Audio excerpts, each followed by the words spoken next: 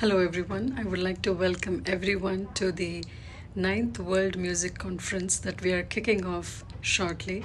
We are very excited. We have come a long ways for the past 9 years. I have been very blessed and grateful to Chitraji for having me associated with this World Music Conference initiative. This is a great platform that I have grown over the years to appreciate and understand how much music has an effect on our psyche and our well-being.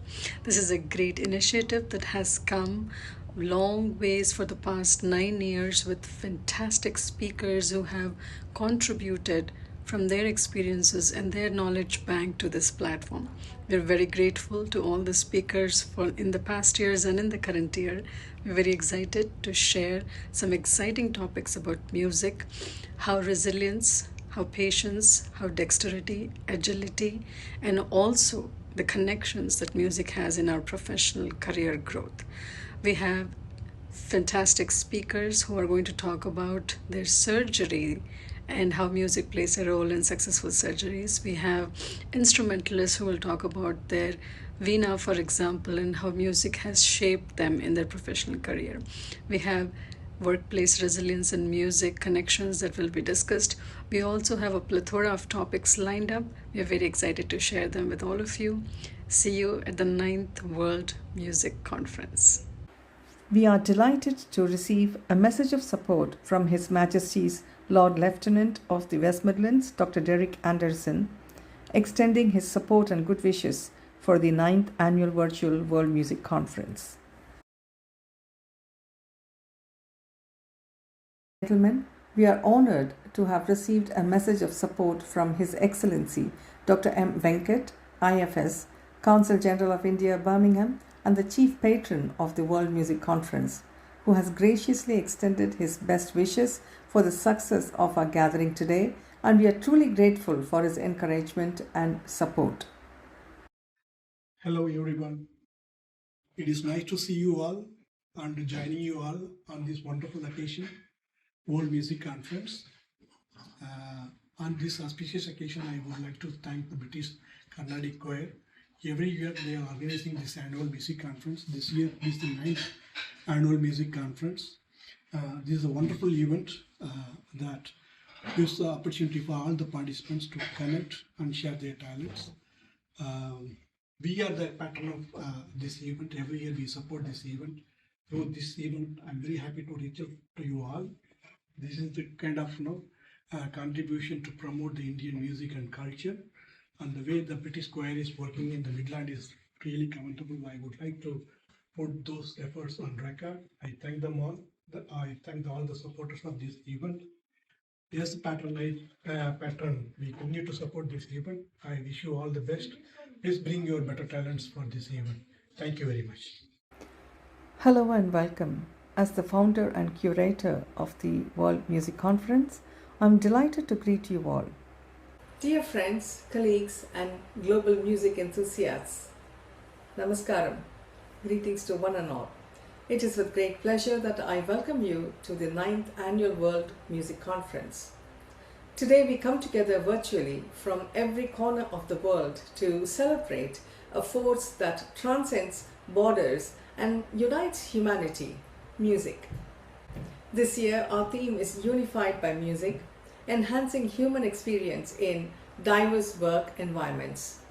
This reflects our belief in music's power to inspire collaboration, creativity, and well-being across all spheres of life. In workplaces and communities alike, music has the unique ability to foster understanding, bridge differences, and enrich the human experience. We are deeply honored to host this conference under the esteemed patronage of the United Kingdom National Commission for the UNESCO, whose commitment to cultural diversity and dialogue resonates deeply with our mission. We are privileged to collaborate with the Consul General of India, Birmingham, who serves as the chief conference patron, supporting our vision of using music as a universal connector. Over the course of this day, you will engage in stimulating discussions, presentations, and interactive sessions that explore how music can shape and enhance diverse work environments. Whether you are an artist, scholar, or a music enthusiast. Your participation strengthens our shared commitment to unity, creativity, and cross cultural understanding. On behalf of the advisors and the patrons and partners of the conference, I extend my heartfelt gratitude to each of you for joining us today.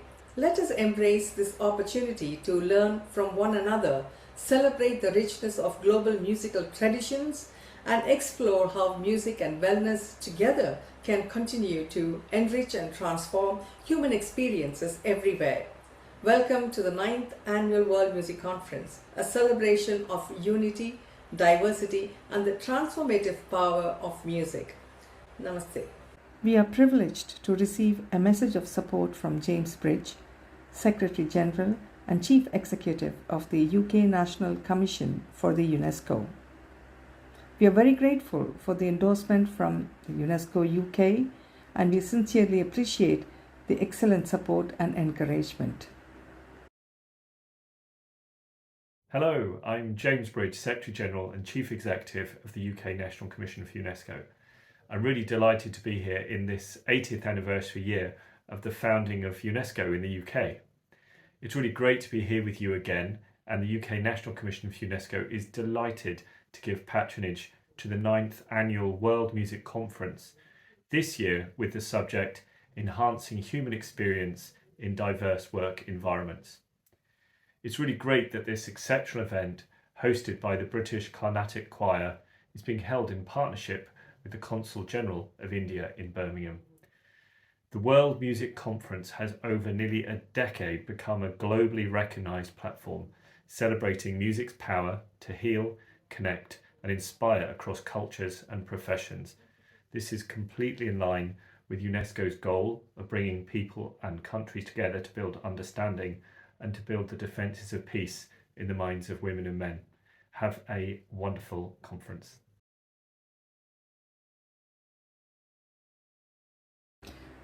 We are greatly honoured to receive a message of support from Chandru Iyer, British Deputy High Commissioner to Karnataka and Kerala, and His Majesty's Deputy Trade Commissioner for Investment for South Asia.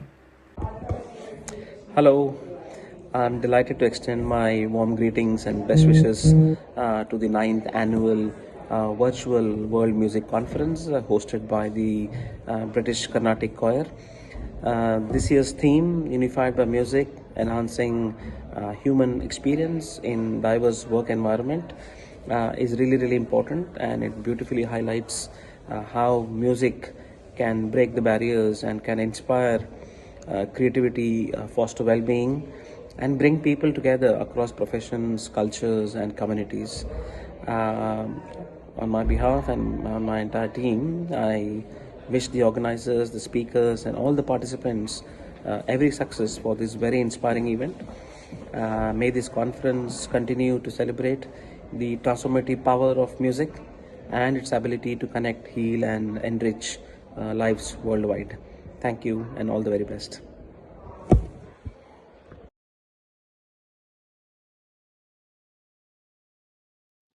Vanakkam and warm greetings to everyone. I am Elarasi Murugesan, a musician, educator, and PhD scholar researching Nagarathar music traditions at Vistas, Chennai. It's an honor to share my presentation titled Harmonizing Young Minds: The Role of Music Education in Emotional and Social Development.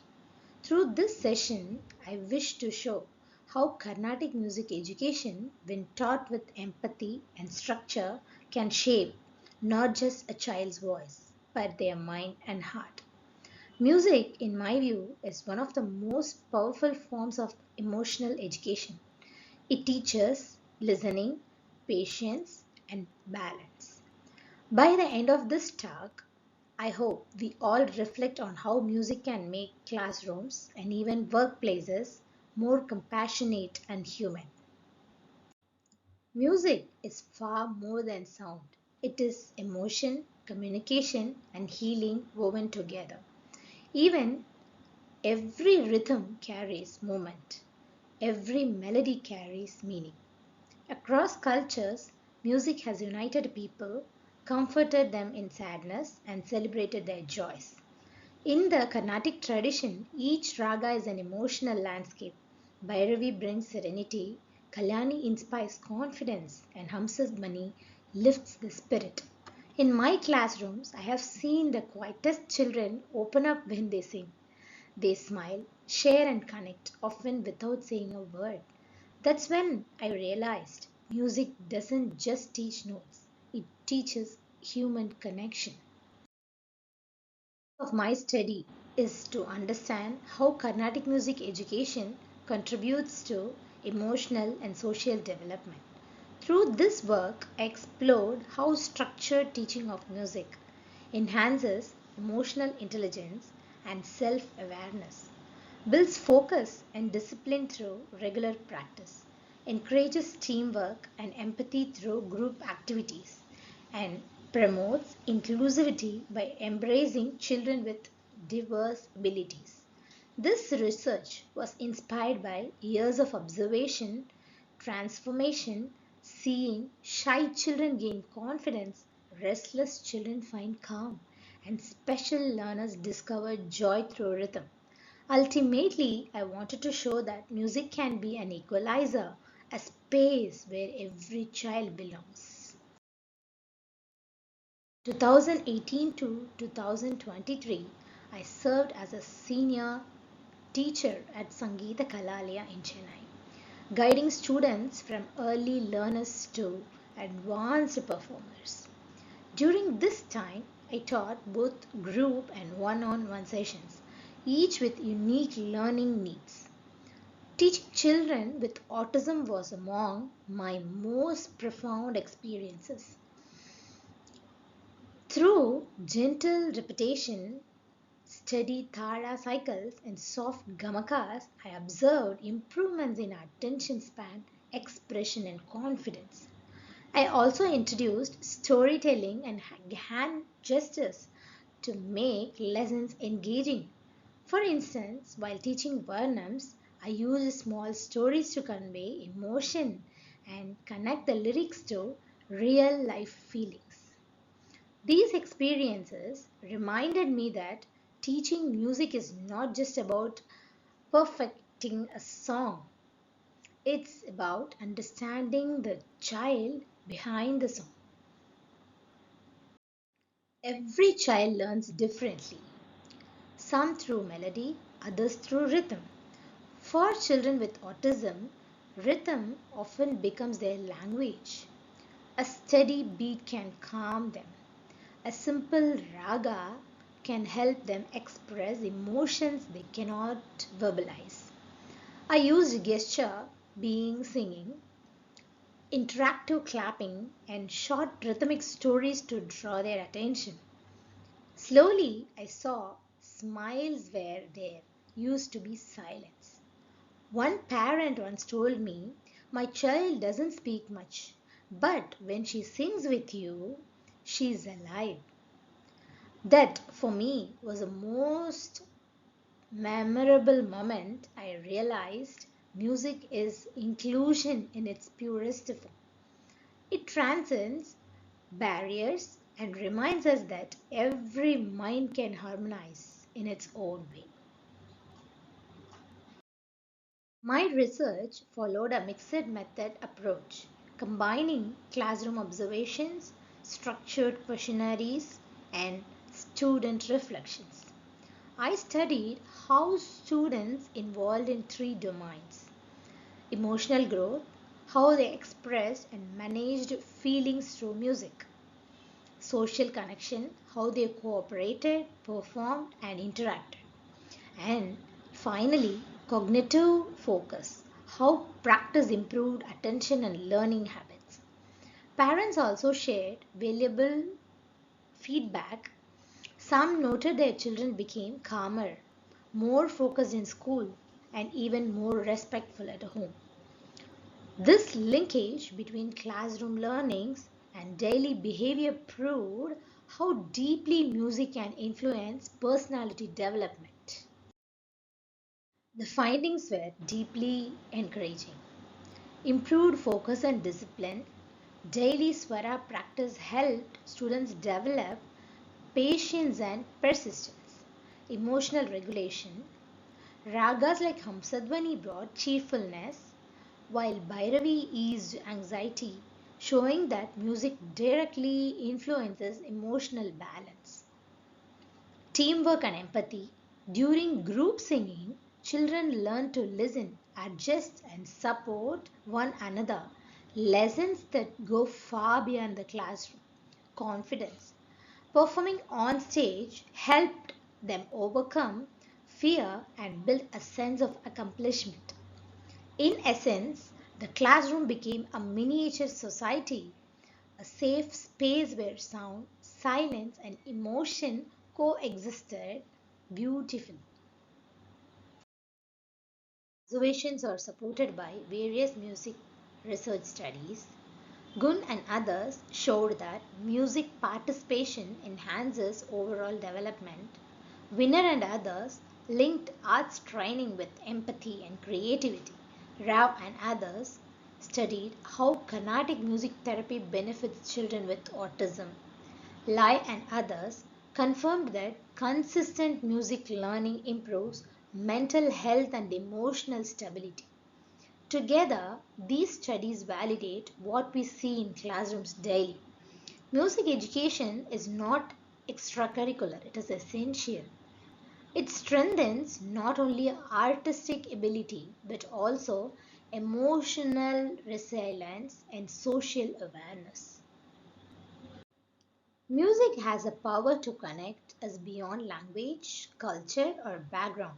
In classrooms today, where students come from diverse communities, music acts as a universal language. It teaches cooperation, respect, and harmony. When children sing together, they learn to balance individuality and unity, just like instruments in an orchestra. This message beautifully reflects the theme of this conference, enhancing human experience in diverse work environments. If we can carry the spirit of musical harmony into our workplaces, imagine how inclusive and compassionate our societies could become. Personally, music has been my greatest teacher. It has taught me to listen deeply, not just to notes, but to people. I have seen shy children find courage through melody, and special learners respond to rhythm with pure joy.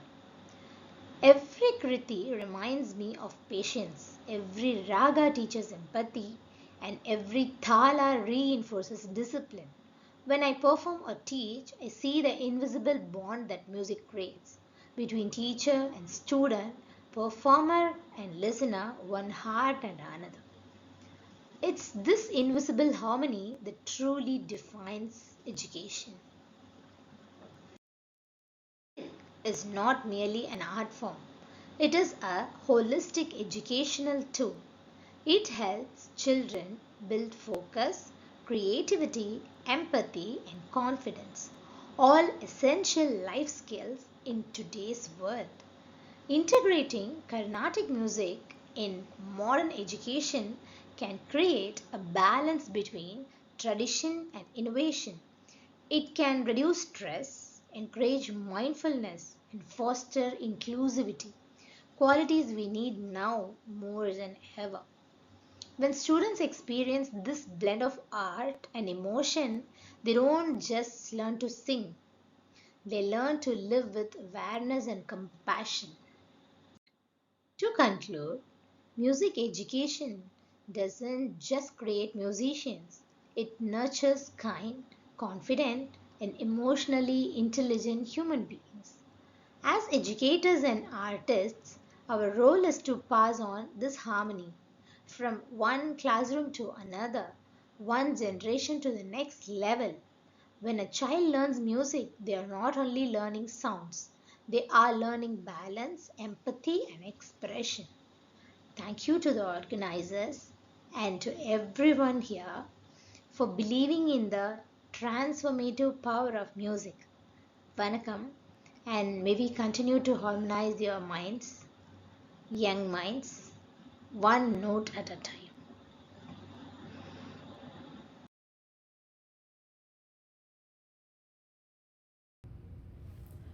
Hello everyone, I would like to welcome everyone to the 9th World Music Conference. I'm very excited to be a part of it this year.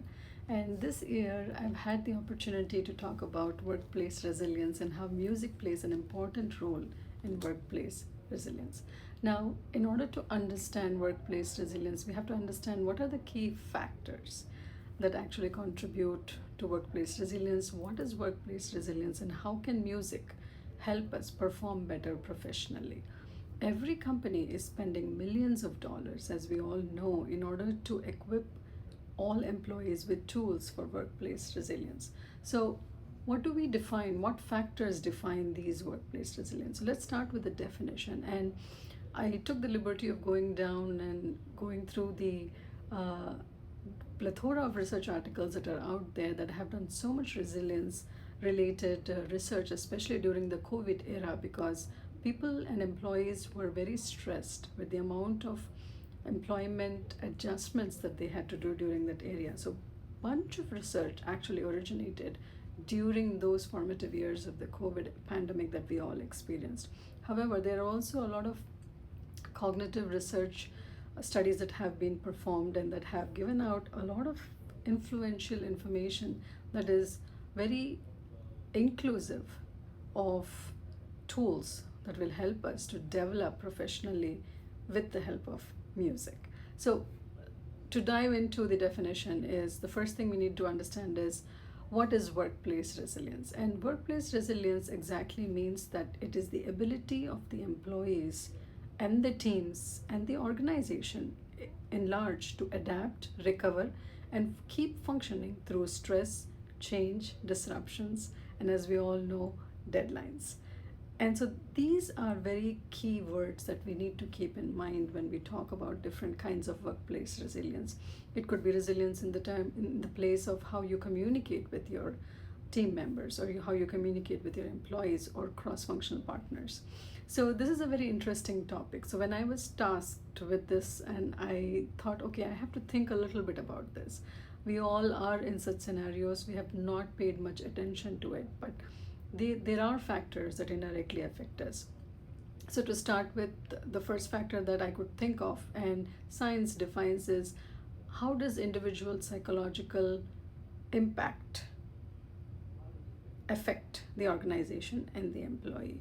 So what are the different resources that we have, right? And what are the traits that exhibit this kind of remediation through music? So one of the traits, most important key traits are like optimism.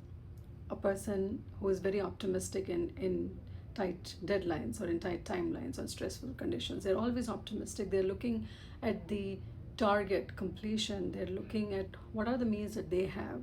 And so how music helps in achieving target deadlines under high pressure environment. The second trait is the self-efficacy. Am I self-sufficient with all the tools and resources that I have in order to perform my tasks properly? Adaptability, emotional regulation, determine how people respond to setbacks. For example, you cannot have the same communication style with all different kinds of employees in an organization. And so how does resilience help us in these scenarios is we can train our individual psychological self to these different scenarios through music, and music will help us into coaching, for example. And also there are different music related stress management workshops. One of the self assigned stress management workshops of music that we all do is we go and attend a concert, for example. We put on our headphones and we listen to music. We like to calm down. Now there is a direct correlation that the science has shown that is there to breathing, thinking, and music. So when we notice, if we notice ourselves the next time when we are in a non-resilient environment or a high-stress environment, our breathing changes, our cardiac rhythm changes very fast. And for some people to be conscious of it and to curtail it, it's very difficult. So science has proven that listening to classical music, for example, it definitely helps in alleviating such stressful conditions. So in terms of physical health and well-being, which is a second aspect of resilience, right? what factors can affect. So music standalone cannot do something magical and something miraculous.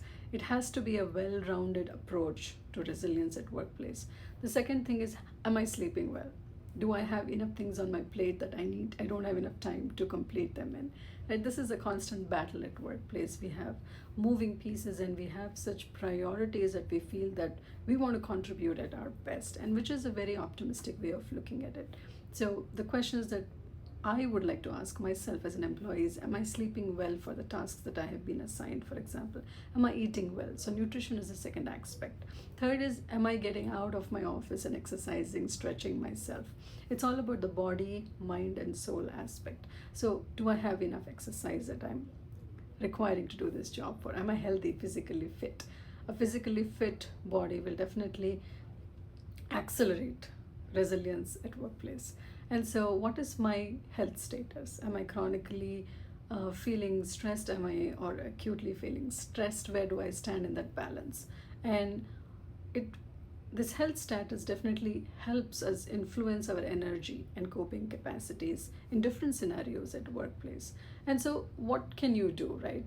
We can look into the different programs that the organizations where we are working, they provide different wellness programs. We can be a part of that. And in those wellness programs, for example, companies offer yoga, companies offer a boot camp, companies do also offer relaxation techniques. So music is a wholesome part of such activities. So something that we can do to tune ourselves into a musical environment is going to these wellness programs. Also, the second aspect of remediation is taking healthy breaks.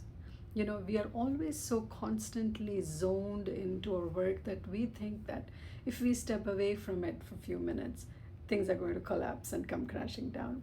And I think that's a great perspective to have. But working smart is also key. You have to take a break. You have to take a step back. One, it helps you keep being resilient at workplace. Two, it allows you to meet your partners and it allows you to give them an opportunity to connect with you. It also gives you an opportunity to connect with others as well. So it also helps you to relax a bit. So something that a lot of employees do is they decide, okay, I've done these many meetings, I've done these many tasks, I'm going to take a break now, I'm going to take a stroll around and come back in. So that is key. And if you're not able to take a stroll outside, you take a stroll inside the building as well. So whatever it takes, right? Step back, take healthy breaks. And then, of course, we always have the reasonable use of our vacation time that we have. So many concerts out there, so many opportunities, so many orchestras, so many symphonies. And I think it takes a conscious effort for us to understand, okay, if I'm chronically feeling stressed at work, what can I do to relax my mind? It's all mental at this point. When we are in a workplace, we are dealing with different minds, we are dealing with different targets, we are dealing with different projects, we're dealing with different strategies. And so it's at this point, it is purely objective of how multiple groups can come together in order to accomplish one goal. And if you look at it from a very bird's eye view perspective, it's a great environment. It's a great challenge to have. However, in order to adapt swiftly to such challenges, I think it is important to keep in mind that we have a healthy mind and a sound body that coordinate in sync very well. So the third aspect, right? What is the third aspect and how music plays an important role is social support and team cohesion. It's important to keep in mind that even though we should have the confidence that we are self-sufficient and there is self-efficacy, the individual cannot do anything. We cannot bring value individually to any organization or to any task that we do. I mean, I would like to put things in perspective as I'm not able to wake up every morning and do my duties as I plan without the support of my community around me. In the same way, in an organization, even though you are self-sufficient and you are skilled and you're hired as an employee to do a specific task, it is important to remember that there is a team.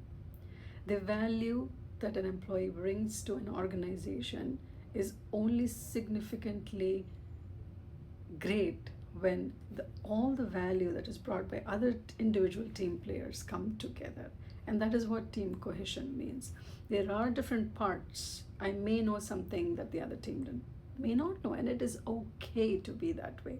Otherwise, there'll be one person running the entire organization. And so we bring our skill sets to a table, we pool the skill sets, and there has to be a team cohesion. And so music plays an important role in understanding team cohesion. Music plays an important role in allowing us to be malleable and ductile to the concept of team cohesion. So we have different ways to do that. One is understanding what is your personal position in a team and what value you're bringing, right? So it requires a lot of rumination, and we all like to then have some me time, some quiet time, and put on some music and try to understand, okay, where is my role limited to? Where are my limits that I can function to my maximal best capacity? And I think it is important to keep one thing in mind, that all these efforts of developing resilience may or may not happen at workplace. Some people do like to multitask, some people do not like to multitask, and that is okay. But finding time to tune into something that you like very well is very, very important. And I think team cohesion is one such concept that is very key.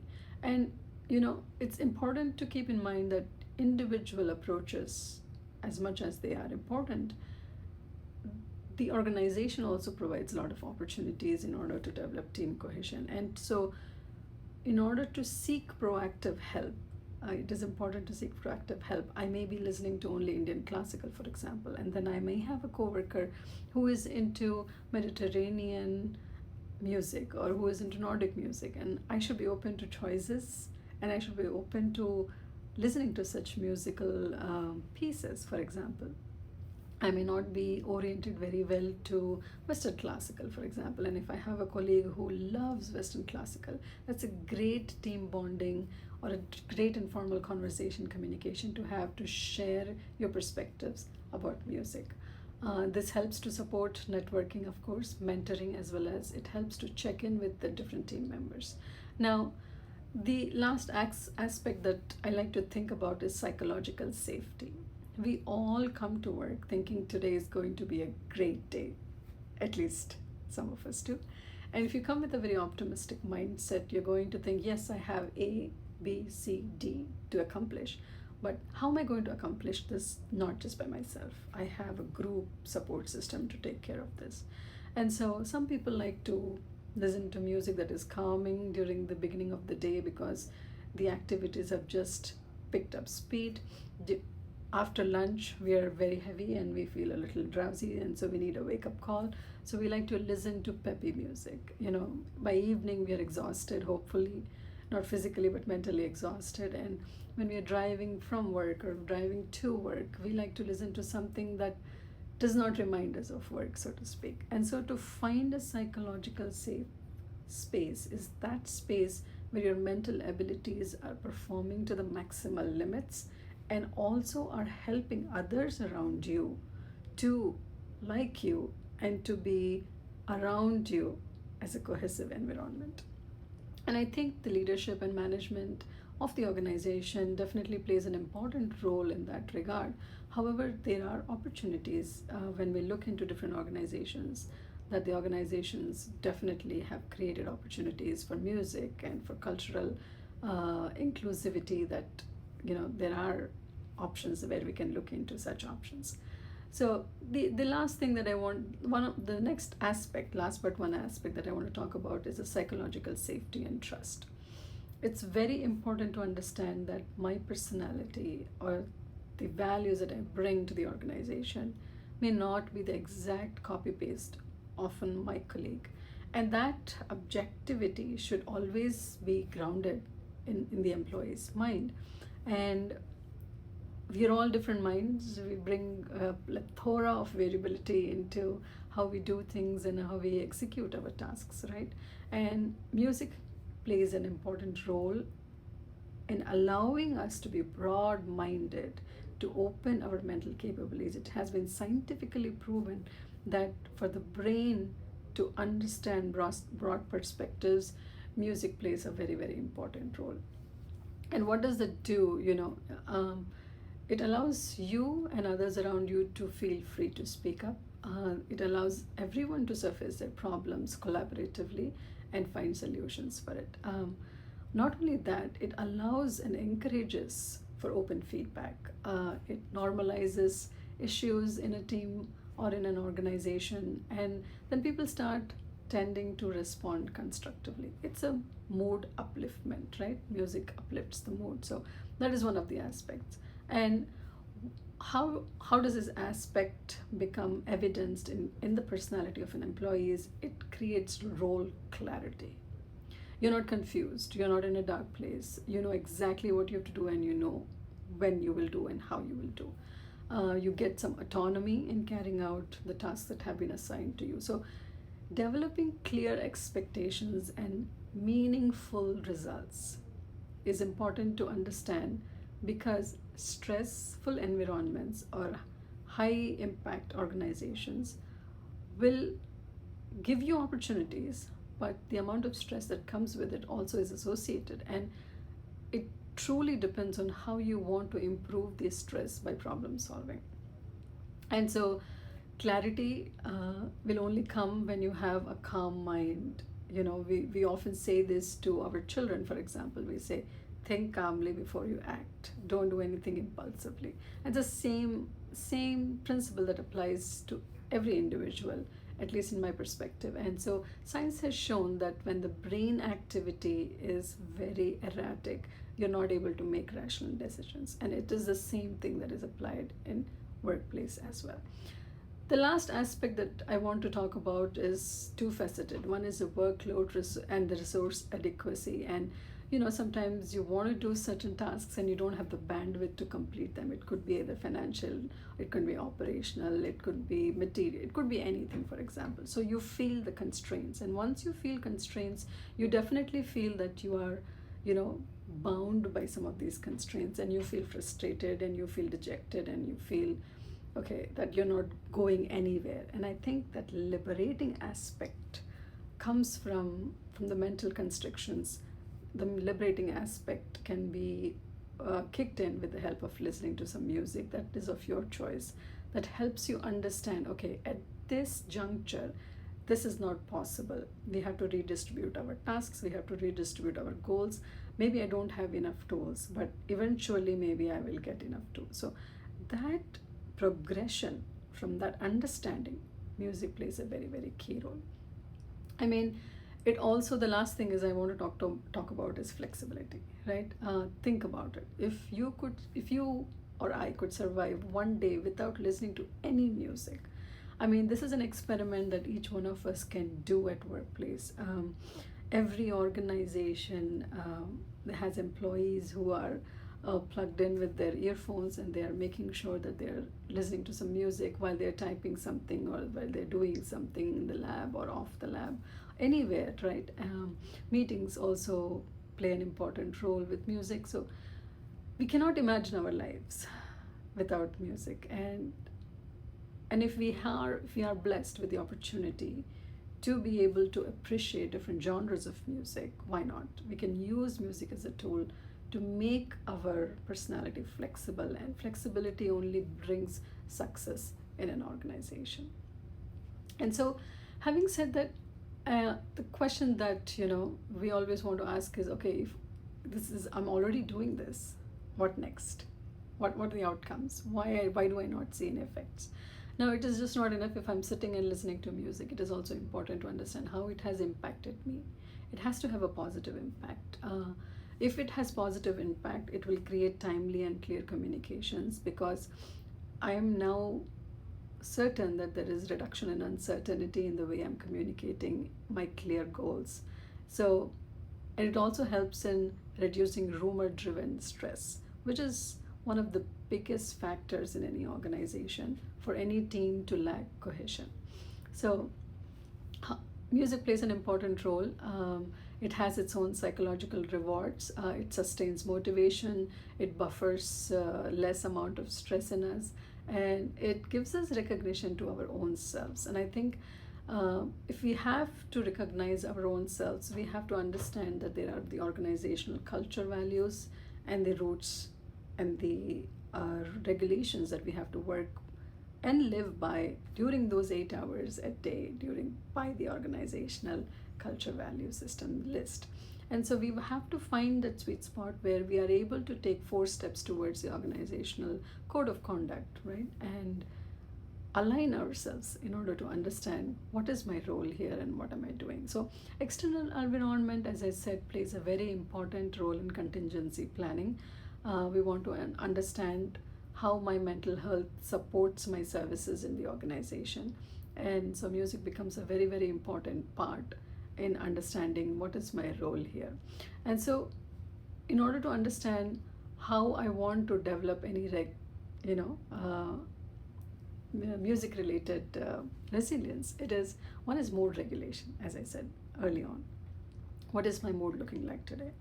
Nobody should be afraid to come to you as an employee, and nobody should be walking on eggshells to come to you and say, hey, I would like to get this piece of information. They should feel that self-confidence that I'm able to go to this employee and ask this piece of information. I'm able to go to this manager and ask this piece of information.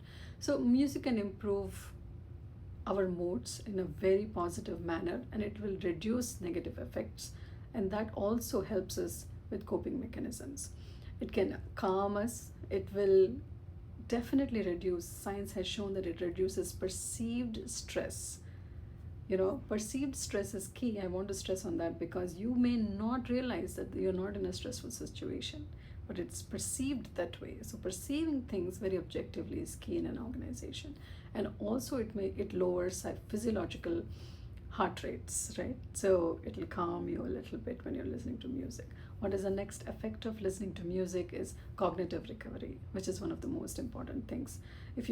Science has shown and research has shown that if we take brief music breaks, we can accelerate our mental recovery after a lot of demanding tasks and timelines.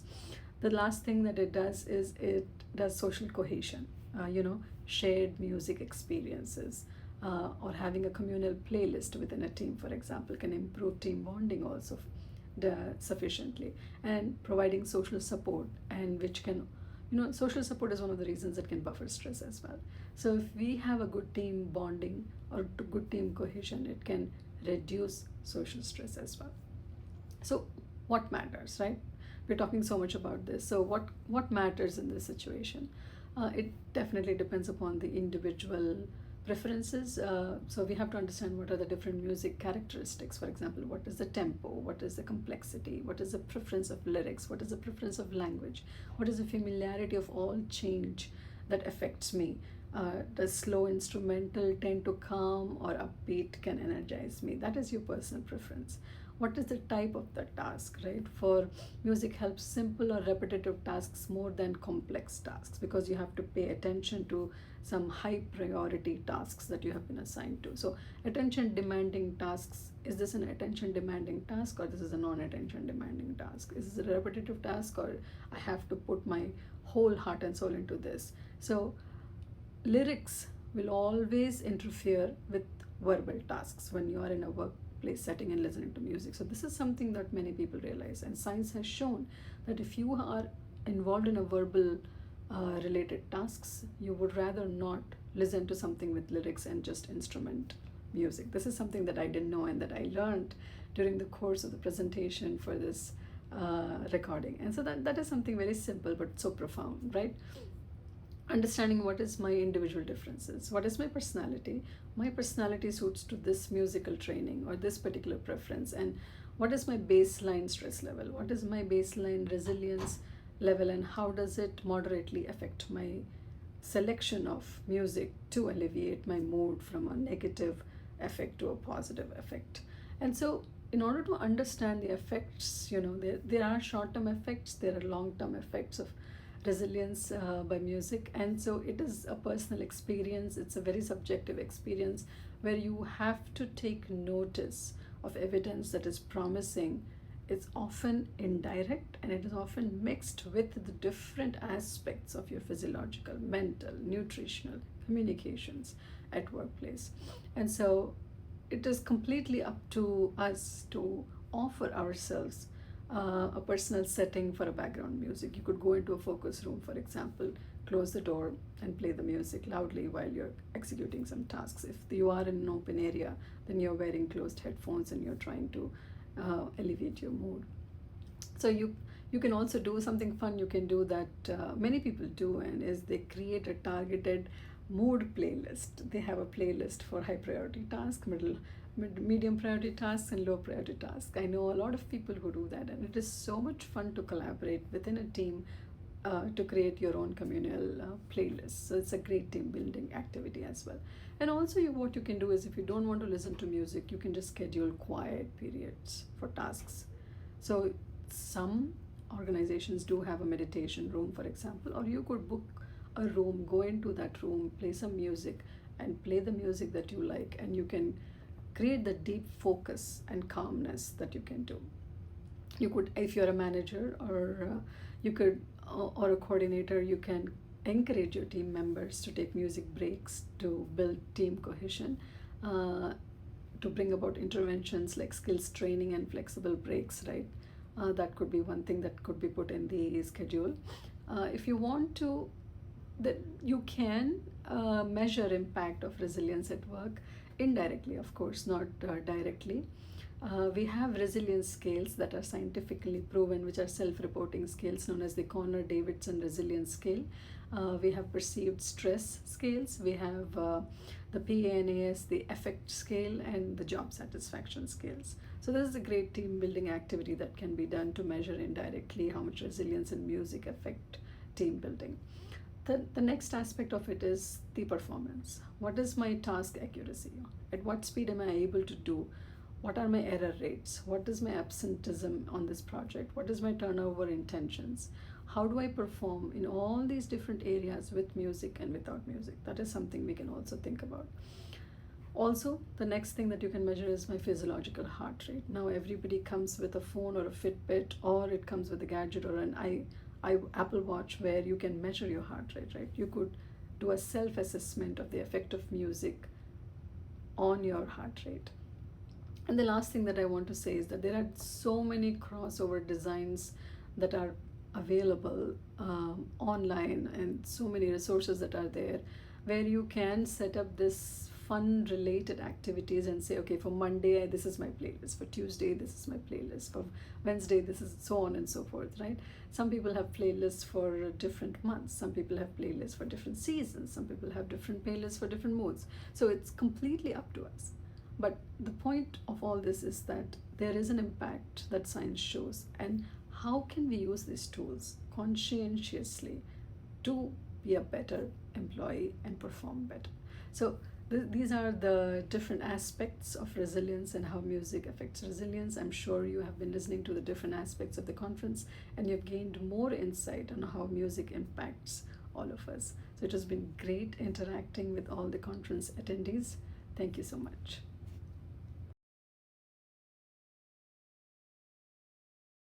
Hello everyone, I'm Professor Samuel Quinto. It's an honor to extend my warmest greetings and my full support to the 9th Annual World Music Conference, held under the distinguished patronage of UNESCO UK and in partnership with leading organizations around the world. This year's theme, Unified by Music, Enhancing Human Experiencing in Diverse Work Environments, is not only inspiring, but deeply strategic. In my work at the intersection of culture, neuroscience, and organizational development, I have witnessed how music operates as a catalyst for well-being, focus, emotional regulation, and collaborative engagement. Music connects teams, strengthens purpose, and elevates the human experience, especially in complex, high-demand environments. It fosters creativity, resilience, and a sense of collective identity that no other tool can replicate with the same impact.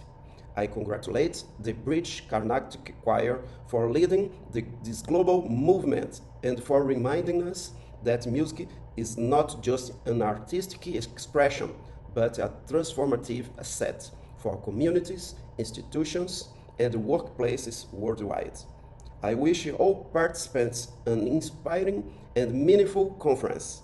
May this edition continue to amplify the message that we are, indeed, unified by music. Thank you.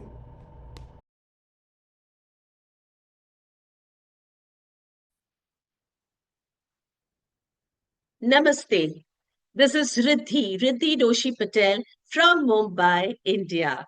And today I'm going to talk about the healing power of music, its therapeutic practices for employee well-being. Now let us understand why it is important. Workplaces today are high pressure environment. The deadlines, the meetings, the targets, and expectations can leave employees mentally fatigued, emotionally drained, or even burnt out. While wellness programs often focuses on exercise, nutrition, or mindfulness, one of the most powerful yet underused tool is music. My dear friends, music is universal. Research has constantly and consistently shown that it affects the brain and body. It reduces stress, improves focus, and strengthens the social connections. Whether listened to casually, used intentionally, or integrated into structured interventions, it has tangible effects on mood, motivation, and overall well being. Now, let us understand why music matters at work.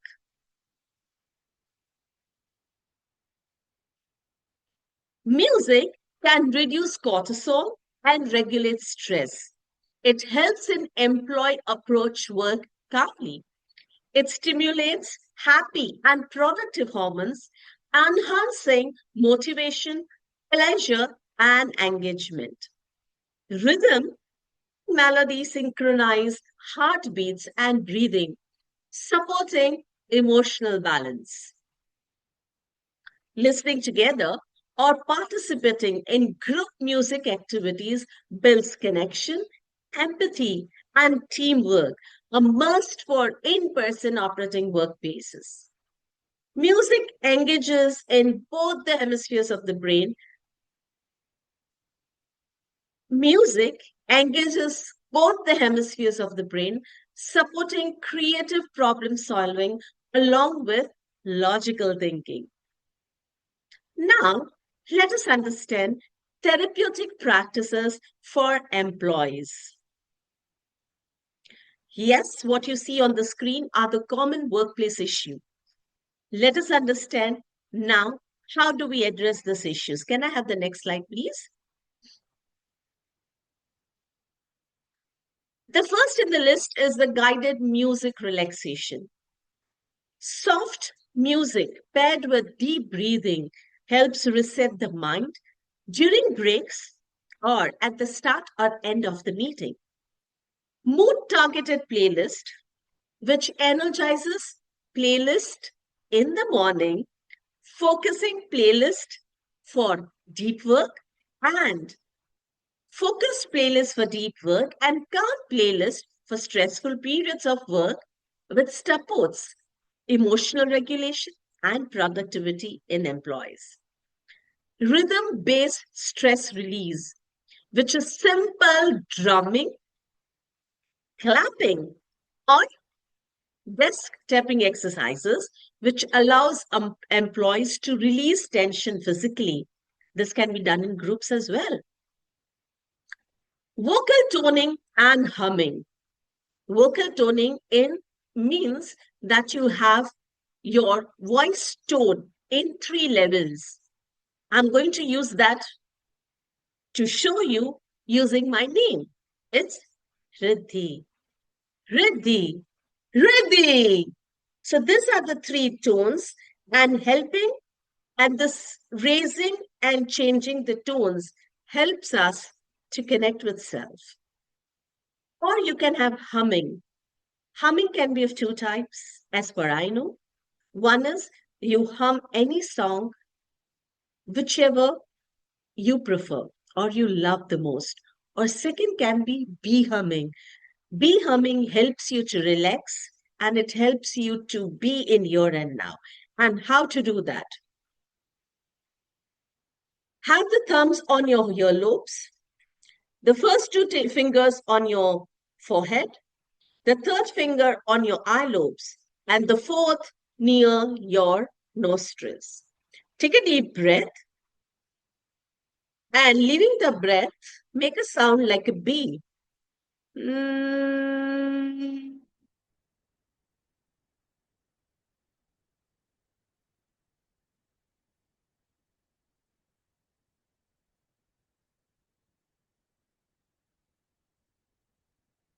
Humming stimulates brain parts to reduce anxiety and it stabilizes emotions as well. The next, I would say, is music assisted visualization, which is listening to instrumental music while imagining calm or inspiring scenarios. You can even help yourself with recalling moments of your vacation, from your vacation where you had some wonderful time spent with your loved ones. The last but not the least, movement with music, excuse me, which are micro movements, stretches, or DMT inspired expressive flow, integrated physical release with emotional relief, promoting full body relaxation. Simply just moving with ribbon to the tunes can do much more than you think. It can be just swinging, it can be shaking, or it can be just swaying on the tunes of the music. Next, let us understand the group interventions for the team. Can we have the next slide, please? A slide before this. Thank you. Rhythm or drumming circles improve communication, collaborations, and team cohesions. The corporate choirs or group singing increases a sense of belongingness and reduces stress. Sound baths provide deep relaxation and a mental reset.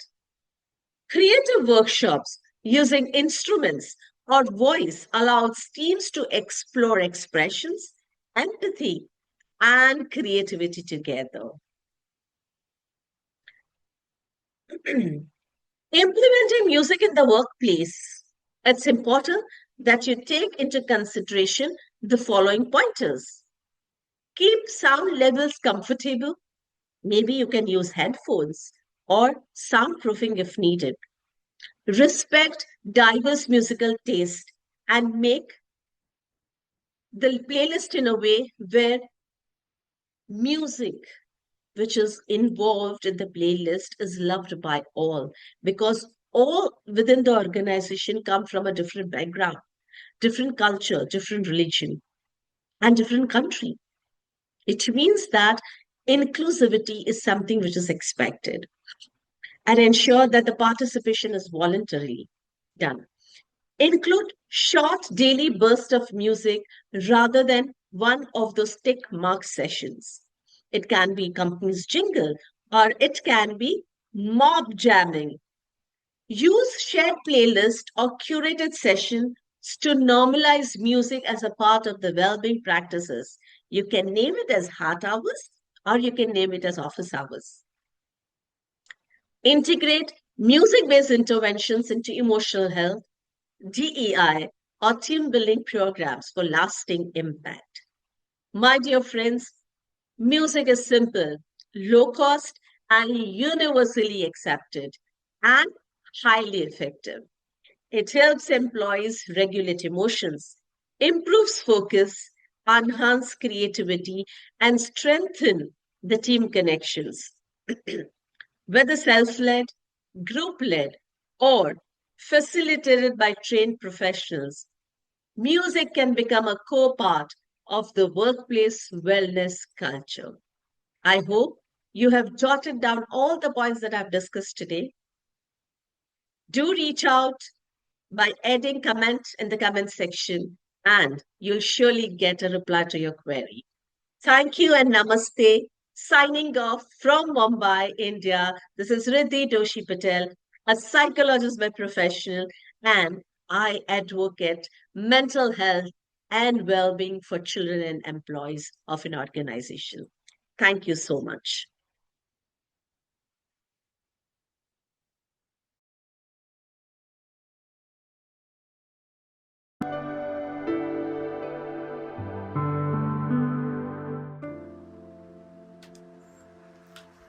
Good day.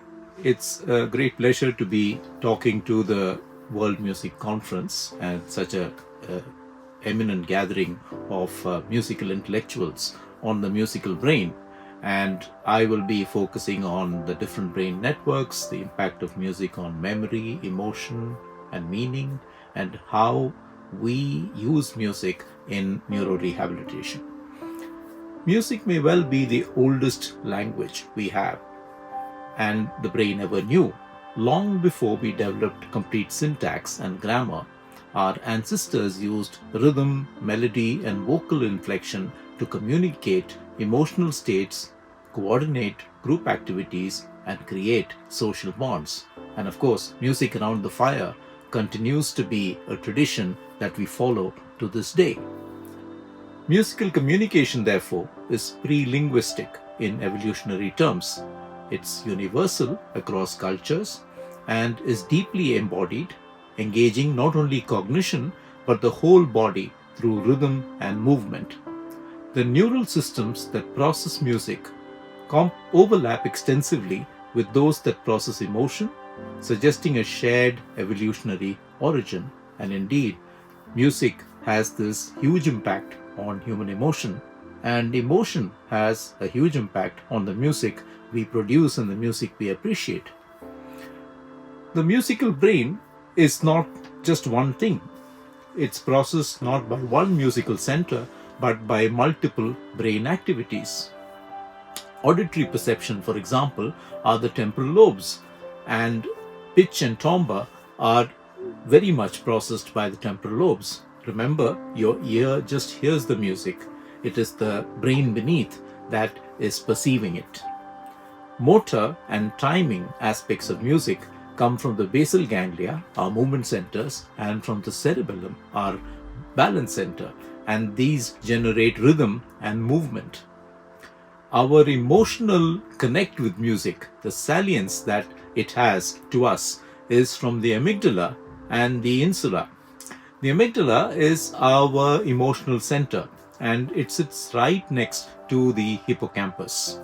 The hippocampus is our memory center, and this is the reason why emotions and memory are so closely linked with each other, and why music has so much to do with both emotion and with memory.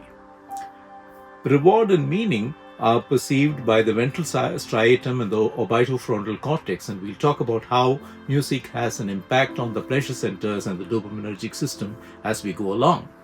Perception, movement, emotion, reward, and meaning are therefore unified in time when we are engaged in music. Music and language have different realities as far as we are concerned. Language is semantic and symbolic. It's a methodical way of communicating. Music, on the other hand, is affective and experiential. Language points to objects and concepts. Music, on the other hand, is built on lived emotional experience. Language communicates information and facts. Music, on the other hand, creates inner states and felt experience. Language has abstract meanings. Music has an emotional meaning to us. Both music and language use sound and unfold in time, but they represent fundamentally different modes of human communication.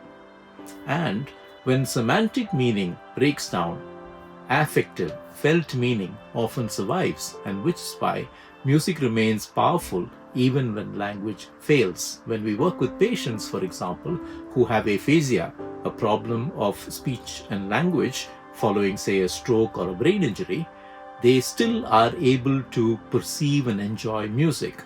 And this preserved ability is because music occupies so many different parts of the brain and activates so many different parts of the brain. In advanced dementia, for example, people may forget their identities, even the names of their loved ones. Yet, they can often still sing or hum a familiar melody. And this is because musical memory is widely distributed across the hippocampus. I told you about the memory center, and the limbic system, the motor areas in our brain, the emotional circuits, and the implicit learning systems. When memory, emotion, and movement are linked through music, the song becomes autobiographical and a living portal to one's past. In Indic music, we have rasa, which represents the architecture of emotion. In the ancient Sanskrit text, the Natya Shastra, which is over 2000 years old, there comes the rasa theory, the structured evocation of emotion through art. It recognized long before modern neuroscience that emotion has architecture and can be systematically constructed through sound. Shringara, for example, is the emotion of love. Karuna evokes compassion.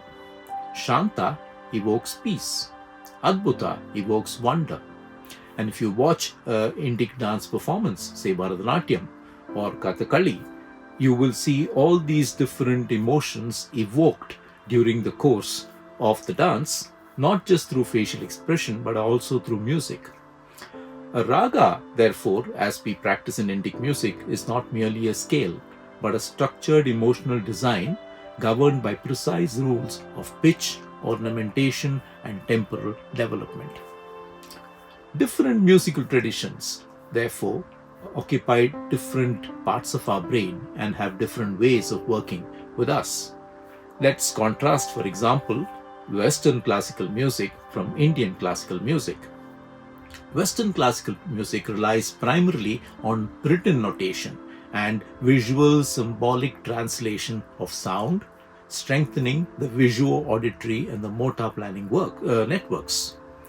The Indic classic music, on the other hand, is predominantly oral and relies on oral tradition, and which is also very improvisational.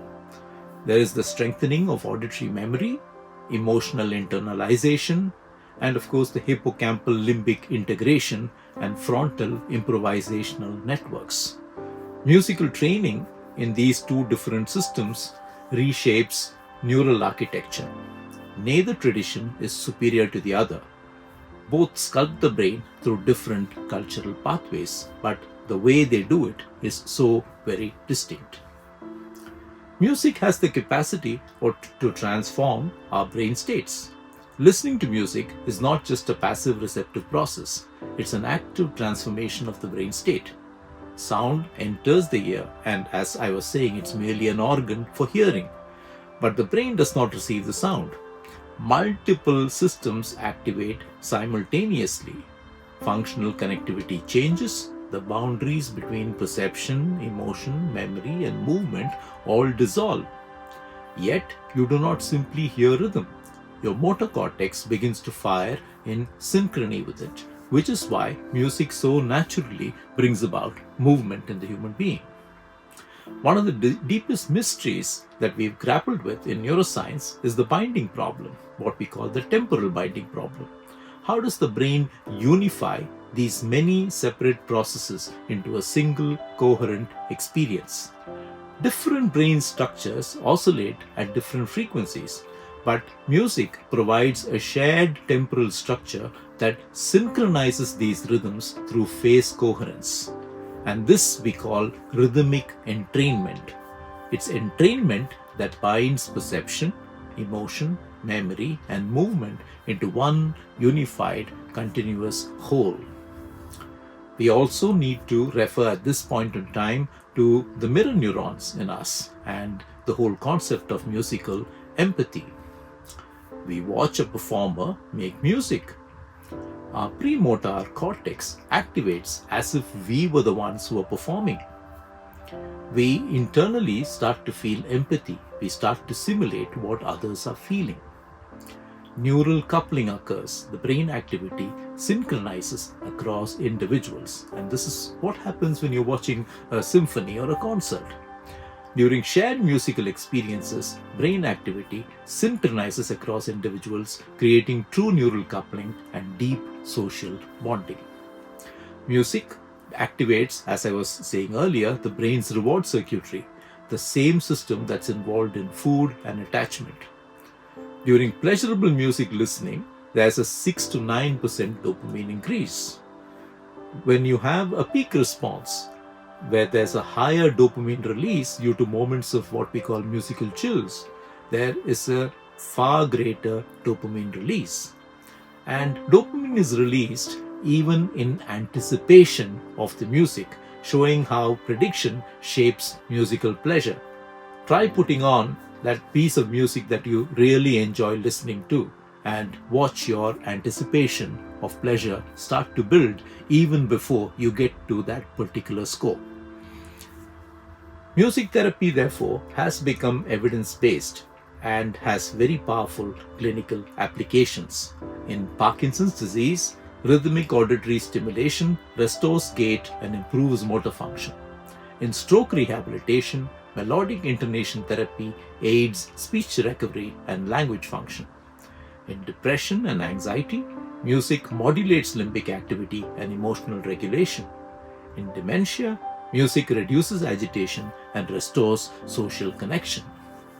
The future of music neuroscience, therefore, involves advanced neuroimaging, which can now reconstruct musical experiences directly from neural patterns. The study of synchronized brain that can research ensemble performances and collective musical experiences in real time, and the use of artificial intelligence to create targeted therapeutic interventions, what we may call precision music medicine. Music is the oldest language of humanity. Before we had words, we had rhythm and melody. Human voices rose and fell together as a technology of social bonding. Music is older than language and speaks directly to the deepest layers of the human brain. It creates shared emotional states and transmits cultures across generations. Remember, when you're listening to music, you're not just listening. You're participating in humanity's oldest conversation. Every time you listen, you activate neural circuits shaped by millions of years of evolution and thousands of years of cultural refinement. The brain you bring to music is the brain music helped to create. I hope you enjoyed this exposition of the musical brain. It's been a great pleasure being here. Thank you very much.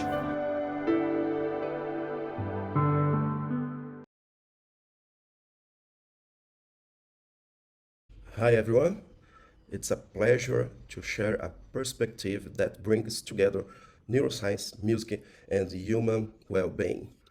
A theme I have explored extensively in my publications, including Melodia da Mente, Unlock the Secrets of Your Mind for a Vibrant and Fulfilling Life, and Stress and Health, What Music and Neuroscience Can Do for You. These works depend the very concept I bring today. Music as a powerful resource to regulate emotions, optimize cognition, and elevate performance. Music as an internal architecture. Sound reaches the brain not as decoration, but as operational information, shaping neural patterns, mood, and attention. It influences the prefrontal cortex, focus and planning, limbic circuits, emotion, hippocampus, memory, cerebellum, cognitive coordination, and brainstem, biological rhythms.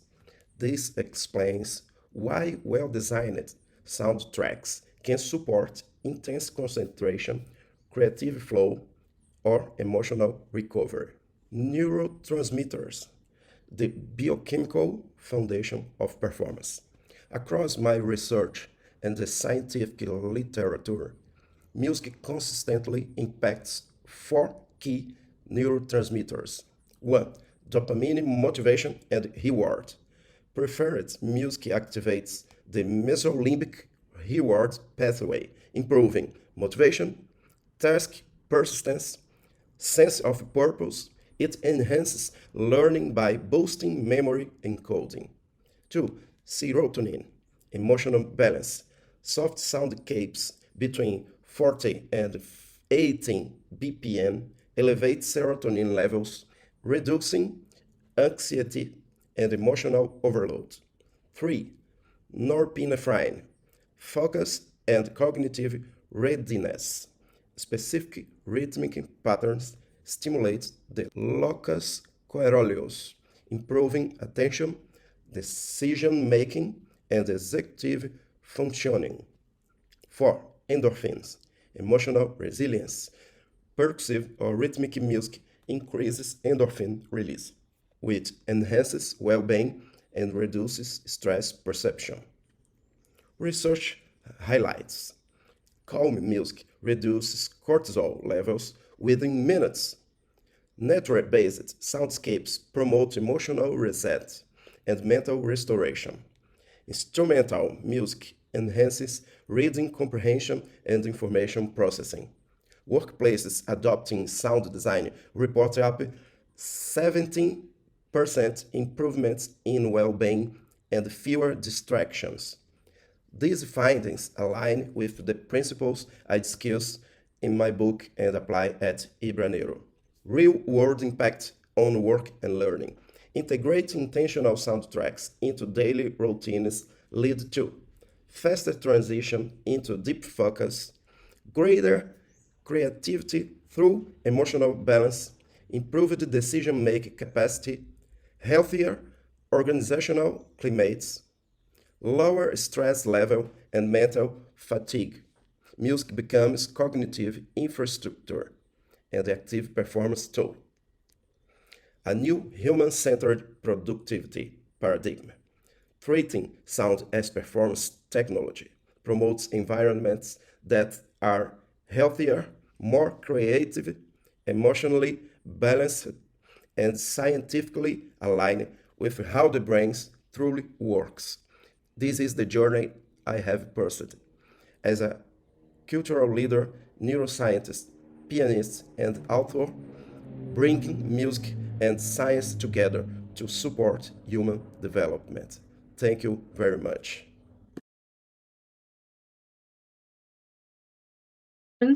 I am extremely excited to have Dr. Suresh Mohan with me to give an introduction about Suresh. He's an MD and assistant professor of surgery at the Yale School of Medicine in the United States, specializing in facial plastic and reconstructive surgery. At the University of Michigan, he was a music major and founder of the South Asian fusion a cappella group, Maze Mirchi. As a vocalist and a harmonium player, and I've had the pleasure of listening to him sing and play the harmonium. His musical background deeply informs his surgical approach. Dr. Mohan's work spans facial reanimation, complex reconstruction, and aesthetic surgery. He is interested in the cognitive and creative parallels between musicianship and surgical innovation. Those are pretty heavy words, Dr. Suresh. Welcome to the music conference, and we are very excited to have you. To the Thank you so listeners much. who are to the listeners who are listening to this, the topic that we are going to talk about and keep it very organic in our discussion is the role of creativity in the clinic, how musical training shapes surgical innovation, and how can we explore cognitive parallels between musicianship and surgical problem solving through artistry and dexterity.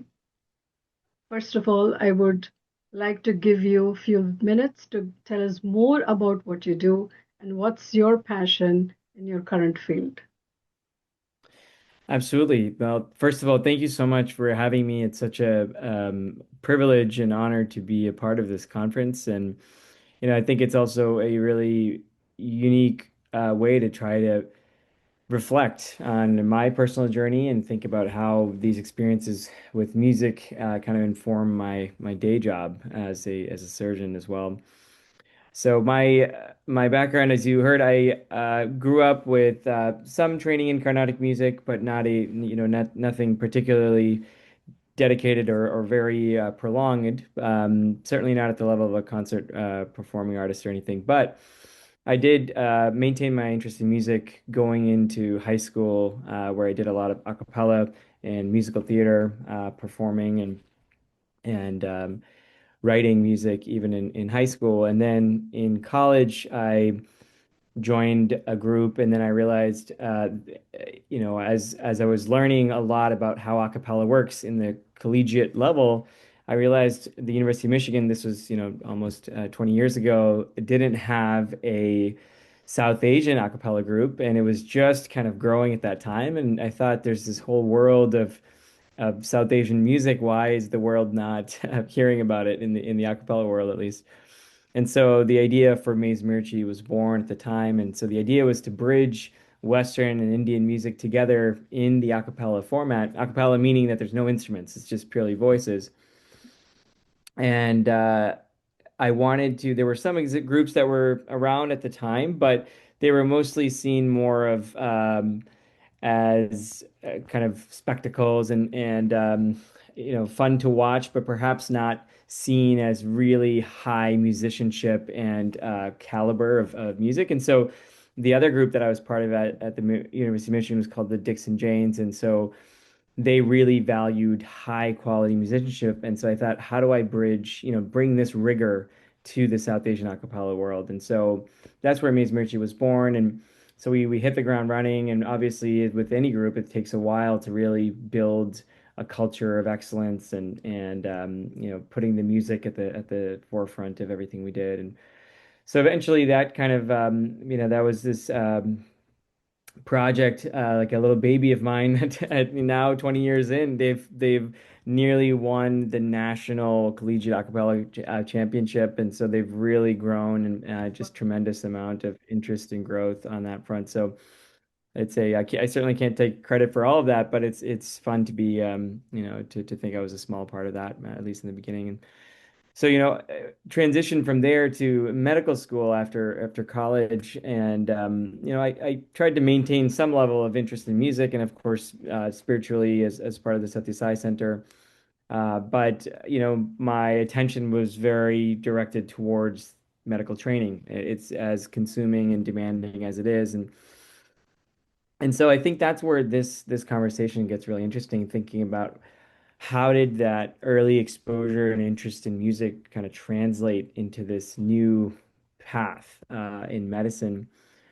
And I can't say it was very deliberate, but I think where my path eventually led me is I fell in love with doing things with my hands, just similar to playing the harmonium or any sort of artistic pursuit.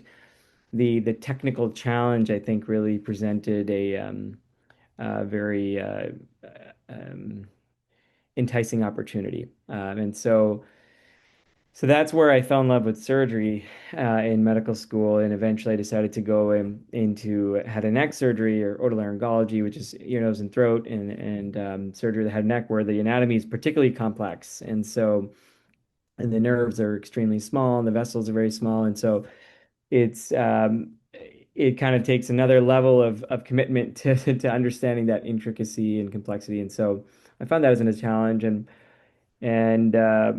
that's kind of how I got here. Eventually, I decided to choose to work on facial reanimation and facial reconstruction, and helping patients that have weakness of the face or have missing portions of their face from cancer or trauma. And that's a big part of what I do now. Amazing. Thank you. Thank you. So you've been a trailblazer, is what I didn't know about you, and now I've discovered something about you. So, you know, you very beautifully described your journey with the help of music, how far you have come. And the topic is pretty complex, and listeners need to understand some speciality of what you do. So I'm going to start with requesting you to tell us, what does surgical innovation and surgical problem solving mean? Yeah, the field that I work in, which is facial plastic and reconstructive surgery, a big part of what I do is creative. So when I see, for example, I was just thinking about a case that I have coming up next week, and this is a patient that had a cancer on her face that was removed.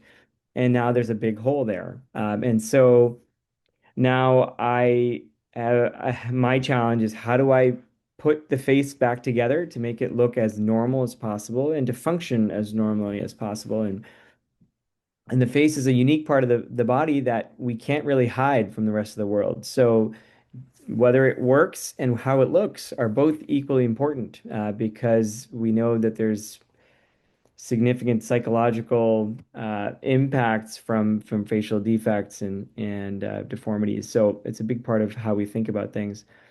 But when I'm thinking about surgical innovation, it's really okay, what are different ways to reconstruct this defect? And just similar with music, it's a lot of pattern recognition. So I've seen defects of the face like this before, perhaps not the exact same thing. Similar to, okay, I'm accompanying someone, they're singing a song I haven't heard before, but I've heard the ragam before. I have a sense of, what the key patterns in the ragam are. And so similarly, I kind of I'm using a skill base to try to solve a new challenge. And so I think that's where the innovation part comes in, where every problem is slightly new, but you're solving problems that you have a related experience to, but perhaps not exactly. So, what I'm hearing is you have this spatial temporal reasoning going on both in music as a musician as well as in terms of surgical innovation, right?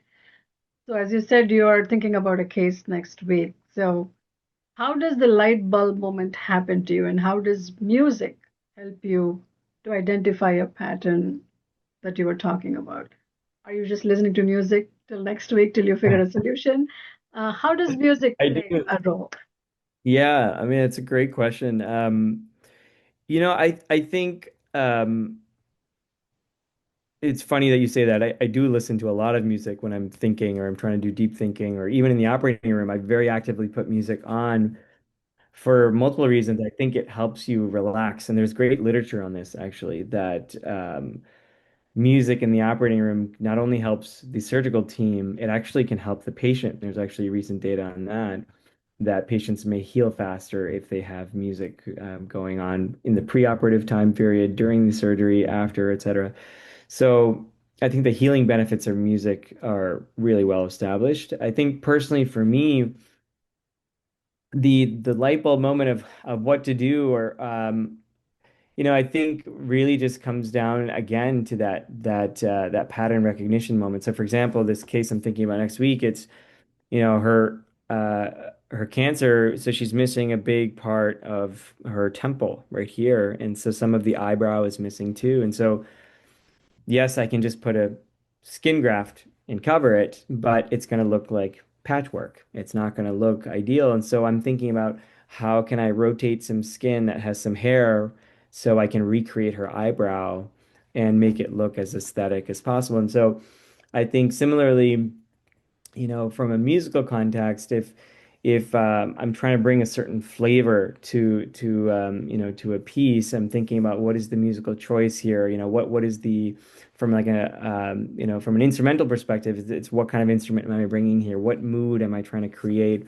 And so thinking beyond just okay, I need to hit the right chord, but thinking about how do I create an ethos? How do I create a vibe and beyond just the basics? Okay, great. I don't know if So that what really kind answers of your question. that did Yeah. answer my question. That also is a great segue to my next question, but I'm now backtracking because you've piqued my interest. What kind of vibe and mood are you creating in your surgery rooms with what kind of music? I have a very eclectic mix, and anyone, my trainees all know this that it really depends. So I recently was in Spain, and they had a live demonstration of flamenco, and so there was a live flamenco dancer, and then there was a vocalist, and then there was a guitarist, and I was just blown away with the energy and just how authentic.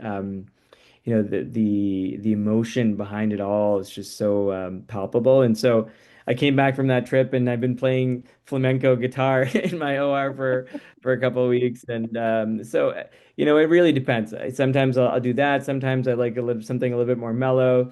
generally speaking, I will try to go for something a little bit more calm in the mornings. In the afternoon, as everyone's getting tired, something a little bit more upbeat, something to keep people moving through, getting through. So, I think it really, for me, I know, I don't really say this out loud, but it definitely helps me relax. It helps me relax because otherwise, all you hear in the operating room is the beep, beep, beep of the pulse, of rate going on, and that, I think, for most people, it just increases their anxiety. So if it's Yeah. quiet in my operating room, something's probably not going right. So Exactly, exactly.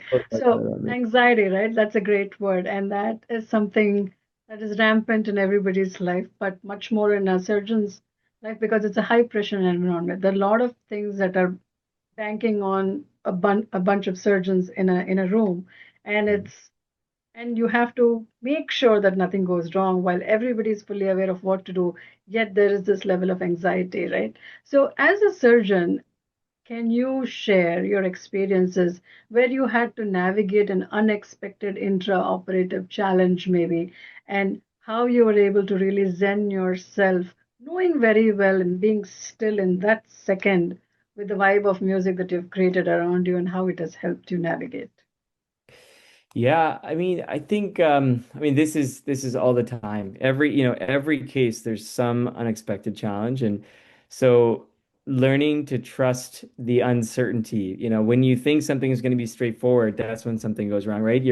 You're about to go play this song that you've played a million times, and then of course something is off and your fingers slip or your voice slips or and any I think musician would agree with that. And so similarly with surgery, even if it's a routine case, there's this saying in surgery that no surgery is too small. No surgery is too little because you can develop a complication from pretty much anything. Mhm. Anytime you're performing a procedure, something can go wrong. And so, um, I I can't tell you the number of times that something unexpected has come up because it's pretty much all the time.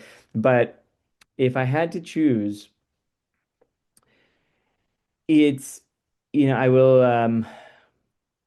I'll paint two pictures, right? So one scenario was I had a group of visiting surgeons coming to watch me operate, and so I was sold as the expert in this specific surgery that I was doing, and so they all came in being like, "Oh, this is the guy! Like we have to watch him." And of course, I love an audience as a musician, and so things are going well, and I'm explaining everything I'm doing and going through and dissecting. And then we're dissecting down, and for some reason, I realized that the nerve I'm looking for is not where it's supposed to be. And so suddenly, what began as this, really fluid lectem on this operation becomes this searching in a needle in a haystack, me looking, and everyone, the visitors were whispering in their language of like what might be going on, and so in my mind, I'm suddenly like, oh man, this is not going according to plan. Why can I not find the structure? And then there's the other side of my mind being like, what must they think of me? Like, this is really embarrassing. Um, but in that moment, all you do is you tune out the noise and you zone in on what the problem is. What do Mhm. you need? Why can you not figure out like what is this specific barrier to the challenge? Mhm. I mean, to the to achieving the goal. And so I realized that I was in the wrong place. I just wasn't looking, and so zoomed out a little bit, found some perspective, regained my landmarks, knowing exactly where I was, and then I mean, this was a while. I almost threw in the towel, saying, "Okay, like we can't find this," and this was a critical step to the operation. And somehow at the very last minute, I did one last spread, and then there's this white structure that showed up, and I stimulated it, and the whole face jumped. And there was this big sigh of relief in the whole room, and so it was a humbling moment of realizing Yeah. that things don't go right just because they've gone right in the past. And similarly, other scenarios where sometimes um, there'll be scenarios where I'm like shooting for the moon, and unfortunately, things just don't turn out as good as you hope. And there's just, whatever reason, the tissue doesn't obey, or there's a lot of bleeding, and you don't have good exposure. And sometimes you just have to take third base, even if you don't get a home run. You just take Yep. what you can get and live to fight another day. And so I think that's similar as a musician. Sometimes you go out and maybe you're hoping to do, you have big plans, and for whatever reason, maybe it's your fingers aren't working that day, or the audio system's working against you, or you can't hear yourself, whatever it is. Like there's so many variables that can go wrong. And I think that's a really translatable skill as a musician, right? Because you're so used to getting, first of all, you're used to facing uncertainty and knowing that just one bad day doesn't mean that you're a bad musician. It just means that that day maybe you didn't play as well or you didn't sing as well as you would have liked. And similarly in surgery, it's every case you go into, some cases go better than others. And you just have to be able to accept that. And doesn't mean that you're a bad surgeon or a bad doctor. It just means that there were challenges that day. And so I think that's a really translatable skill. The other thing I think is there's this there's this line in musical theater that the show must go on, right? The show must go on no matter what. And similarly, in surgery, you have to complete the operation. So, even if you take some losses here and there, at the end of the day, you still need to try to achieve as much of your what you set out to do as possible. And sometimes that means you have to abort and say, we tried our best and this isn't possible, or but yeah, so I think the musical training can really be valuable from that perspective. So thinking of feet is key, right, for surgical creativity. Now, you have trained yourself and you are trained musically too, as you said. So how does musical aesthetic creativity fundamentally is different? How is it different from surgical creativity? Is there any overlap, or is it a Yeah, bridge to one I or think not? yeah, I think there's a lot of overlap. I mean, the basic principle is you're improvising within a framework, right? So there's a set of rules, and then there's some leeway, and you just have to spend a lot of time learning, understanding, and mastering the rules.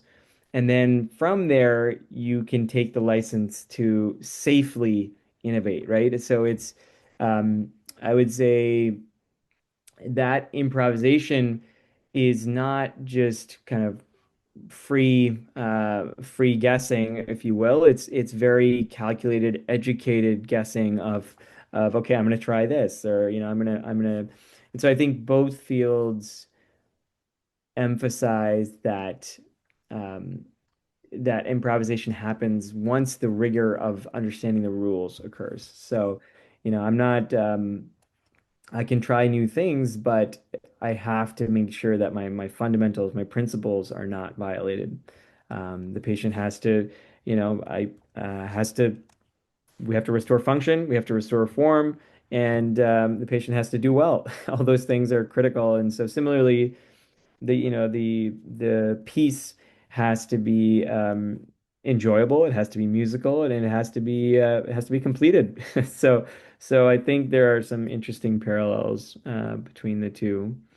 And the other thing I think is the value of practice, right? Practice, there's a reason that it's called medical practice. Like you go into medical practice, the implication being that you spend your entire life trying to get better. And so there's this pursuit of perfection that is an elusive target in both fields. And so I think that feels very you've already accepted that as a musician, and so in the surgical world that concept is very easily accepted, versus I think sometimes people come in with this idea of like, okay, 100% is achievable, and I'm going to get there if I keep just doing these specific things. And I don't necessarily think that that's true. There's always some way to be doing better, especially in creative spaces, even within the medical world. Awesome. So you mentioned about medical practice, and so it got me thinking. There's scores of, residents, attendees graduating or they're in practice currently, right? Let's say, for example, there are some who have nothing to do with music.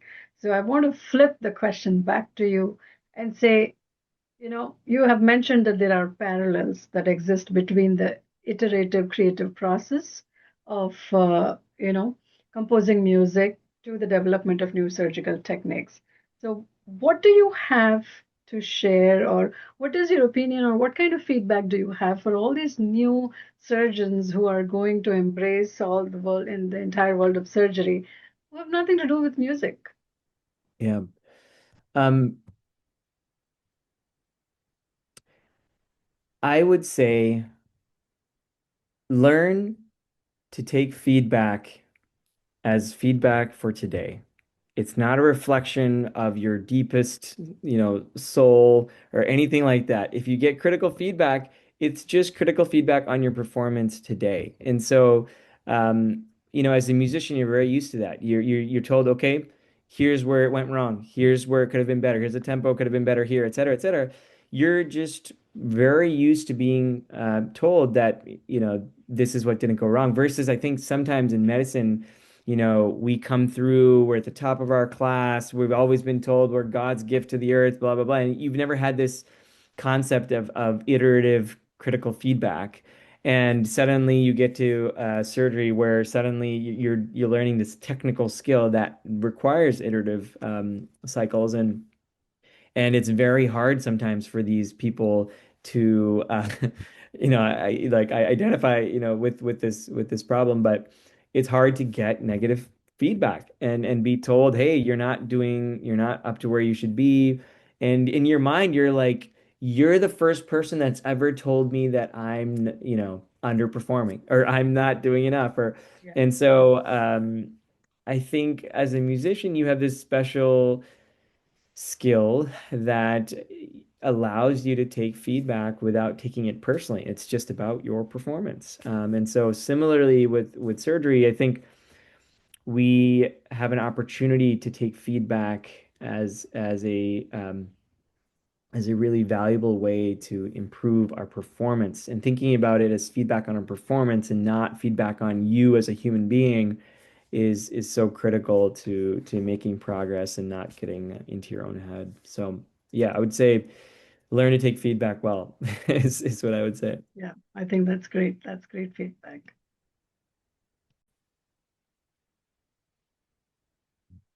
So, Dr. Suresh, that brings me to the last two questions that I had in mind, and I'm very curious to understand what are the different kinds of tools that you use to assess your surgical creativity? How do you define your creativity? Interesting question. So, we to be academic about it, there are patient reported outcome measures, and then there are clinician reported outcome measures or objective measures of outcomes. So, for example, especially in the face, I'll take the example of facial paralysis surgery or facial reanimation surgery for patients that have weakness. So, we will have the patients fill out a questionnaire that says, my face feels more symmetric, or my face feel tired, or people look at me strangely, or I have trouble with eating or blinking, or so they take these questionnaires before a surgery, and then we'll have them take them after surgery. And so then we can get direct comparisons of improvement in different domains. And so that's the patient reported measures. And then there's objective measures that look at preoperative photos and videos, postoperative videos, and photos, and compare certain landmarks. Okay, so how much does the smile improve? How much does the blinking improve, et cetera? Um, so those are kind of the objective and subjective ways that we assess our creativity, our success as surgeons. The I would say the harder thing to assess sometimes is you'll have a patient that has objectively a great outcome, but still somehow they're unsatisfied. Or vice versa, sometimes somebody will have a really objectively modest outcome, but they're thrilled.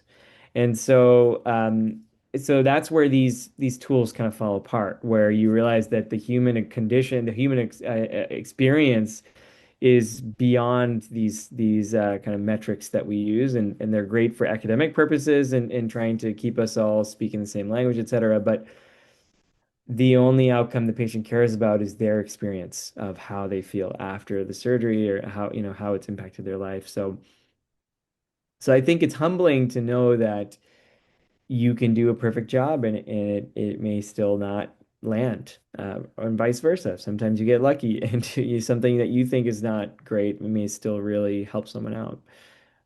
So yeah. So there's no complete perfect experience, right? As a surgeon, as you're saying, it all depends upon the outcome and what is the measurement of your perfection of the task that you have carried out in the OR. So Mhm.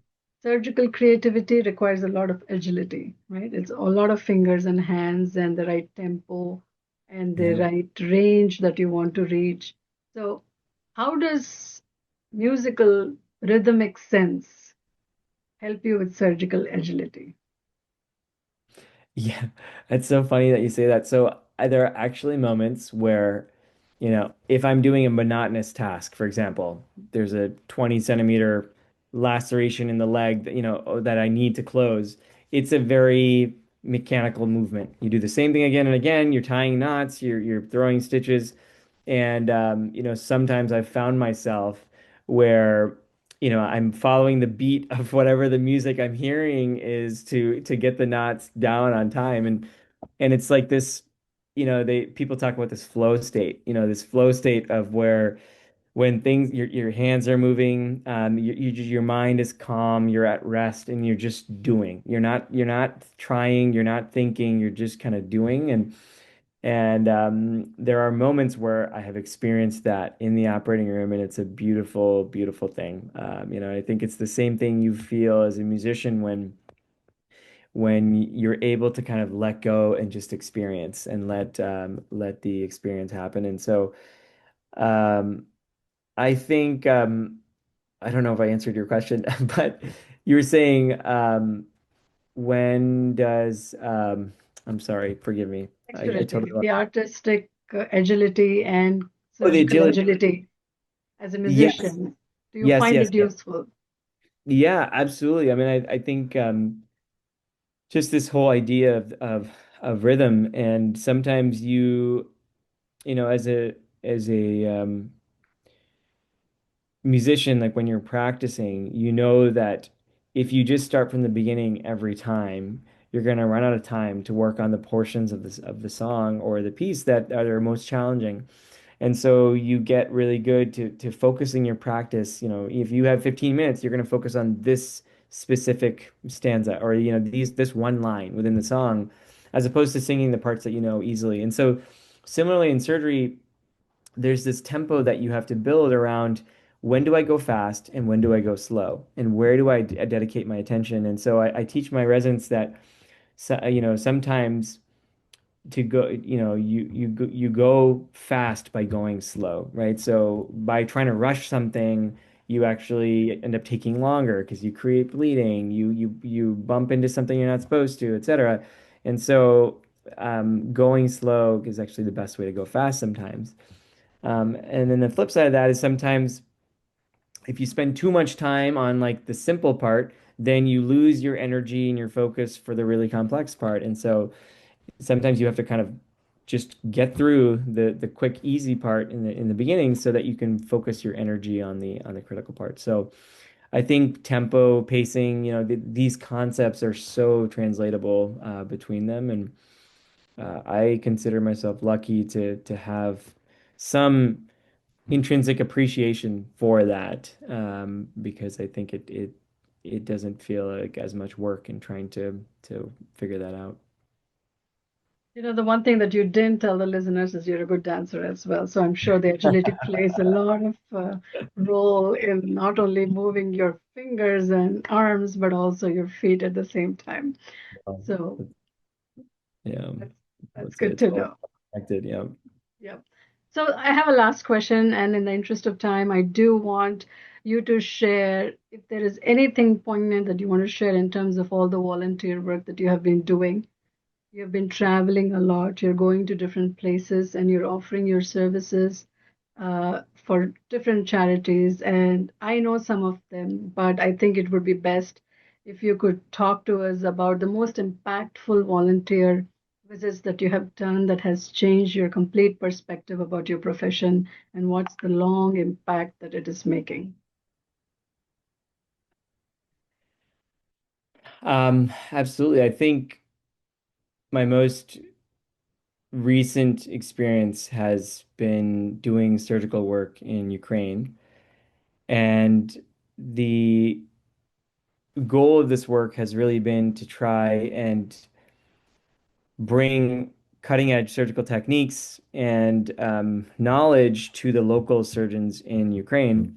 And so I've been a part of a couple of mission trips now where we take a team over there. We operate on a bunch of soldiers during the week. And so, I've gone twice now, and each time we did almost 15 surgeries each week. And, we have two operating rooms going and, multiple surgeons in each room. And so we're educating them on how we do things here. And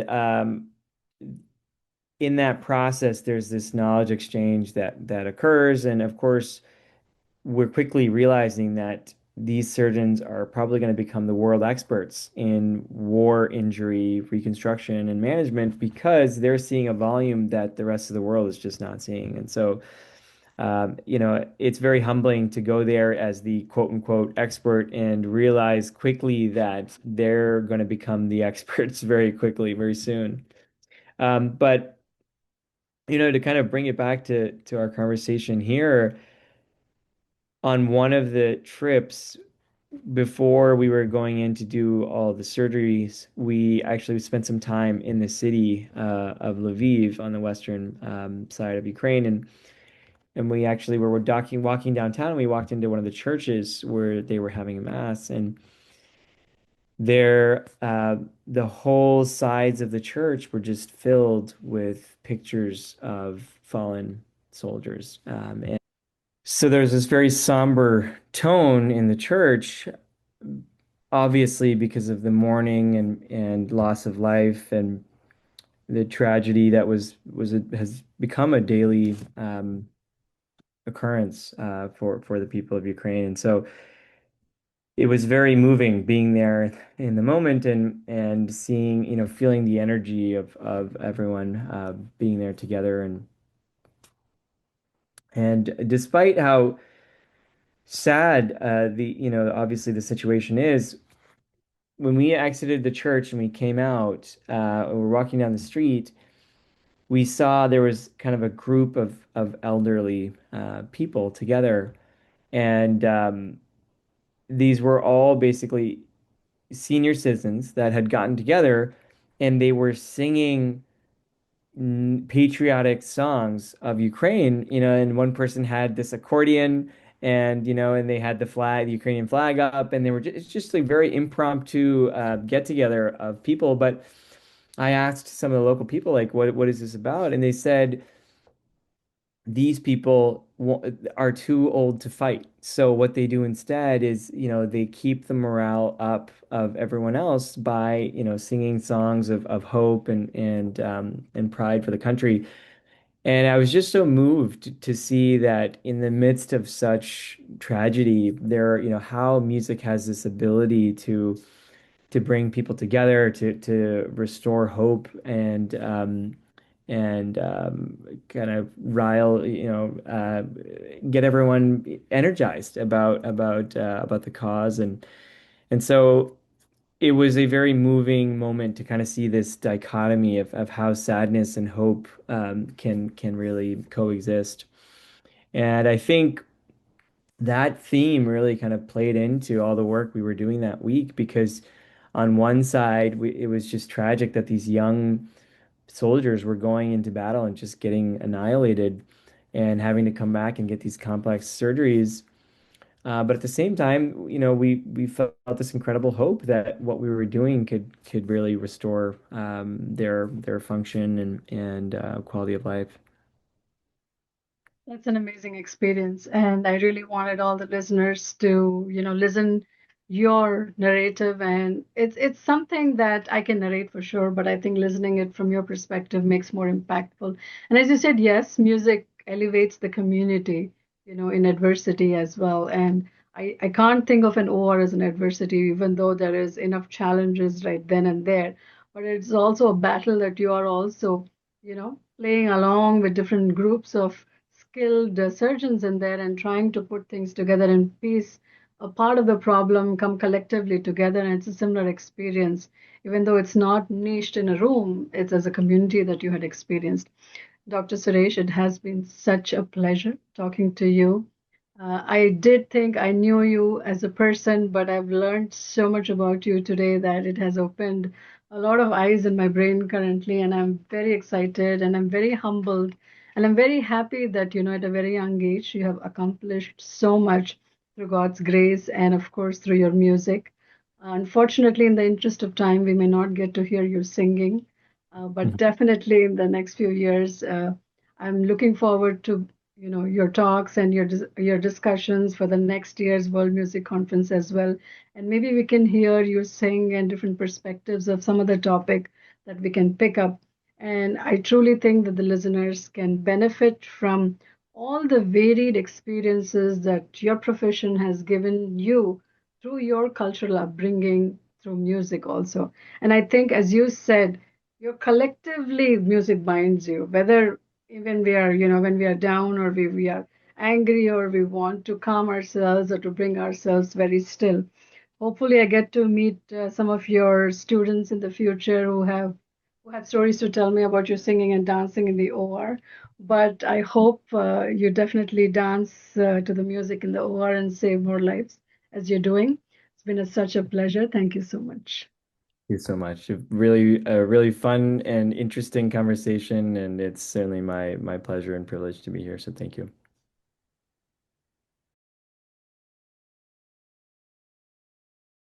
Namaste from India. I'm Dr. Shantala Hegde, Professor of Neuropsychology at NIMHANS, Bengaluru. I welcome you all to the 9th Annual Conference of the British Carnatic Choir. I have been honored to be the patron over several years for this conference. This year's theme is Unified by Music, examining the power of music and diverse work experience and workforce. This conference has been organized under the patronage of the UNESCO UK and the Consulate General of India in Birmingham. I think all of us do appreciate the power of music, and more scientific work in this field is adding to the scientific evidence how music can play a central role in improving our performance even in diverse work places. In fact, a year ago, we published a set of data from our laboratory, Music Cognition Lab at NIMHANS, looking at how music helped highly trained neurosurgeons while they perform microsurgery.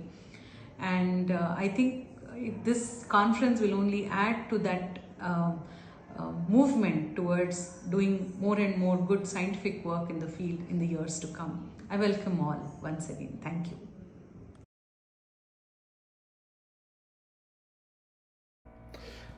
Dear friends and colleagues, it's a great honor presenting the World Music Conference for a third time in a row.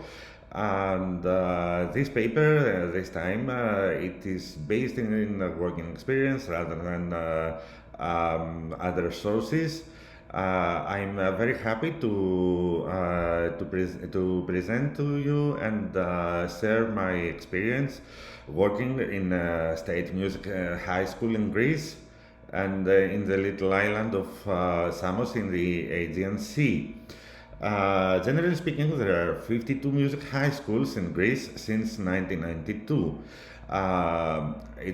Their curriculum is an extended curriculum that combines standard high school classes and a music curriculum that involves Western music and Greek traditional and folk music. All All students are members of various ensembles, such as the Youth Symphony Orchestra, which I am honored to conduct among with other colleagues. Mixed jazz choir and Greek Byzantine music vocal ensemble. Apart from their selected musical instrument, students are also taught piano and a Greek folk instrument.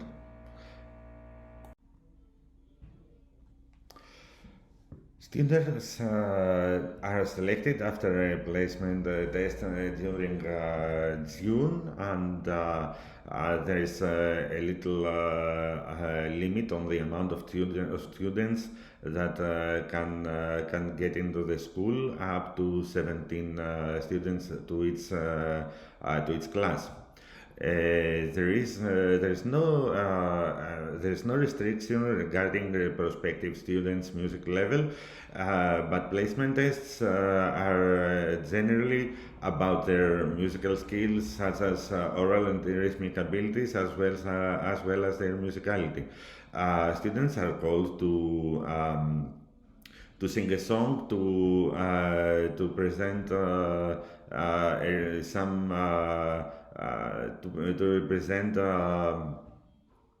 To represent with their selected instrument and play some repertoire of their choice, and then they are asked to perform a selected rhythm that they hear for first time there. Afterwards, they play in a xylophone or bells notes that they hear, so that the committee can check their musicality and their musical skills. There is no standard level in music theory and performance, and that sometimes creates a problem in the classroom, that the students of several musical abilities all involved in one class. But it's nice for the students, so that more experienced students can help their teammates in order that the class will have the same level in the end of the first semester. The standard Western music curriculum, that is the standard music that is taught in schools everywhere, combines music theory for the three first grades of the junior high school, and then students can practice in advanced theory and oral skills enhancement for during their stay in the senior high school, and the curriculum is according to the standards of the qualification for the music departments of the Greek universities. All during their presence during the 6 years of their presence in the high school, junior high and senior high school, they are taught piano and their selected instrument. Speaking in terms of Greek music and Greek traditional music, students are studying the theory of the so-called Byzantine music, as saved during the past centuries by the Greek Orthodox Church. This music is nowadays based on the Orthodox chant, and students are learning how to read the parasymatiki, a traditional pneumatic notation system that is divided into two parts. Parallagi, that is like the ordinary solfeggio, and the melos that they sing the chant with its lyrics. Selected students are members of the Byzantine vocal ensemble that they perform standard chants from the octoichos, that is the collection of anthems and hymns of the Greek Orthodox Church, and most of them are ancient texts. Ancient Christian Church of the ancient text of the Greek Orthodox Church. In the secondary plan, students are practicing on mandolin or tambouras. In our case, in Samos, in the Aegean Sea, eastern part of Greece. Our main instrument is tambouras. Therefore, in the Western Greece, most students are practicing mandolins on mandolin, and they are parts of great mandolin student orchestras. Speaking in terms of well-being in a music high school, music enhances the school environment for students, teachers, and staff by serving as a powerful non-verbal tool for emotional regulation, stress reduction, and social connection. It provides a safe place for expression, boosts self-esteem, and improves overall psychological well-being for all members of the school community. Speaking about students, music offers profound emotional, social, and cognitive support to help students thrive through stress and anxiety reduction. Listening to music or creating their own songs, especially slow tempo classical pieces, lowers cortisol, stress hormone, that its level helps to regulate heart rate and blood pressure, creating a calmer state conducive to learning. Emotional expression and regulation is also supported by music curriculum, and as music provides a safe non-verbal outlet for students to process complex feelings, which is especially important for those who struggle to express themselves with words. This helps them develop emotional intelligence and resilience. In terms of enhanced cognitive function, music education stimulates brain development, improving attention, memory, problem-solving skills, and language processing. Background music during study sessions can improve focus and information retention to some learners. In our case, students can move from their ordinary classes to musical classes to their ensemble classes, and perform music, so to enhance their abilities, enhance cognitive function, and then socialize with their teammates, with their schoolmates.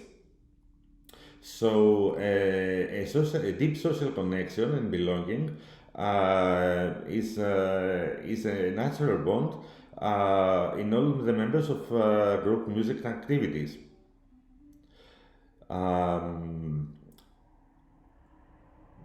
Being a part of a choir or an orchestra fosters teamwork, cooperation, and empathy, helping students build strong social bonds and sense of belonging within the school community. It is also stated that school bullying and other violence is reduced because students feel safe to sing or to perform in ensembles with various students, and they create a bond not only with their classmates but also with other students of higher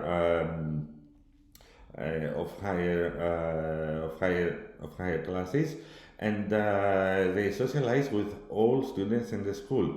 So everyone helps everyone, and that makes a happy and peaceful environment for them to create music and feel safe. In the end of all that, self-confidence of the students is boosted by mastering an instrument or performing in a group that requires discipline and persistence, leading to a sense of accomplishment that builds self-esteem and self-efficacy. During my experience in the school and conducting the vocal and the vocal ensembles and the orchestra, I realized that in the first rehearsing in the first row of rehearsals, students are often afraid for their performance.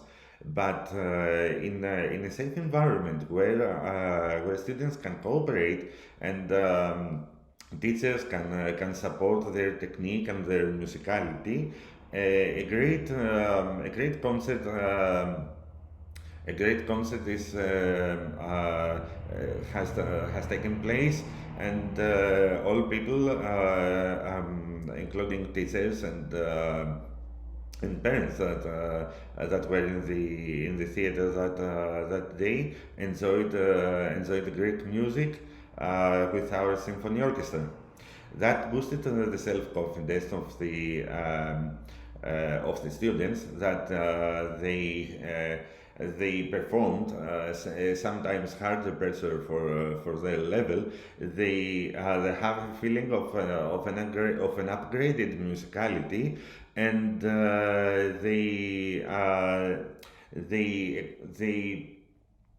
they share their nice experience with their friends and the community.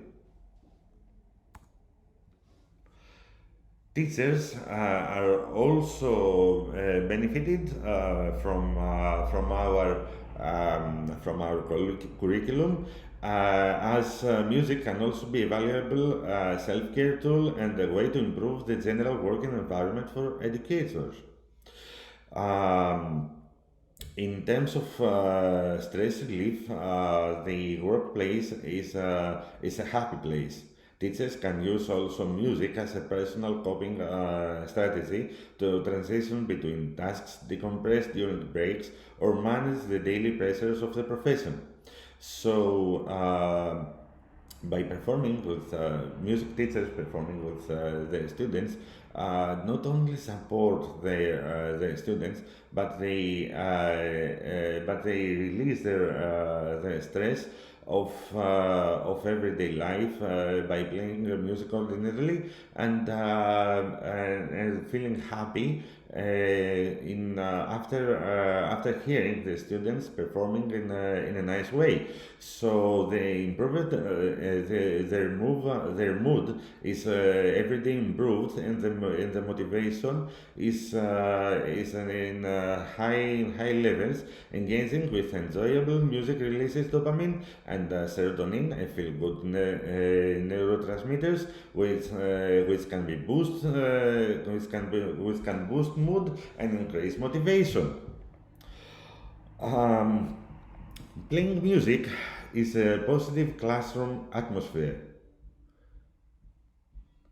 It's a joke for happy bird singing. So the students of a music school are the happy birds, and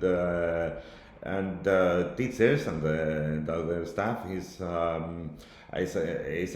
a kind of happy listeners. So playing calming background music, or hearing the ensembles playing interesting Western or Greek music can during the day can establish a tranquil and positive atmosphere, which benefits both students' learning potential and the teacher's ability to manage the room. So when music is combined with everyday curriculum, that makes an enhanced empathy and connection in between the staff, teachers, and the students. And we can share music experience such as singing responsibly or contributing to an office playlist, can enhance our empathy, foster social cohesion, strengthen relationships, among staff members. We are happy to cooperate with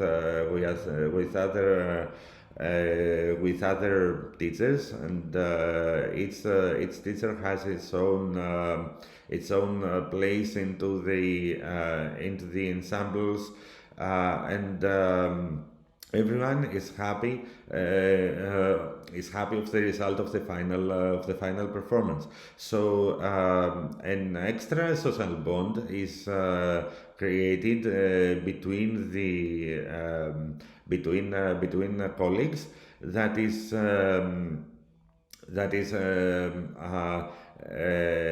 that is a sense of support and cohesion to the musical projects, and it's a nice experience when all teachers and the staff of the school not only work together, but we have common values in everyday life.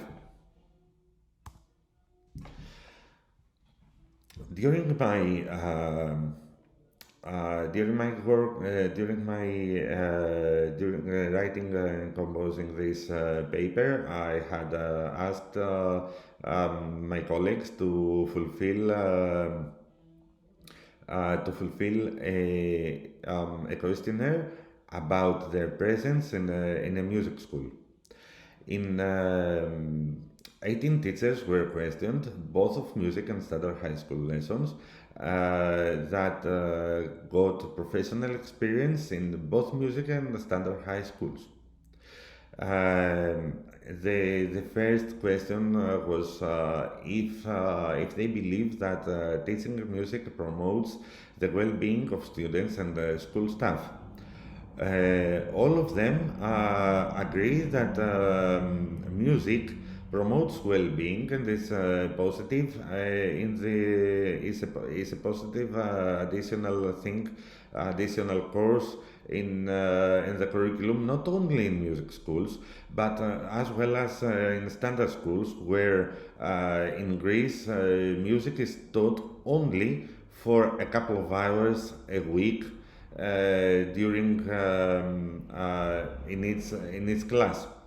So our extended program can help students in many ways, and students of music school are not students of a less important school, or in a school that the ordinary curriculum stays in the shadow of music performance and teaching.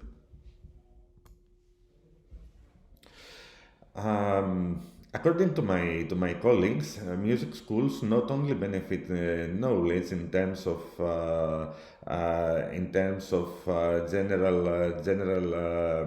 general philosophy, as students being immersed in music, but they also enter into a process of different thinking, a well-organized day and a well-organized curriculum, but they also enter in a more generally research mood, and are perhaps more disciplined.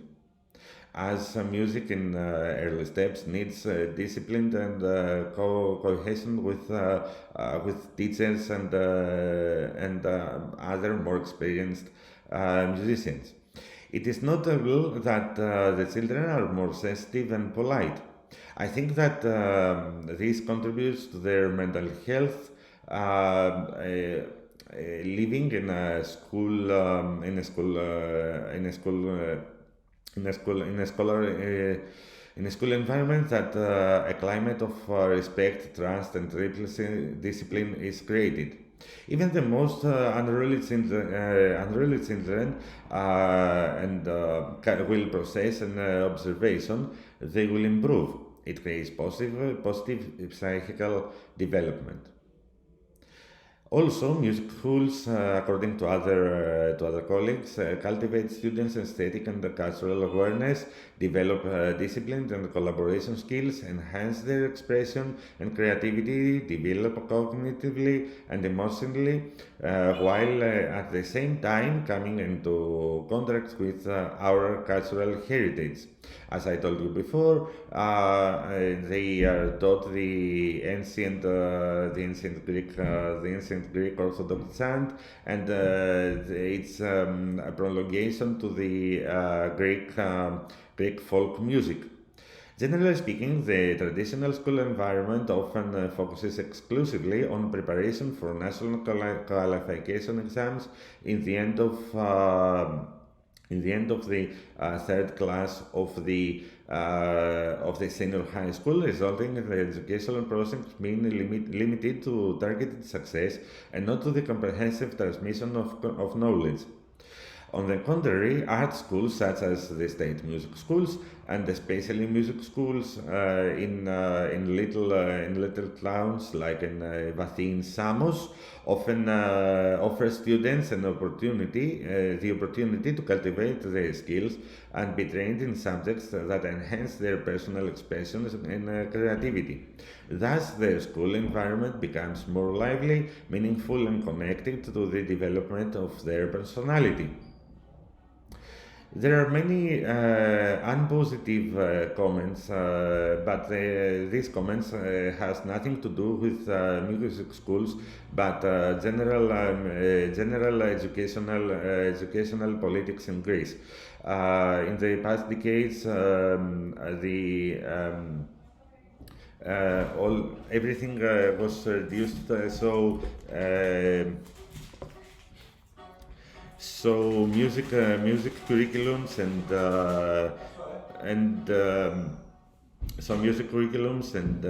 their and music hours in ordinary schools are reduced. There are many schools without music teachers. So having more than 20 music teachers of all aspects of music teaching is a benefit for everyone, and creates not only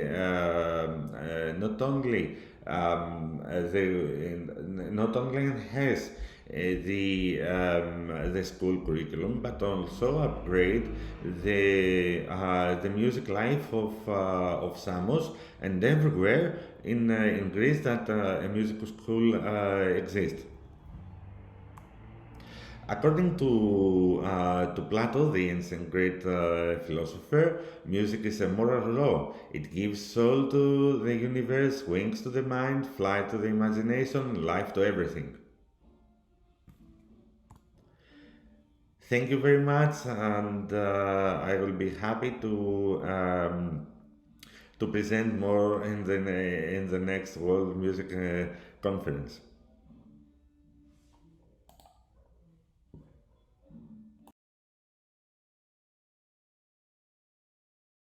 So, good morning, good afternoon, good evening, everyone. Thank you for joining us for this special fireside chat on reconnecting with the power of song.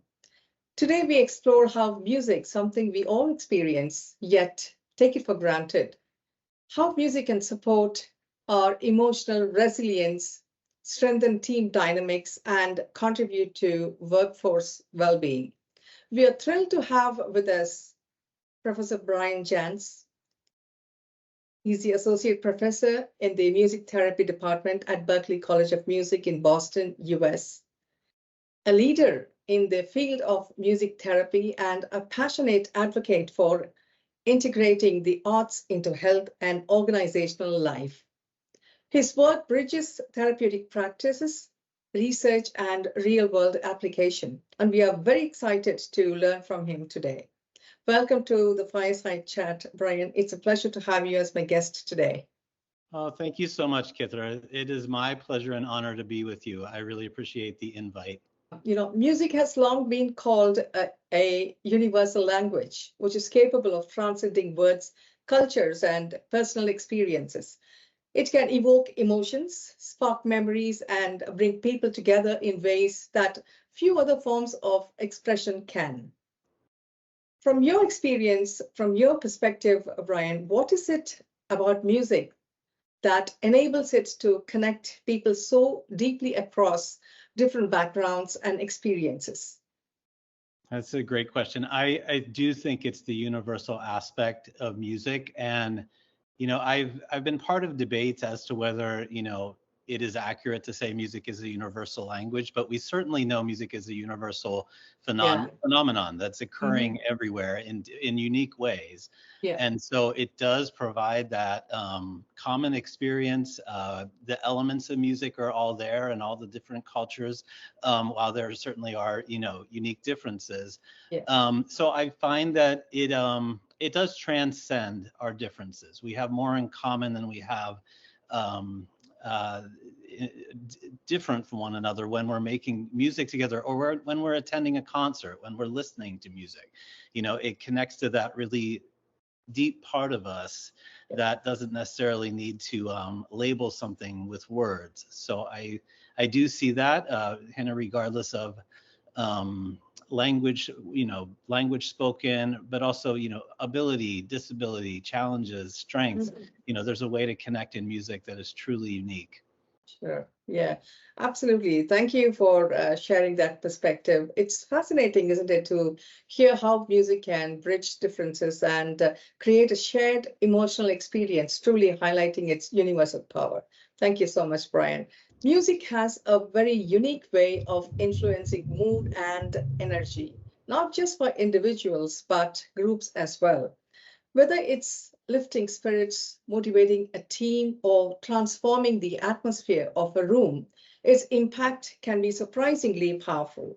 So, with that in mind, Brian, could you share a meaningful moment when music noticeably shifted the energy, the morale, or dynamics of a team you were part of or you've observed? I think about the opportunity to work in a different way, spring 2020, when as music therapists, as part of a team in a medical setting, we were asked to think about new ways to support staff. I think there was recognition that, if we were not supporting the caregivers, supporting the staff, nurses, doctors in a new way, we were not going to be able to treat the patients in the most optimal way. So we had been thinking about, staff retreats and different things, and would do that occasionally. But that was such a big opportunity to really think about, like, what is it we do as music therapists? How does it apply? We wouldn't be the therapist for a group of peers. But to see the shift even within the first session, and then have it, so we did end up providing these weekly sessions promoting resilience. And it was an opportunity to work together in a new way, for those allied professionals to get to know what we provide in a different way, and also to benefit from what we provide. And just even within a 60-minute session, to see a shift from someone visibly burned out, visibly experiencing some fatigue, and then to be uplifted, transported, and sharing, the music they had been listening to that week, or even, composing a song with their peers, just unlike any other experience that I had had with those coworkers. Amazing. I mean, thank you for sharing that, very precious moments, because it is incredible to see how music can influence not just the mood, but the teamwork and connection among people. So thanks very much. Music goes beyond personal enjoyment. It can significantly influence group dynamics. Now, leaders can use this strategically to set the atmosphere, strengthen connections, and offer their teams a sense of comfort and stability.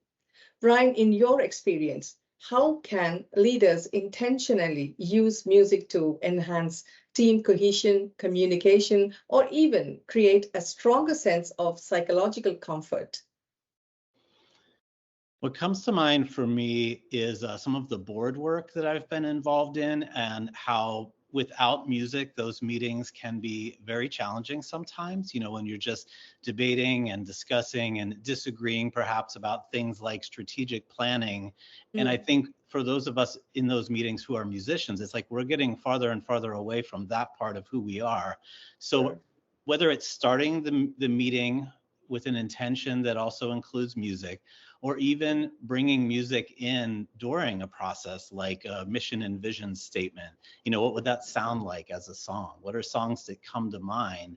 Yeah. It can feel much more collaborative, more creative, and less threatening, and perhaps create less resistance than if someone were to just say, this is what we need to do.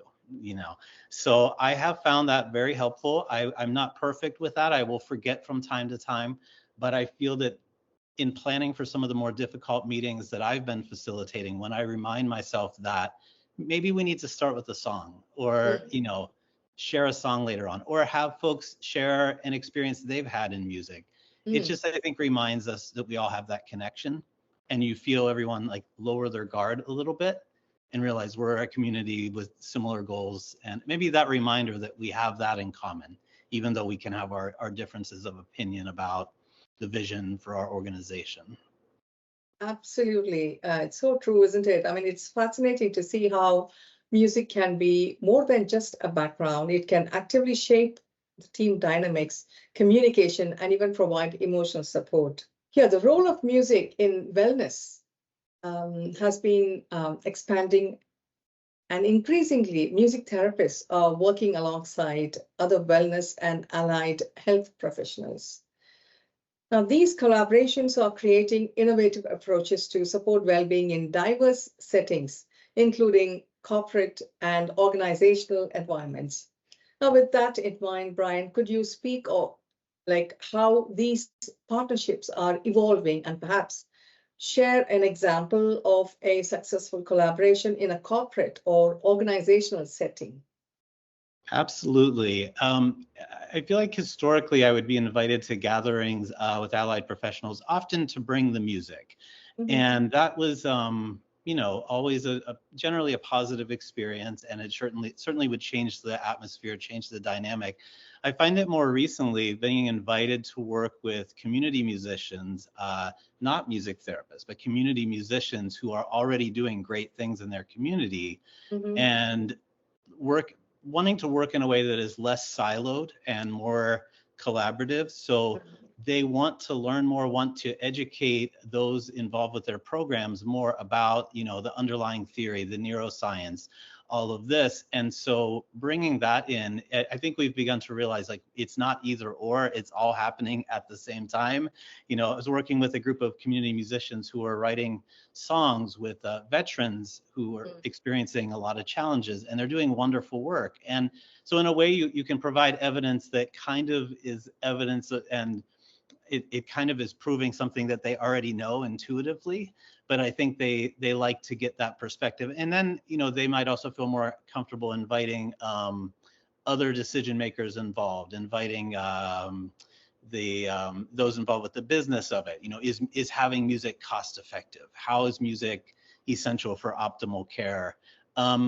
Or they might involve those who have a very deep understanding of neuroscience to kind of say, yes, that's correct. And that's what I'm finding as well, coming at it from a different perspective. So I'm finding that these meetings are much more positive and constructive, and there's been more openness for different perspectives, realizing we can learn so much more when we don't silo and think that any of us have all the answers to this amazing thing that music is. So, but I still do, work with other allied professionals as well, where I'm the one, talking about music, and others involved don't necessarily think in terms of music day to day. So kind of different versions of this, I'm finding. Fantastic. Because first of all, thank you for sharing that example. It could be any organizational setting, as you rightly mentioned. Now, it's really inspiring to see how collaborative approaches with music can enhance, well-being and create a meaningful impact in diverse organizational settings. Music can be a powerful tool for supporting mental wellness, yet not everyone knows how to apply in the most practical ways at work.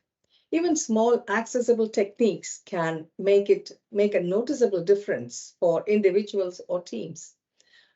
So, Brian, for those who may be new to the field, what are some simple music-based approaches people can use to support mental wellness at work?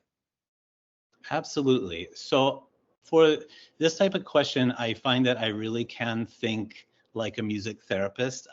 And so I would say if you consider putting music into 4 categories: receptive experiences, where there's nothing expected than to listen, actively listen. Compositional, perhaps, which can be a little more raising the bar a bit, a little more intimidating to some, but in creating some collaboration and safety there. So writing music together as a team. Sure. Improvisation, whether that's a drum circle, percussion experience, or vocal work. And then recreative, where you would be recreating existing songs together. So when I'm advising those who are looking to use music, I kind of start with this, and I will often say, like, I think it's important to meet your team where they are. If they're a team of musicians, maybe it's not a big leap, a big stretch to have them writing a song together, even though that's going to bring up a lot of differences and probably, positive things, but maybe challenges right away. And then also, like, not viewing that as a bad thing, that can be a less threatening way to work through some of those group dynamics. One of the things I really like about that is it kind of puts everyone on an even playing field. Like the manager is not necessarily the leader of the band. Everyone's working together based on what ideas they have, what musical background they have, themes they think would be important to create something together. And then with listening, I think shared playlist building, it's such a simple thing, but it's such an easy way to, I say it's a simple thing, but I also think there's something very powerful about sharing music with someone and saying, I think you might enjoy this, right? So making a habit of that is something that I've been doing, whether it's with students or coworkers, our monthly playlist or our weekly playlist, and different types of playlists. Like, what's our theme song for the week? And also, like, allowing for everyone to have a voice. Like, this is my theme song for the week. Might be very different than yours, but it's also a way, it's different than saying, how are you this week? It's someone saying, this is what it sounds like. This is what's happening for me. So my theme song for the week. I think, with technology, that's such an easy thing that most are familiar with, and it makes it very accessible. I think you can go deeper with that. It could be that you're celebrating someone. So maybe getting everyone's input to celebrate someone's promotion or retirement. And I have found that can be more powerful than a greeting card, like so much more powerful than a material gift, to say, we all thought about you and songs that remind us of you. And we created this for you. And now you can listen to it, and know that we were all thinking of you.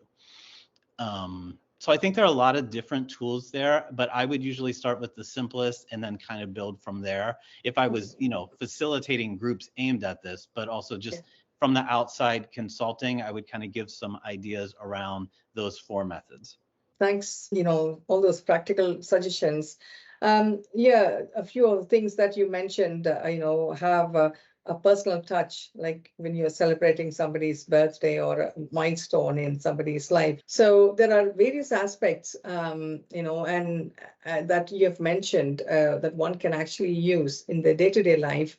And it's great to hear how even simple, music-based approaches can make a meaningful difference for both the individual and also the teams in, diverse settings and workplaces. Yeah, and what I love about a group project like that is there's flexibility. So someone could record themselves live sharing something, or someone else could, have it playing in the background. It could involve video, it could just be the playlist. Like, a lot of different ways you could approach that.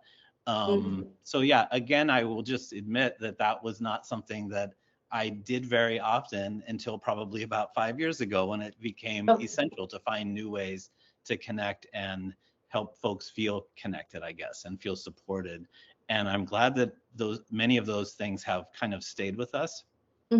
That's really good. I mean, it's all like through the practical, approaches, practical examples that, we tend to see the, process, the best ways to work going forward. So thanks so much for sharing these. In professional environments, managing stress maintaining focus, and regulating emotions are critical for both the individual performance and also the team dynamics.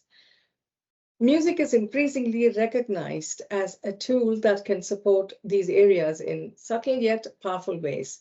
So, based on your work, Brian, with your clinical background, which includes extensive work in pediatric, medical, adult, psychiatric, and also in rehabilitation settings, how have you seen music influence stress levels, focus, or emotional regulation in professional environments? I know we might have touched base on this, in the earlier questions, but I would certainly like to hear your views specifically, with this question.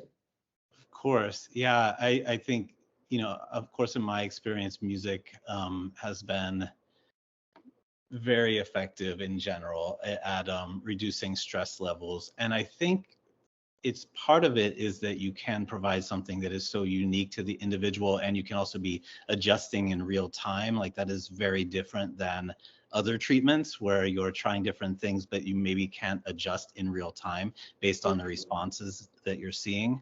So with live music, I think, music assisted relaxation, guided imagery, just very powerful experiences. And then can also be kind of given as a takeaway or a tool, a version of that for someone to experience on their own, listening and getting in the habit of that, and recognizing how important it is having a time of their day where they just let go and decompress.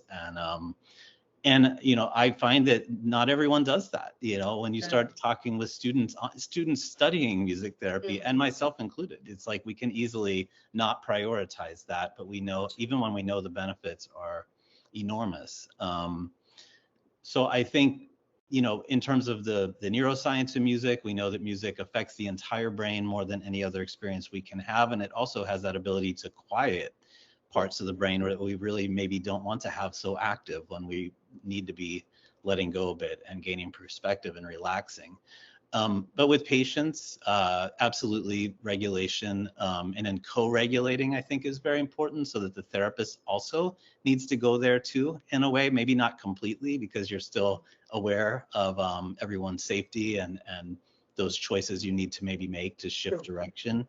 But simple things like entrainment, breathing, gradually shifting the music in a way, as opposed to if someone's very stressed, very anxious, you're not going to immediately start with, the slowest tempo, the most relaxing music. So kind of meeting that, maybe just below that, and then gradually shifting.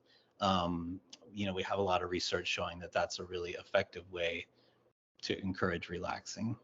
Yeah, I think it's a question of trying it on different people. Some people, if they're so very anxious, you need to first calm down. So you need to use the right kind of music, introduce them to the right kind of music. And well, it works in different people have different types of, anxiety levels or stress levels. Right. So when you are working in a group of people in an environment, in a professional environment, so you need to really adapt and see which way works best for every individual as such. So thanks, Brian, for sharing those insights. It's really fascinating to see how music can play such a tangible role in, managing stress, enhancing focus, and also supporting emotional balance at work.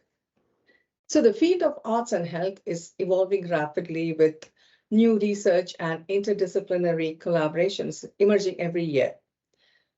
Staying informed about these trends can help organizations harness music more effectively for well-being and performance. Now, looking ahead, what emerging trends or research areas in music and health do you believe organizations should be paying attention to right now, Brian? I think that this is perhaps starting to happen in some cases, but I think at some point organizations will realize that, wow, a gym membership can be beneficial, providing that, as part of a reduced healthcare, let's say, providing access to music, supporting the whole person in that way, I think perhaps has at least the same benefit, if not more, and certainly more in terms of team building. So I think having spaces for music to be experienced, played, listened to in the workplace is essential. I think supporting someone's interest in maybe having music lessons or offering, in the monthly calendar music groups, different types of music groups, because it's not one size fits all, will eventually become more the norm. I've learned of some organizations doing this, and I was so pleased, but I also realized I was surprised because it's still not something you hear about all the time. But there definitely is interest in it, and I think there will be enormous benefits to prioritizing, access to music in the workplace. It's really exciting to see how emerging research in music and health can open new opportunities for organizations to support well-being and enhance the performance. So, Brian, with this, we come to the end of this fireside chat today. It's been fantastic having you here today. And thank you so much for sharing your experiences, your valuable insights, your knowledge, and the great energy you have brought to this chat today. Thank you so much. Thank you, Kithra.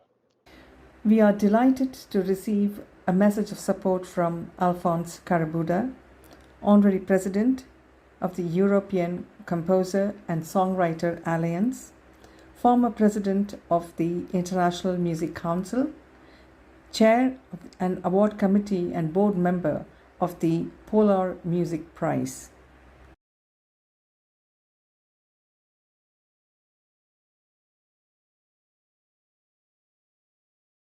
ज्ञानानन्दमयं देवं निर्मलस्फटिकाकृतिम्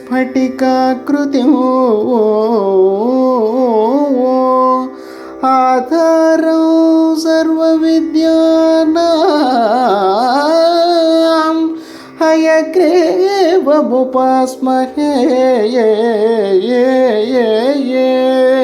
हयग्रीवमुपास्महे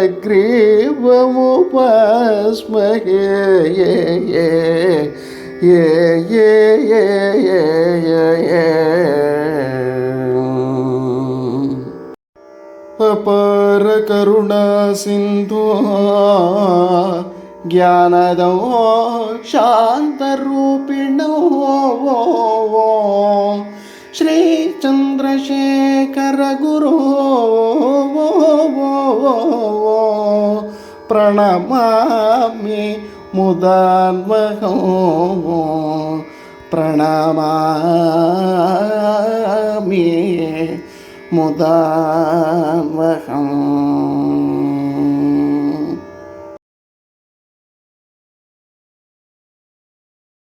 Namaskaram, this is Radhakrishna Sastry and I am going to present upon role of music in emotional intelligence as well as workplace connections. Let us now discuss what exactly music is. So we generally know that music is one of the performing art, so where melody and rhythm are the key components. We do say like Shruti Mata and Laya Pita, that's fine. And also we can say it as a structured arrangement of sound and silence. We can also say that music is a language of emotion. We can express emotions through the music. And we can also say that music is a universal language. Like we can use the music as a tool for bringing inclusivity. Yes, everything holds true. But are these definitions of the music are limited? So is there any boundary to the definitions of music? Obviously no. Why? Because for each century, the music is going to be changed and being adaptable, and the applications of the music are infinite. So whatever might be the application of a music, so that will be added to the definition of music. So we cannot add boundaries to the definition of the music. Let us now see what is emotional intelligence. So emotional intelligence or emotional quotient is nothing but it's an ability to recognize, understand, manage and use emotions effectively, both in oneself as well as in others. So it involves like being aware of your own feelings and then empathizing with others. Now coming to the core components of emotional intelligence are, One is the self-awareness. Self-awareness is nothing but it's an ability to recognize and understand your own emotions, strengths, weakness and values, and how they can affect your behavior and decisions. And then coming to the next one is the self-regulation. Self-regulation is the ability to control your impulsive feelings and behaviors, and then manage your emotions healthily, and then you should be able to adapt to the changing circumstances. So basically it demands a kind of an emotional discipline, what we can say. And then the next one is like motivation. So motivation generally it's an ability to use emotions to stay focused, driven, and be constantly motivated all the time. So and the next thing is like empathy, or what we can call it as social awareness. So empathy or social awareness is like the ability to understand and share the feeling of others. So like you need to understand someone's emotion. So like it is basically used for enhancing communication and to reduce conflict between others. And then the final thing is the social skills, or what we can call it as a relationship management. So they necessarily involve, it's an ability to build and maintain healthy relationships, so communicate clearly, inspire and influence others, and to resolve conflict effectively. So the social skills or the relationship management are the one place where emotional intelligence becomes visible in daily interactions. Let us see how music will have an impact on each of the core component of emotional intelligence. So with respect to self-awareness, music acts as a mirror of inner emotion. So music helps individual identify, name and process their emotions more clearly. So whenever a person is listening to a particular song that evokes sadness, joy, nostalgia or calm, it acts as an emotional mirror, reflecting whatever they feel inside. With respect to the self-regulation, music acts as a tool for emotional control and balance. Slow tempo or classical music reduces heart rate and induces calm. Upbeat and rhythmic music boosts dopamine and serotonin, thereby energizing and motivating the listener. And with respect to the motivation, music acts as a source of a drive, focus, and positivity. So it stimulates the brain's reward system and then releases dopamine, and that's why we see often athletes, workers, and students use some motivational playlists to boost energy and focus. So it awakes emotional energy. So with respect to empathy, music acts as a gateway to understand others' emotion. So whenever we hear a sad melody, so sometimes what happens is we will simulate the same feeling as if we are experiencing the sad feeling ourselves. So that means we are trying to understand the other's mood. So with respect to the social skills, so it involves the ability to communicate effectively, build relationships, influence others as well as in teams. So music enhances social awareness and cooperation through synchrony and shared participation. So whenever people engage in collective musical activities, so they subconsciously coordinate timing, rhythm and emotion, so thereby impacting effective teamwork and communication. So let us now see the music and workplace analogy. So in a workplace or in an office, what we call, so we do have a different set of employees, and each employee is having a specific skill set, and you might be seeing like there might be a set of employees together working on a common problem statement to achieve some common goal, and whatever they do deliver as a kind of a project outcome, so it will impact either directly or indirectly the end users or clients, what we can say. Now coming to the music, so how this workplace is related to the music. So in a music also we do have a different types of a melodic notes, and like there will be a combination of notes that form a scale or raga, what we can say, and like each raga will produce a different mode, and each raga will have a different kind of impact on an individual whoever is listening to it. Now having said this, what I can say like a particular raga will suit to a particular kind of a mood. So in the similar way, in a workplace, a team of a different set of employee having a specific skill set will impact a certain kind of a project.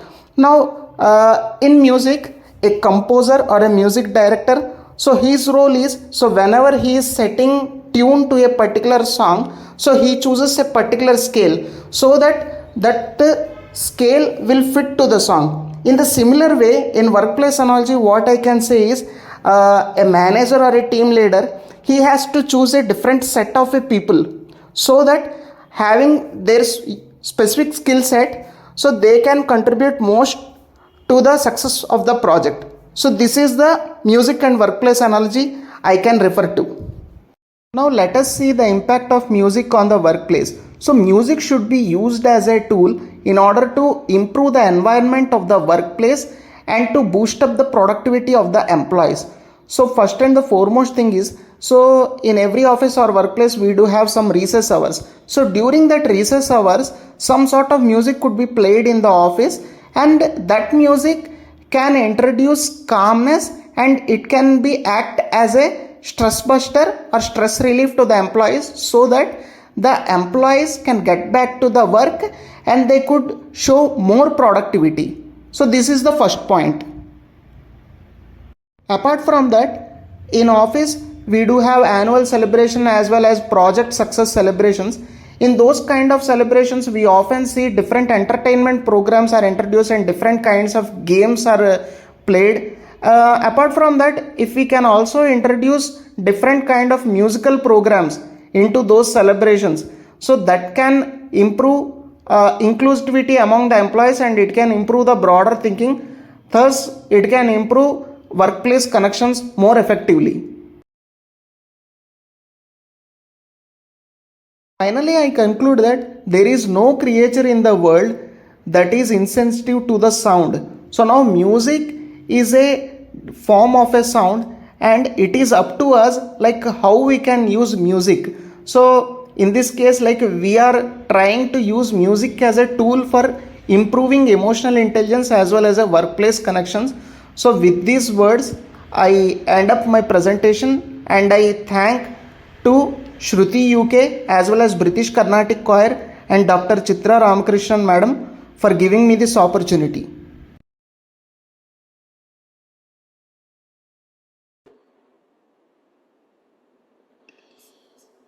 Hi, everyone. I'm Brian Jantz. I'm a music therapist and associate professor at Berklee College of Music in Boston in the US.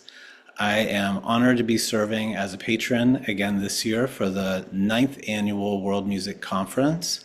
This will be live streamed on YouTube on December 6th. So this coming Saturday. I am thrilled that this year's theme is Unified by Music, Enhancing the Human Experience in Diverse Work Environments. The topic is really close to my heart. It's been part of the work I've been involved with the past 5 years or so. Once again this year, I really love the collaborative approach, bringing together different perspectives from healthcare, neuroscience, music, arts and health.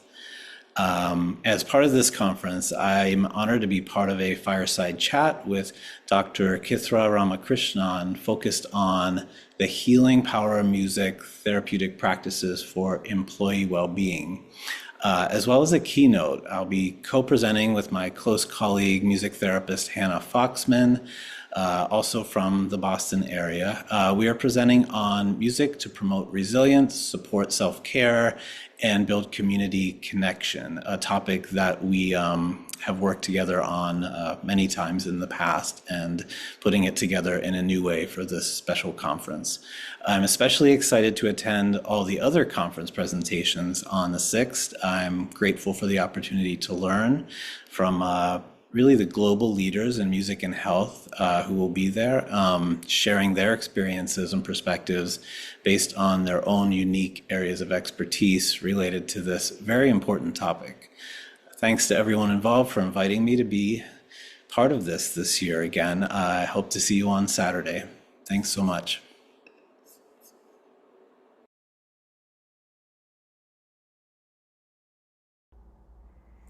Good morning. Welcome, everyone, and thank you for joining me here on this ninth annual World Music Conference. Before I start, I would like to thank Dr. Chitra for inviting me to speak in this conference. I am Dr. Sunil Kumar, a lifestyle medicine physician and an executive health coach, also a background of anesthesiology, and I have been practicing medicine for more than 30 years now.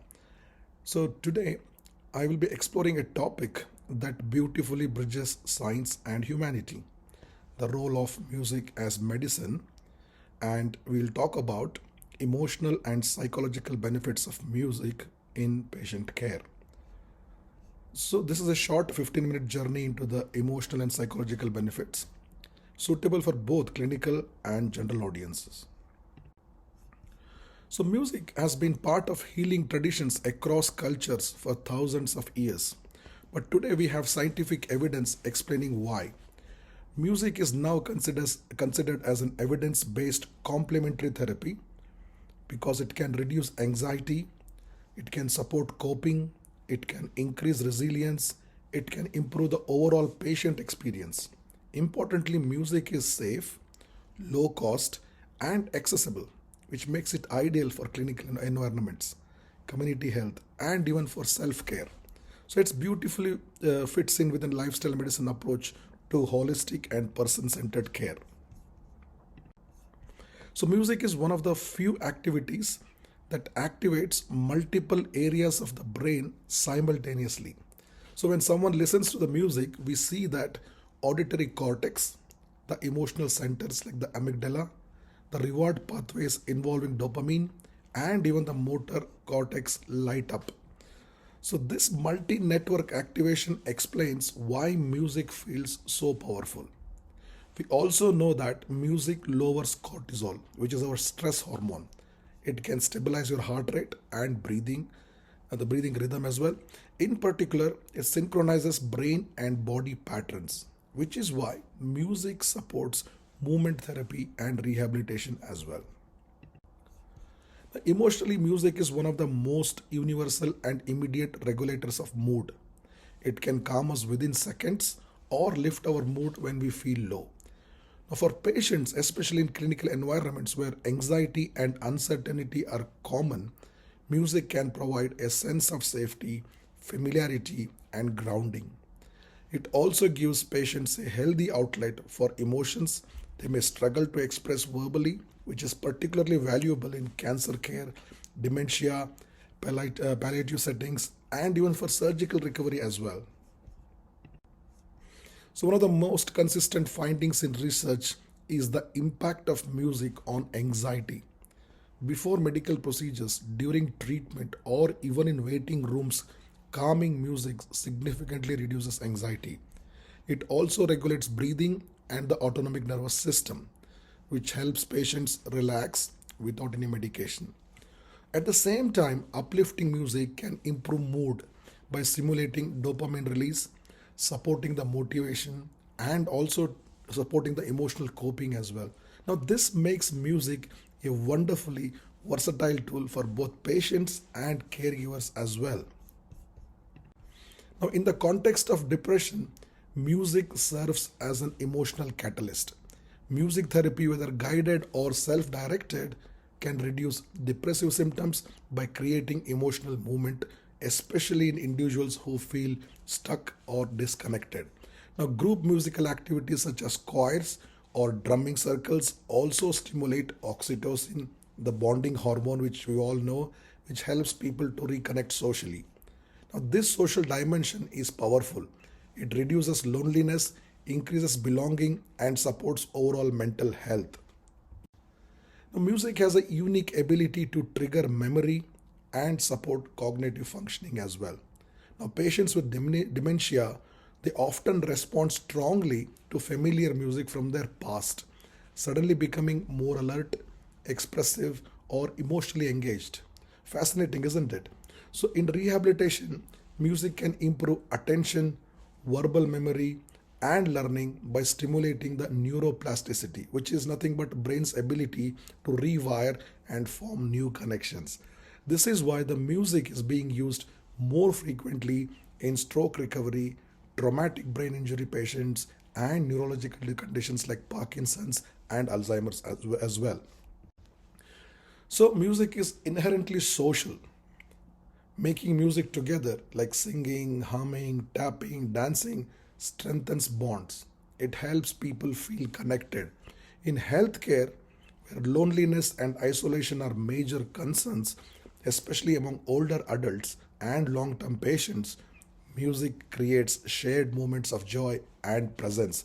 Music also becomes a bridge for communication, especially for people who struggle verbally, such as those with autism, dementia, or even post stroke aphasia at times. So, music also influences the way we experience pain.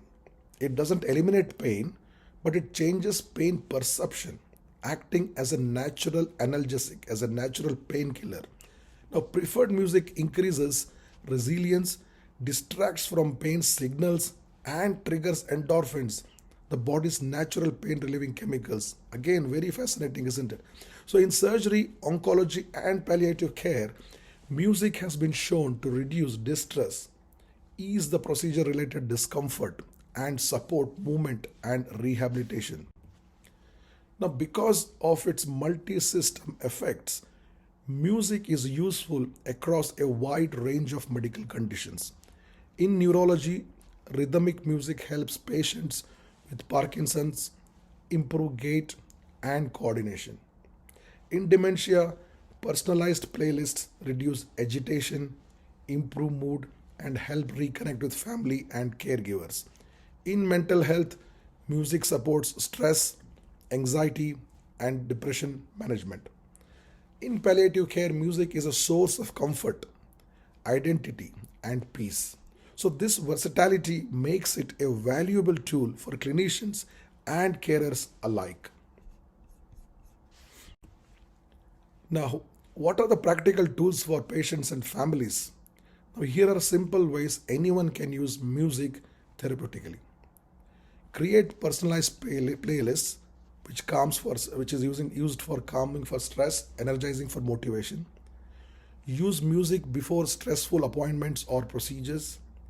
Integrate music into sleep routines, relaxation practice, or even pain flare ups as well. Encourage gentle movement, tapping, singing, or humming. Small actions make a big difference. For complex needs such as stroke rehab, neurodevelopmental conditions, or trauma, obviously you need a trained music therapist who can tailor the interventions for the personalized benefit, for maximum benefit as well. So, in addition to all the good things which music can do, it's very important for us to acknowledge the limitations as well. Now, music is not a standalone treatment. Yeah, I'm going to repeat it again. Music is not a standalone treatment. It complements medical and psychological care. And not all music helps everyone. It must be personalized. Avoid very high volumes to protect hearing. Be mindful of emotional triggers. For some, music can evoke painful memories or traumatic memories. So, used thoughtfully and with professional guidance when needed, music remains a safe and powerful tool. So, in closing, I just want to leave you with this thought: music heals what medicine cannot always reach. It touches emotion, identity, memory, connection, and hope. Give me any one drug which can do all these things. No, we can't. So that's why music heals what medicine cannot always reach. Now, in patient care, music is not just therapeutic, it's deeply human. Whether you're a clinician, caregiver, family member, or patient, integrating small musical moments into care can transform the experience of illness and recovery. Now, thank you for being here and for bringing more compassion into the lives of those you care for. So, these are the references which I've used for my presentation of the slide. And thanks again. Have a good weekend and have a good life. Thank you.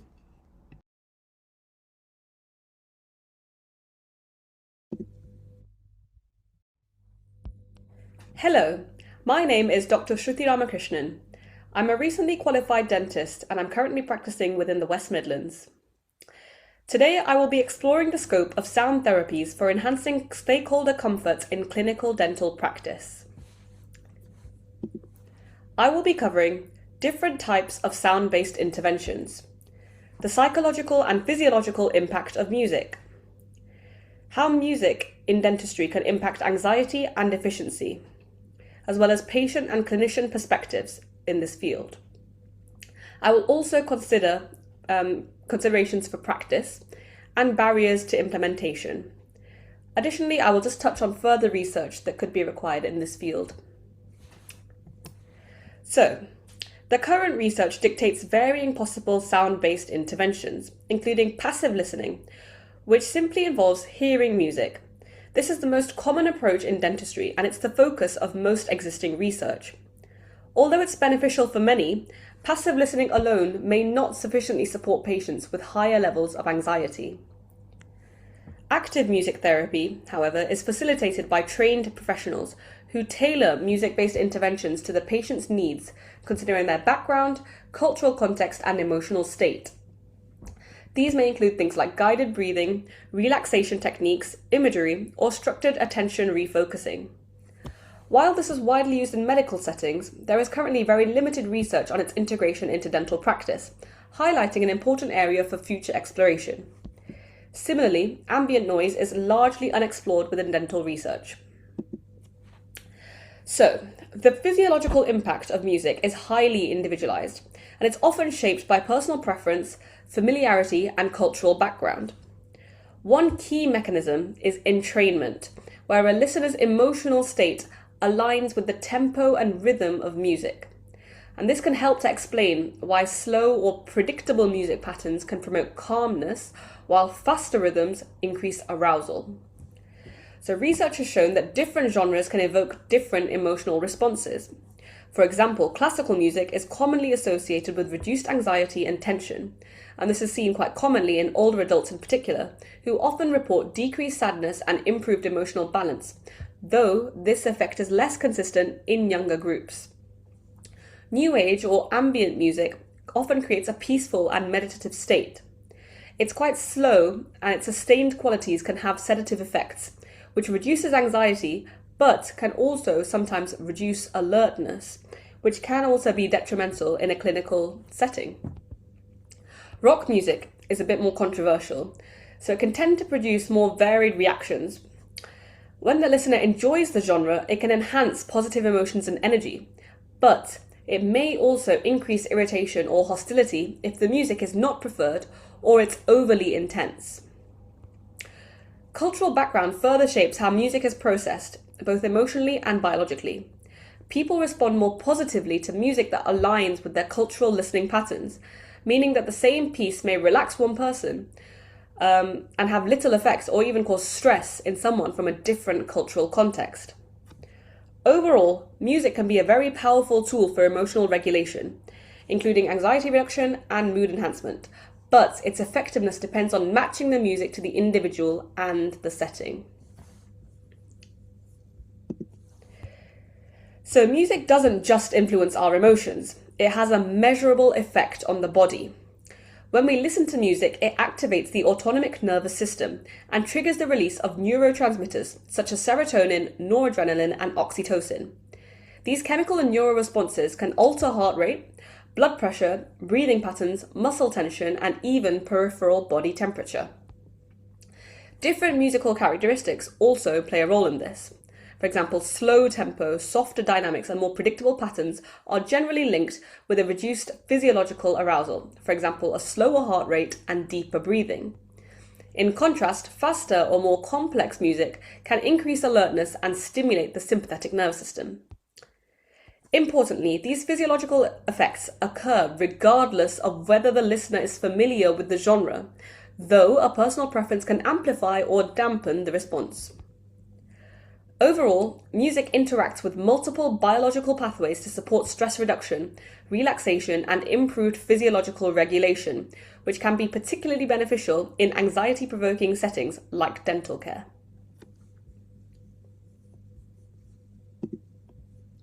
So, A growing body of research demonstrates that music, whether it's used actively or passively, can reduce dental anxiety for many patients. Familiar music appears to be particularly effective, and studies suggest that when patients recognize and connect with the music, it can provoke positive memories and promote a sense of safety, helping to lower anticipatory anxiety. The benefits extend across a range of procedures. Music has shown to act as a coping mechanism during invasive treatments, for example, restorative work, extractions, root canal therapy, pulp therapy, and even implant surgery. By occupying attentional resources, music helps to distract from procedure-related sounds and sensations. Interestingly though, in some patient groups, cultural and religious music can increase this effect, highlighting again the importance of culturally meaningful choices in song selection. However, music is not universally effective. Evidence suggests that it's most beneficial for patients with mild to moderate dental anxiety.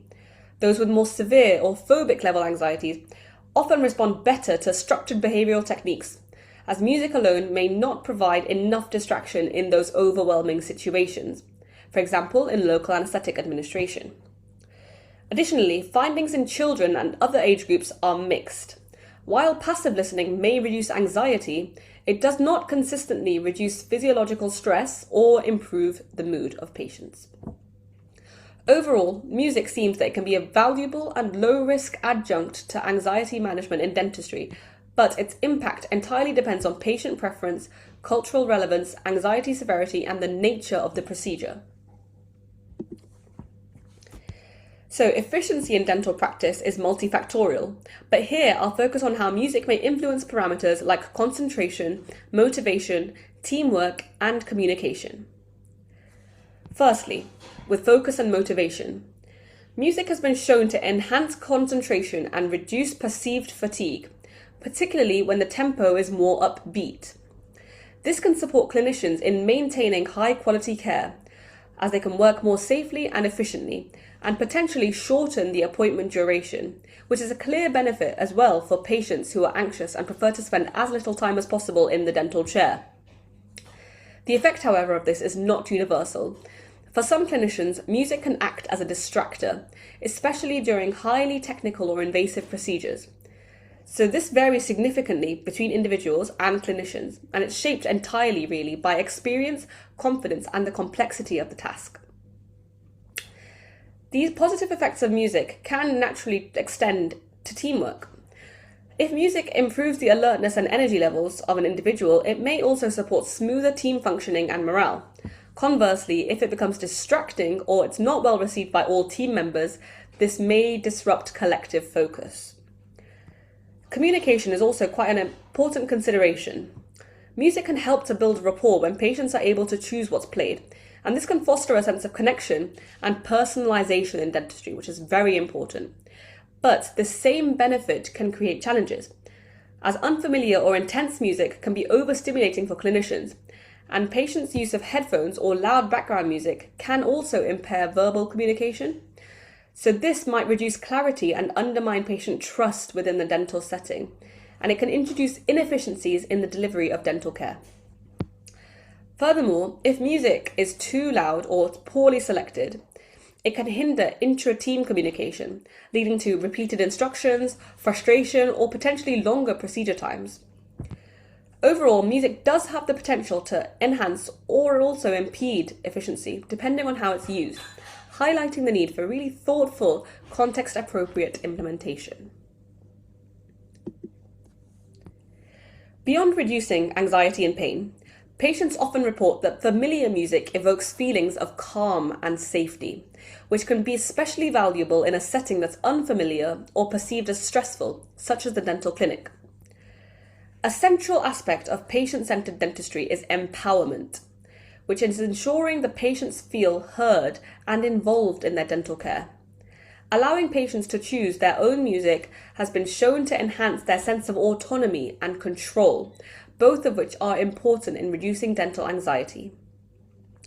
Music can be used in two ways, as we've already discussed, passively or actively. Another advantage is that music can help to mask the clinical sounds of dentistry, which many patients report to find distressing. However, this must be carefully managed. If music is too loud or unfamiliar, as we've already explained, it may create a sensory overload. It might increase anxiety, or it might hinder communication with the dentist. This reduced communication can in turn diminish that patient's sense of control, which is an essential factor in managing dental anxiety. Again, this just stresses that music's effectiveness depends heavily on thoughtful and personalized use. Just as music can support patients, it may also benefit clinicians by reducing stress and promoting a calmer working environment. Although research in this area is limited, likely because patient experience is really prioritized over clinician well-being, emerging evidence definitely suggests several potential advantages. Some clinicians report that rhythmic, steady tempo music helps them maintain a consistent pace during procedures. So this can support a smoother workflow, reduce fatigue, particularly in long appointments or repetitive manual tasks. Music can also foster a positive team atmosphere. A calm or upbeat environment can improve staff morale, support collaboration, and contribute to more coordinated teamwork. From a patient care perspective, clinicians often value the opportunity to personalize the music experience. Allowing patients to choose their preferred music can strengthen rapport, and it acts as an effective icebreaker, again creating that trusting and relaxed interaction. However, these benefits are entirely context dependent. Upbeat or overly stimulating music might distract clinicians, as we've discussed, especially during high complex or high precision procedures. This is why the judicious music selection is incredibly important, so that background music supports rather than compromises the safety and efficiency of clinical care. So, emerging themes from this presentation that are worth considering before implementing music therapy into clinical practice involve the success of music therapies, the cost of implementation, patient demographics such as culture, age, anxiety levels, and music considerations such as genre, volume, or tempo. While music has a clear potential benefit in dental care settings, its practical implementation presents several challenges. Firstly, music preferences are highly individual, and they can vary by genre, by tempo, or cultural background, and even the patient's emotional state on the day. A piece of music that calms down one person might overstimulate or irritate another, which can pose challenges if the patient and clinician have contradictory tastes in music. It raises the question almost that who is more important. Many studies also rely on researcher-selected music rather than patient choice, which limits the real-world applicability of these findings. Secondly, music, particularly when used passively, may not be strong enough to distract patients in these overwhelming situations, for example, when administrating local anesthetic or during highly invasive procedures.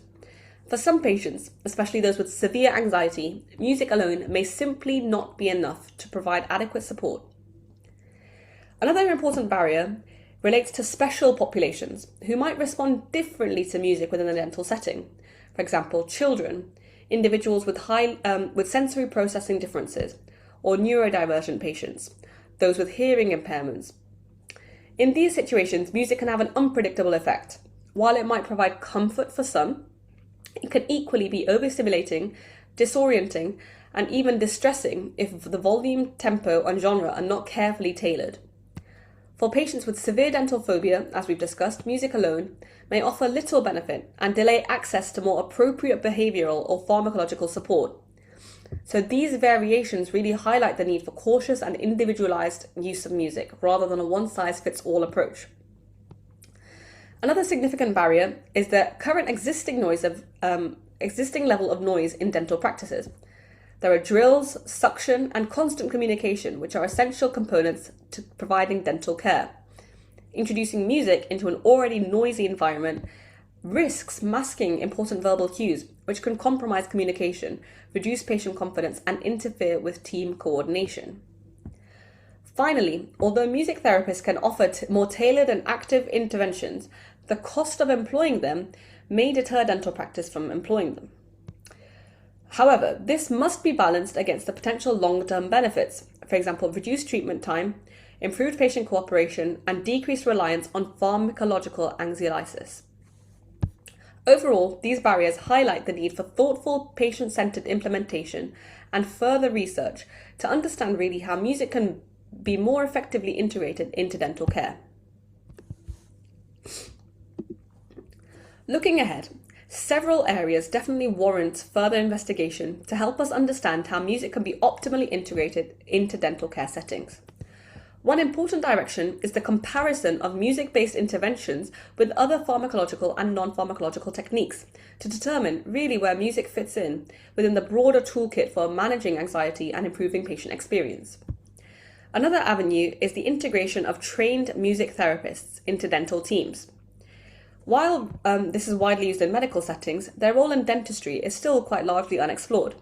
So research in this area could help us understand whether personalized active music interventions offer advantages over simple passive listening. A cost-benefit analysis is also needed. Although music therapy may involve some additional cost, particularly when a specialist is involved, there may be longer-term savings if it reduces treatment time, patient cooperation, or reduces reliance on things like sedation or anxiolytics. Finally, more work is required to determine the ideal timing and context for music use. Whether it's most effective in the waiting room, during treatment, or even before the patient even enters the clinical space remains unclear, and understanding this could really help refine its implementation. Overall, these areas represent meaningful opportunities to deepen the evidence base to this topic and enhance patient-centered care. That's all from me. I hope you enjoyed this presentation. This slide just includes my references, and I'm happy to take any questions if you have any. I'll just attach my email address in the comments of the YouTube video. Thank you very much. Bye.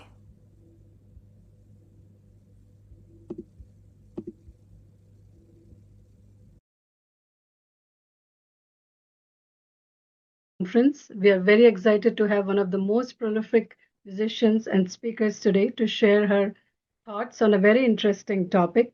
Before I go to the topic, I do want to give a very brief background, and Rasika, please feel free to expand your bio also after I'm done. Srimati Rasika Murali Mohan is a Carnatic vocalist and violinist with an illustrious musical lineage. Currently a senior disciple of Vidwan Sri Palghat Ram Prasad, Rasika has been blessed to undergo rigorous training from him in advanced musical concepts related to concert performance and vocal health techniques. Earlier, Rasika commenced vocal training with her mother, Guru Srimati Geeta Murali, at the tender age of 5. She was also blessed to be under the violin tutelage of Guru Srimati Tara Anand since age 7. Rasika is a regular performer in the US, and I've had the pleasure to listen to her sonorous performances. And I think I'm blessed to have her sing and listen to her. She is amazing. She has performed not only in the US, in this country, but for many performances in India as well. She regularly performs in India during the Margari Masam, or the music season as we call in India.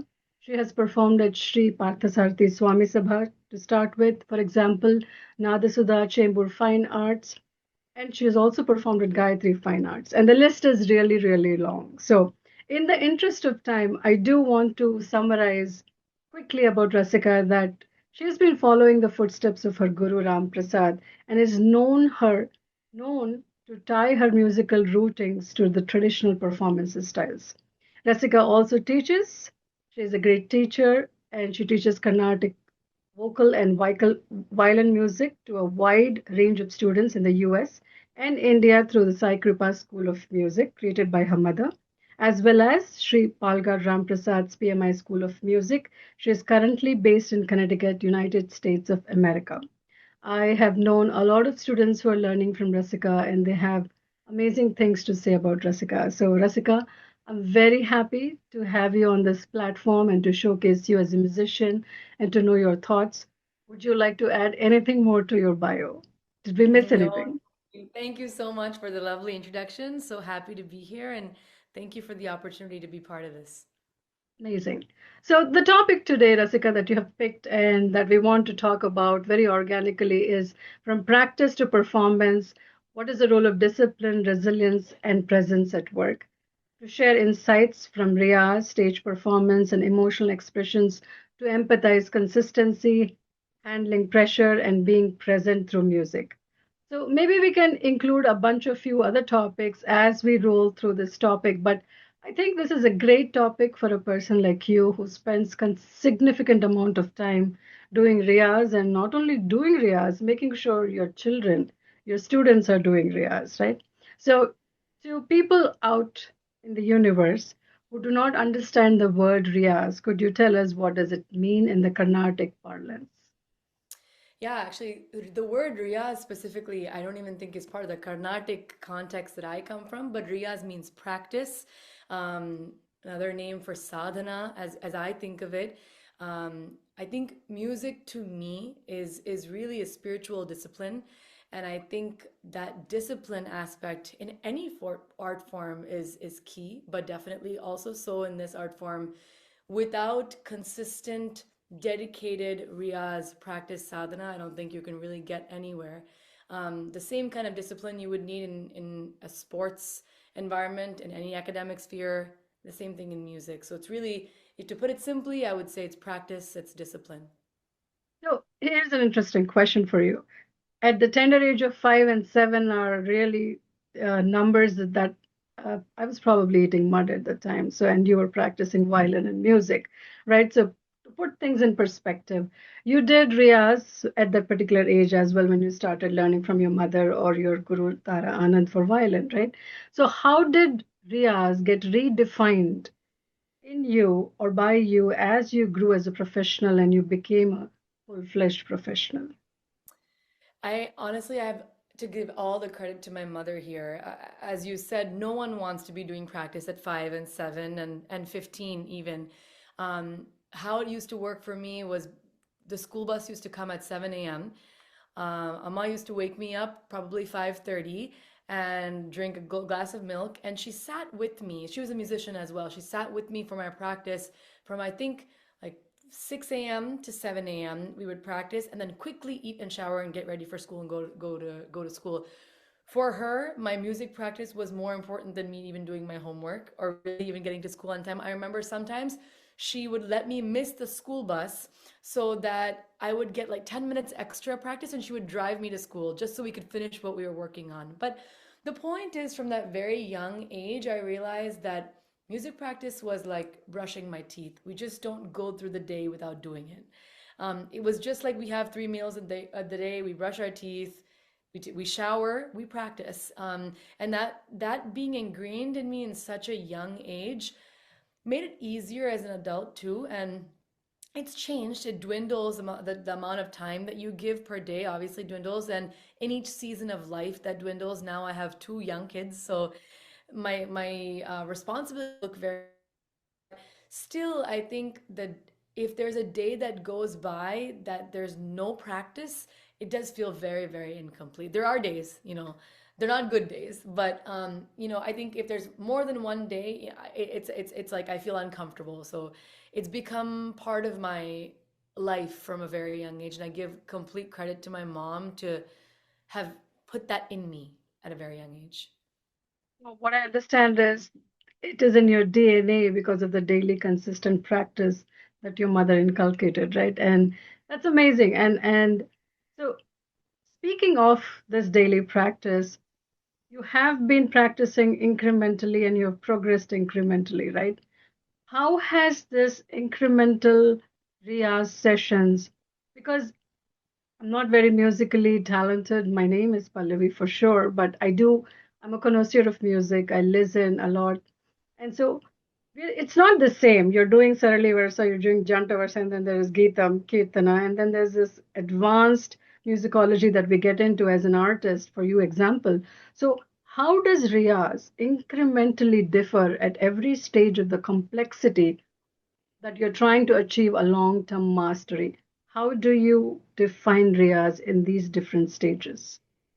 It's so hard to define. And when you asked this question, even we were running through it earlier, I was gonna say the word mastery is is like almost a non-applicable word because I don't think it's possible. You cannot master this art form. At least I don't believe I can.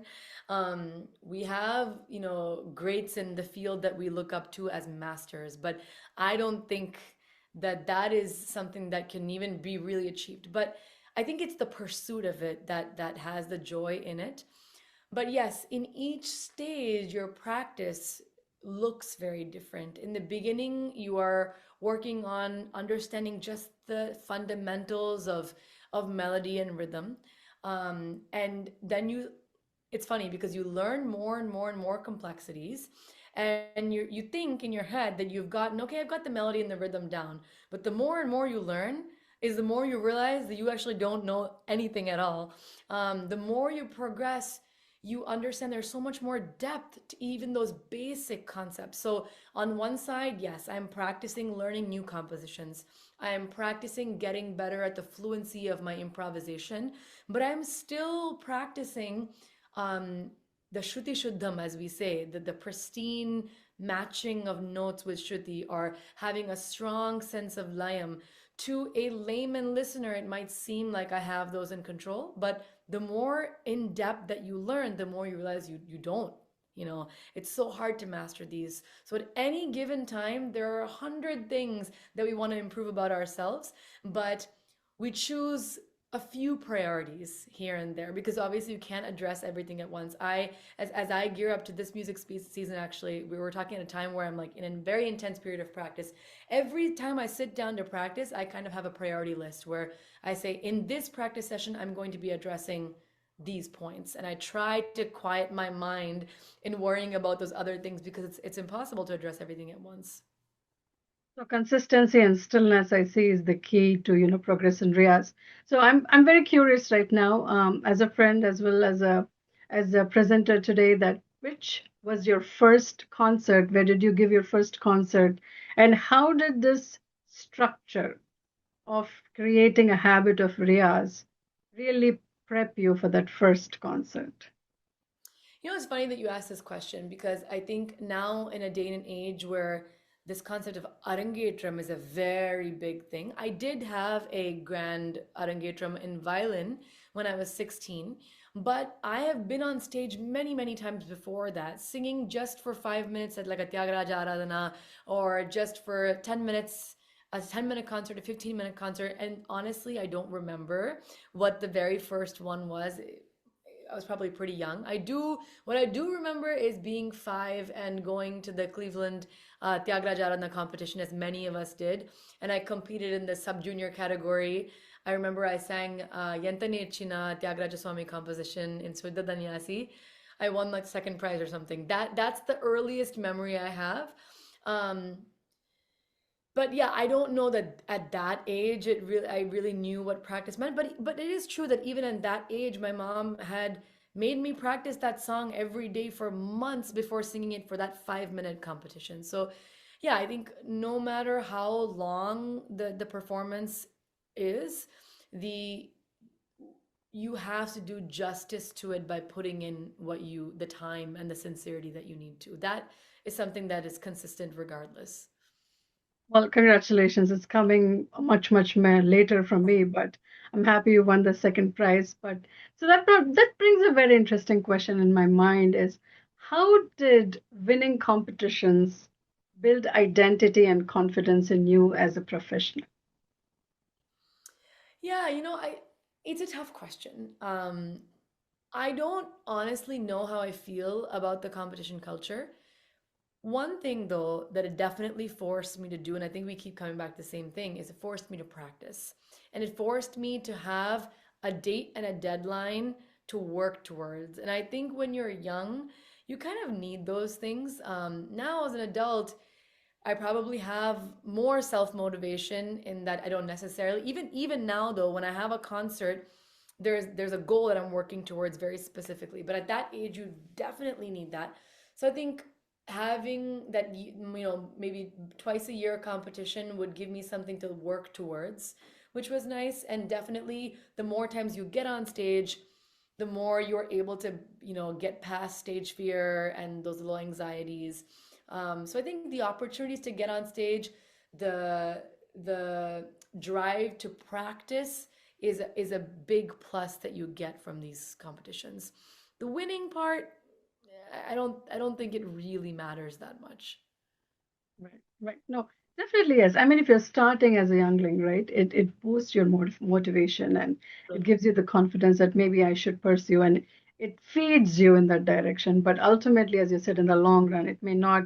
You obviously don't remember the joy that you experienced when you won the second prize, but it definitely in that moment you were Oh, I present do. and I you. do remember it. I definitely do remember it. I remember the excitement of every time I won anything. But I will say I honestly don't. It might sound like humility, but I don't think I ever thought that like I was great because I won those, because there were times where I didn't win as well. And the tough thing about competitions is when you don't win as a young kid, it can also really kind of break down your self-esteem and make you not want to practice. So that's the hard part. I think that's why like performances, like regular performances that are not competitions, are maybe, a healthier thing, because then you don't have this disappointment when you don't win. But that being said, I did experience it and I did enjoy it. So I wouldn't say that there's no merit to it at all. I definitely enjoyed it as well. Nice, nice. So the second part of your Riyaz, and as a musician, I want to pivot and I want to talk about resilience, what kind of setbacks and what kind of pressure that a musician faces, right? From a Rasika point of view, as a listener from the other end, who is sitting and listening to a rendition, it's a different experience. We do not experience the same emotions that I think the musician or the performer as a professional is going through, right? But it's the same unified experience in the sense when the delivery happens. You know how the silence before the concert is so golden for the listener as well as for the performance, for example, right? So my question now is, um, what strategies do you have in place for preparing for a concert? Do you have any superstitions, or do you go to a ritual, or how do you approach a concert? Like right before the concert starts, you mean? Yeah. Um, this is also something like very ingrained from childhood. I always, aside from the practice part, which we've already addressed, but on the day of, um, I have this thing where that sense of nervousness is there throughout until the moment where I physically get ready. I change into the clothes of the concert attire. I feel like something kind of shifts. It's like I almost take on this different persona. That's one thing. Then I have this routine of I do my prayers, I do my Swami Namaskaram. I have a certain set of prayers that I say every time.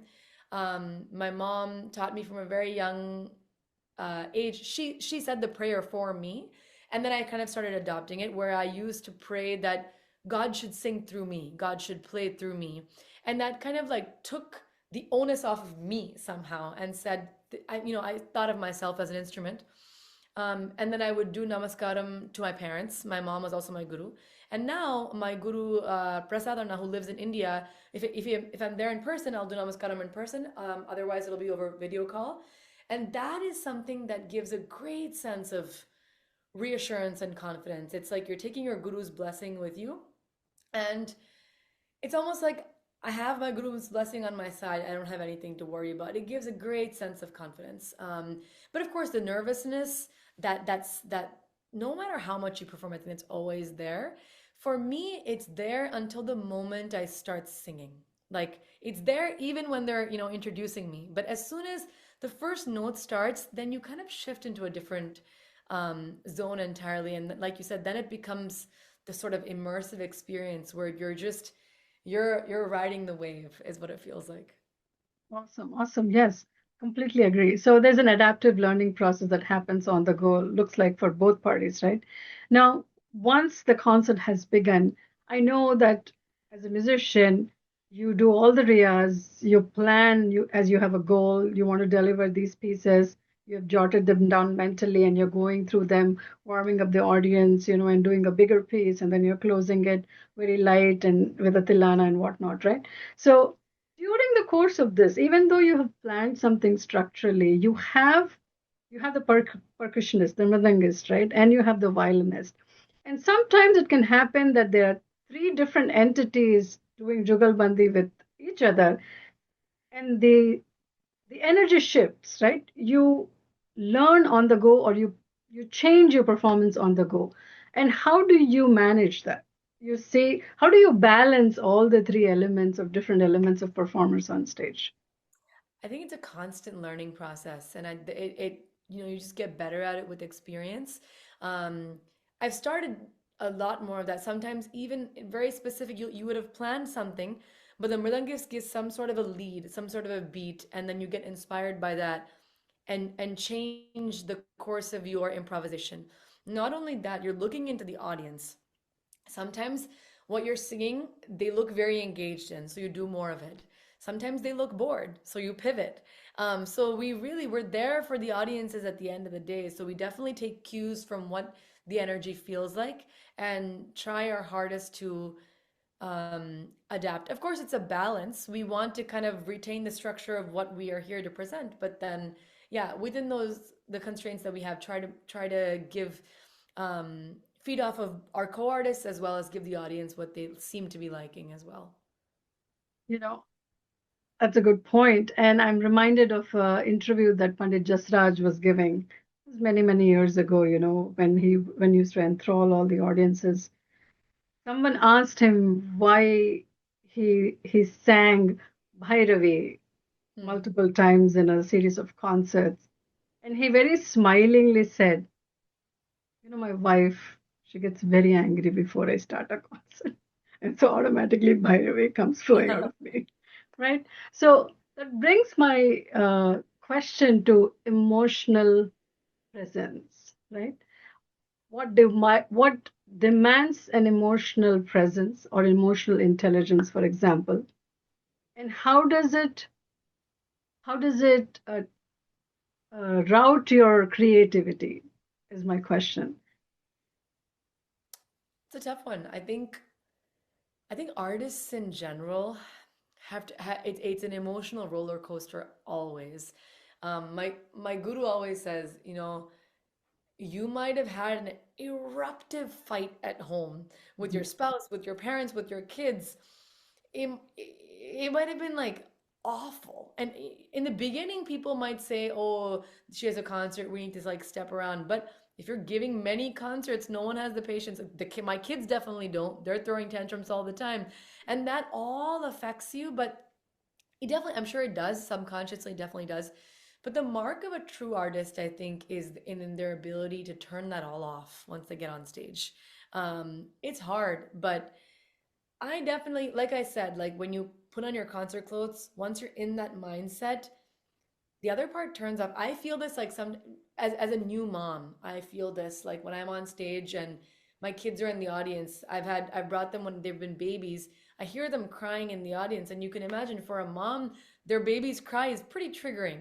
It definitely is to me. But when I'm on stage, I hear it, but it doesn't affect me as much as it would if I were not on stage. And because that's the job.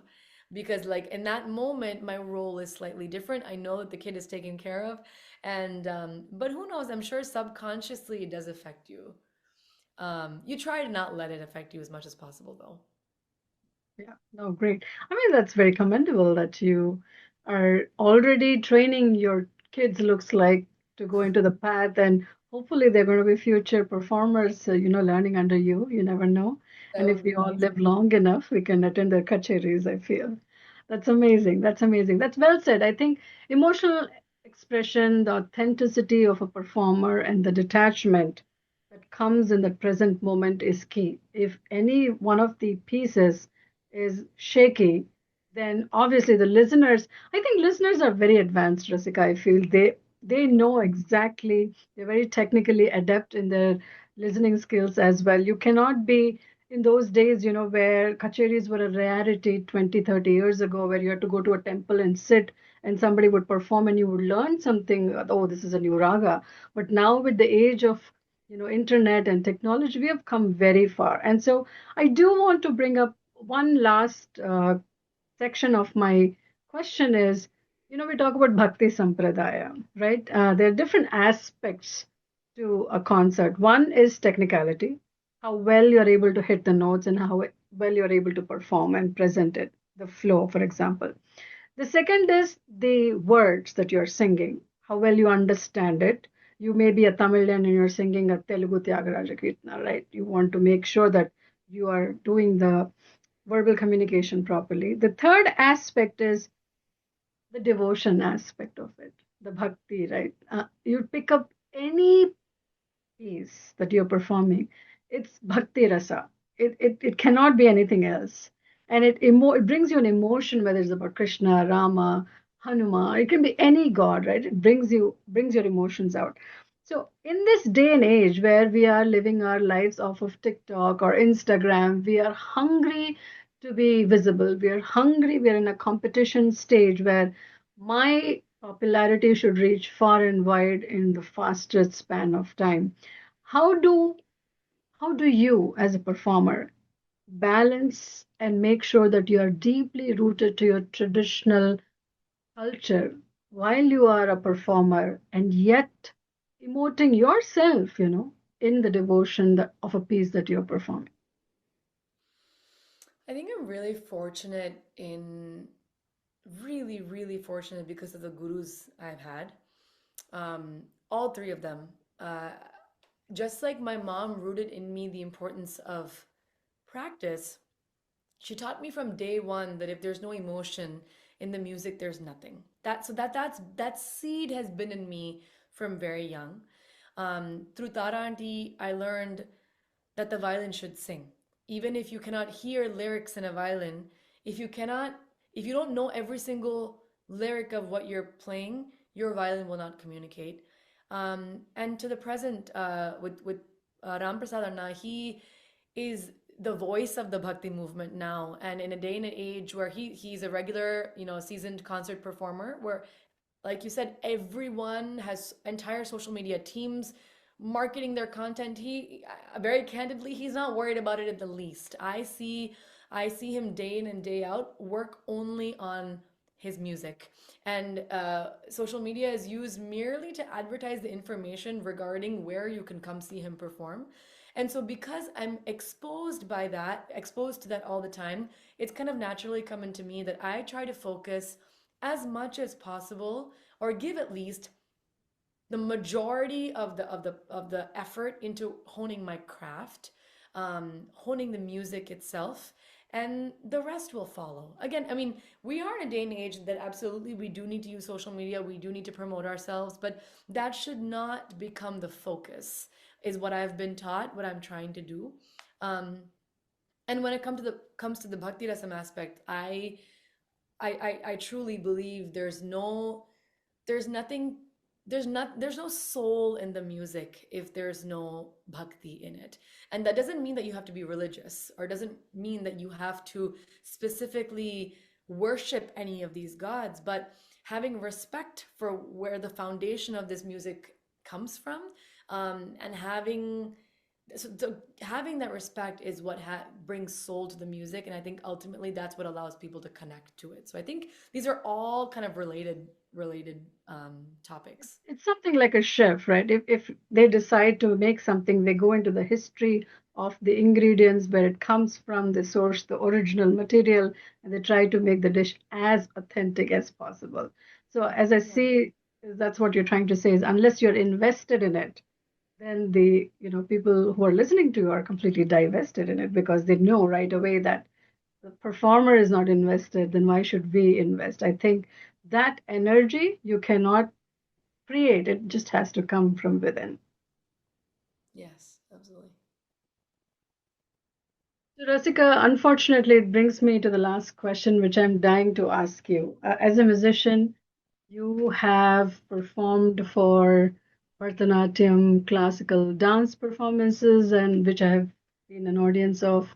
You have collaborated with a lot of musicians till date in your long, illustrious journey, right? So, how do you define effective teamwork? Because different musicians come with different gharanas, right? And they all want to showcase their style of performance. So, how do you share a collaborative presence on a kacheri? I can answer this both as it's very different in all the little settings that you described. For Bharatanatyam, it's very different. For Carnatic Kachari as a main artist, it's very different. And as a Carnatic Kachari as an accompanist, it's very different as well. But I do think the overall tying factor across all these settings is this intention of placing the art above any individual, right? We all have a shared goal on stage, and that is to create something beautiful as a team. And that's why we're all there together. Otherwise, we would just be there by ourselves or, making music by ourselves at home. And so I think like mature artists, secure artists are those that are able to appreciate each other. And again, I've had such great role models, and I see that in my gurus. I see them being secure enough to appreciate their co-artists. And when you appreciate the other co-artists, it only fuels them to perform better. And it all becomes this positive cycle of better and better performance. In Bharatanatyam, whenever I sing or play, I know that I am there as a voice for that artist. So it's not really about me at all. Similarly, when I'm playing violin for a Carnatic Kacheri, again, I am there to support the vocalist. That is my role. My role is to help best embellish the concert as best as I can. And there are, of course, solo segments within that where I try to showcase my own ideas and my own talent. But and even as a main artist, as a vocalist, it's my onus to carry the concert, but I would be a smart and effective musician if I'm able to play on the strengths of my accompanying artists. And on days where our voice may not be in best condition, using their support to help take care of us, because that's why they're there. So I think to summarize it is just having the security and the graciousness to be collaborative is what really makes the team work well together. So the selflessness aspect is key, where you don't want to be the only one shining. You want to take everybody collaboratively and have everyone shine. That's brilliant. So I see you have already established yourself in the arena of music. What is your future in your mind, and what are the things that you want to accomplish? It's a great question. I don't know. I still think I'm very early in my journey. There's miles and miles to go. Um, and at a micro level, I just hope to keep doing it. Honestly, it's that itself feels like a victory to just keep practicing each day and keep it as part of your life each day.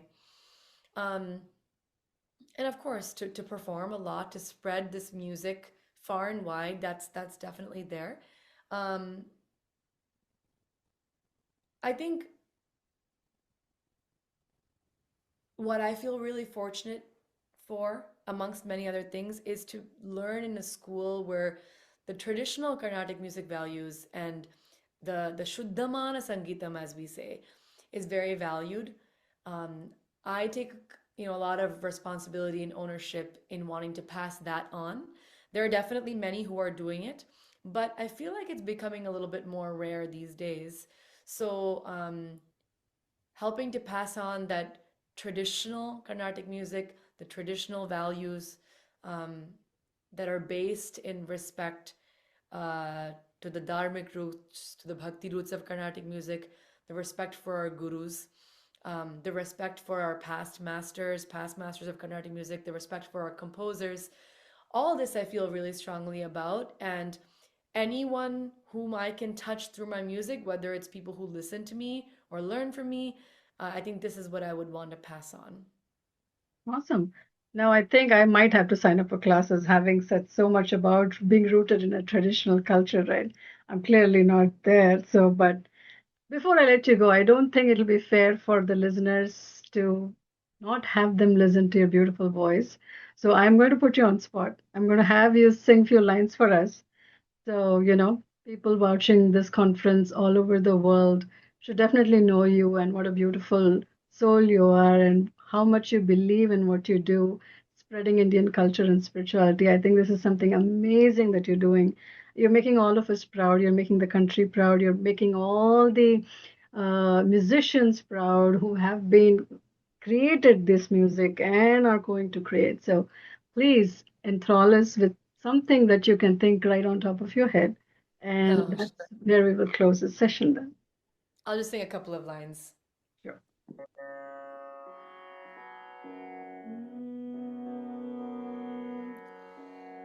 भावयामि गोपालबालं मनसेवितं तत्पदं चिन्तयेयं सदा भावयामि गोपालबालं मनसेवितं तत्पदं चिन्तयेयं सदा भावयामि गोपालबालं मनसेवितं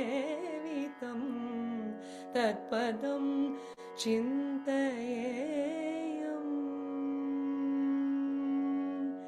सदा.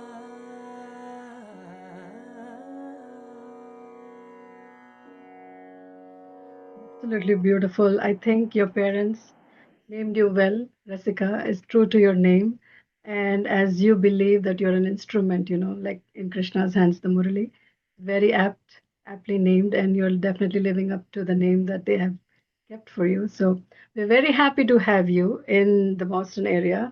And it's always a pleasure seeing you. And hopefully, we'll again have you next year with another topic and learn more insights from you. And I'm sure listeners will definitely benefit from this kind of a discussion. Thank you so much, Rasika. I appreciate it. Thank you for having me. Thank you so much. Namaskaram. We are delighted to receive a message of support from Alphonse Karabuda, Honorary President of the European Composer and Songwriter Alliance, former President of the International Music Council, Chair of an Award Committee and Board Member of the Polar Music Prize.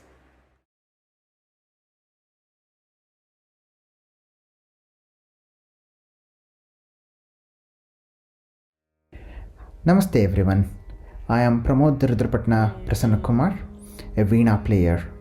I come from the family of musicians from Rudrapatna, which is also called as Sangeeta Grama, a music village. I am the son of renowned vocalist and mridangist Kanchi Kamakotipeetam Asthana Vidwan Sri R.K. Prasannakumar and Srimati Purnima Prasannakumar. My brother Vidwan Prashant and I are known as Rudrapatna Veena brothers. It's truly an honor to be part of the World Music Conference, and I extend my heartfelt gratitude to Dr. Chitra Ramakrishnan and the entire British Carnatic Choir team for this opportunity. Today, I will be speaking on the topic, the resonance of Veena, cultivating calm and focus in high-pressure work environments. Let's have a quick introduction about Veena. Veena is one of the most ancient string instruments of India, and in fact, it is the national instrument of India. As per the mythology, Veena is played by the goddess Saraswati, who is the goddess of the wisdom. The Veena's design comprises of a fretboard with 24 frets made of beeswax divided using tiny rod-shaped brass dividers, primary and secondary resonators, 7 strings and their pegs, curved dragon head, and a bridge. Veena has a large resonator, which is also called as coda, and a fret placement which creates a continuous oscillating sound that mimics the human voice and the subtle vibrations of nature.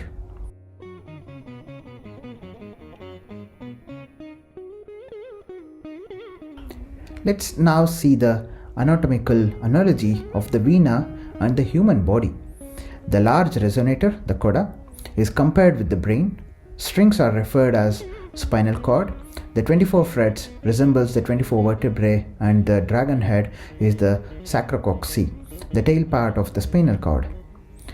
To enhance the resonance of the Veena, my grandfather, Veena Maestro Vainika Pravina Vidwan Sri R.S. Keshavamurthy, with his research work, has innovated a new idea on the Veena by adding 17 additional strings to the Veena, summing up to 24 strings, the 7 main strings plus 17 strings.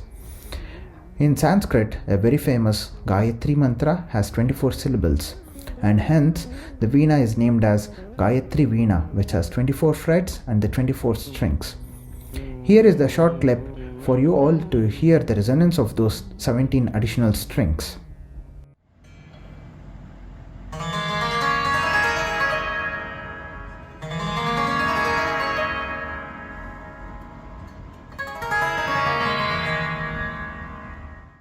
Now, let's see how this resonance can help to improve the calmness and focus. The lower frequencies and the rhythmic consistencies of the Veena directly stimulate the vagus nerve.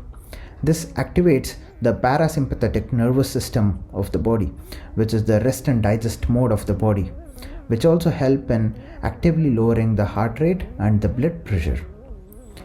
Listening to the resonant harmonic music has been clinically shown to significantly lower the cortisol levels, which acts as the psychological reset button. Human body has a brain which typically operates in 13 to 30 Hz, which is also called as beta waves, during our busy work. The resonance of Veena will help to shift our neural activity into the alpha waves, which is around 8 to 13 Hz. The comparison is 13 to 30 during the busy work, and now it is 18 to 13 Hz. This state is the state which every human wants to be, which is the stress-free state and also called as golden state. What happens in the high-pressure work environment? Do we get silence? Do we get time to disconnect? Do we get any calm time? The answer is no. Now, let's explore how can we bring some changes to cultivate focus and calm in such environment. We all know that we cannot change the entire environment.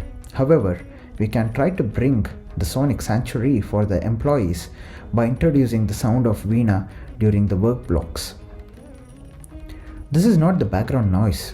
In fact, this will work as an effective tool to mask disruptive speech frequencies. A very famous German poet and author has said, "Music washes away from the soul the dust of everyday life," which means music reconnects us with our inner calm, lifts our mood, and restores clarity, especially when life feels overwhelming or mechanical. Let's explore how can we implement this in our workspace. The first option is 2-minute immersion. Spend 2 minutes by closing your eyes and listening to the resonance of the Veena before any high-stake meetings. Music Pomodoro. This is the 25-minute timer. Set the Veena track of 25 minutes and listen to it without any distractions. Another good thing is in Veena you don't have lyrics, which also helps in avoiding the linguistic interference to the brain. Using the commute time, the third option, keep it as work off mode and listen to the calm track of Veena while traveling to home or to office. The fourth option is enable low volume ambient sound, which directly influences our subconscious. This graph now shows the range of stress reductions by making few changes to our way of working and introducing the Veena music. This will help us in achieving harmony at workplace and a stress-free environment. This will also help us to improve the productivity without taking any stress. Finally, to conclude, the Veena is just not an instrument, it's a bridge between the tradition and modern life.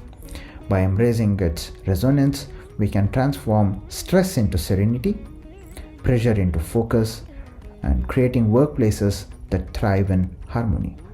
Thank you.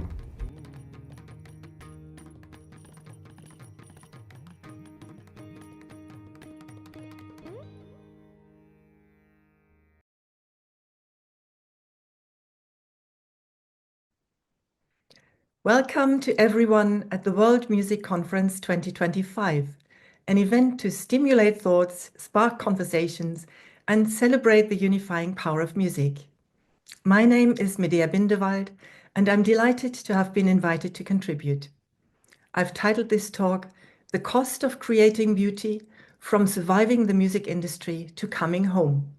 And I hope by the end, what I mean by that will become clear. If you're watching this, you likely have an interest in or a connection to music, whether you work within the music industry or have a different background. So let's start by looking at what connects us here: music. Music is an expression of our cultures and of our humanness. It contributes to our well-being in numerous ways. It serves our need for recreation. It inspires our creativity and imagination, and it helps us connect emotionally with others and ourselves. Music has countless practical applications, from creating atmosphere in film to reducing pain during medical procedures. Music has a unifying and healing power. According to this, professional musicians should be the happiest and healthiest of all people. Paradoxically, this is not the case. Those who devote their lives to music are significantly more likely to suffer from anxiety and depression than the general population. There's an industry-wide mental health crisis that affects accomplished artists across all career stages. My observations are drawn from classical music in a Western cultural context. A study by Sally-Ann Gross and George Musgrave in 2016 revealed striking results.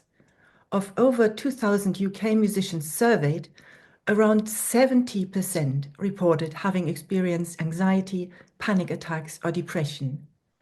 More recently, the Musicians Census 2023 found that a third of UK musicians experience poor mental well-being. Importantly, Gross and Musgrave's research makes it clear that musicians' mental health struggles are largely shaped by the realities of the profession, not by personal predisposition. In this presentation, I'll explore some of the root causes of low mental well-being in musicians and offer reflections that may help individuals move from survival mode to a more sustainable and fulfilling relationship with music. The topic matters deeply to me, as I've experienced these struggles myself as a performing harpsichordist, and I witness them regularly in the musicians I now support as a coach. I strongly believe no one should have to choose between their art and their well-being. Let's now look at some of the challenges musicians are facing, some obvious, others more hidden, and often unrecognizable when you're in the midst of it.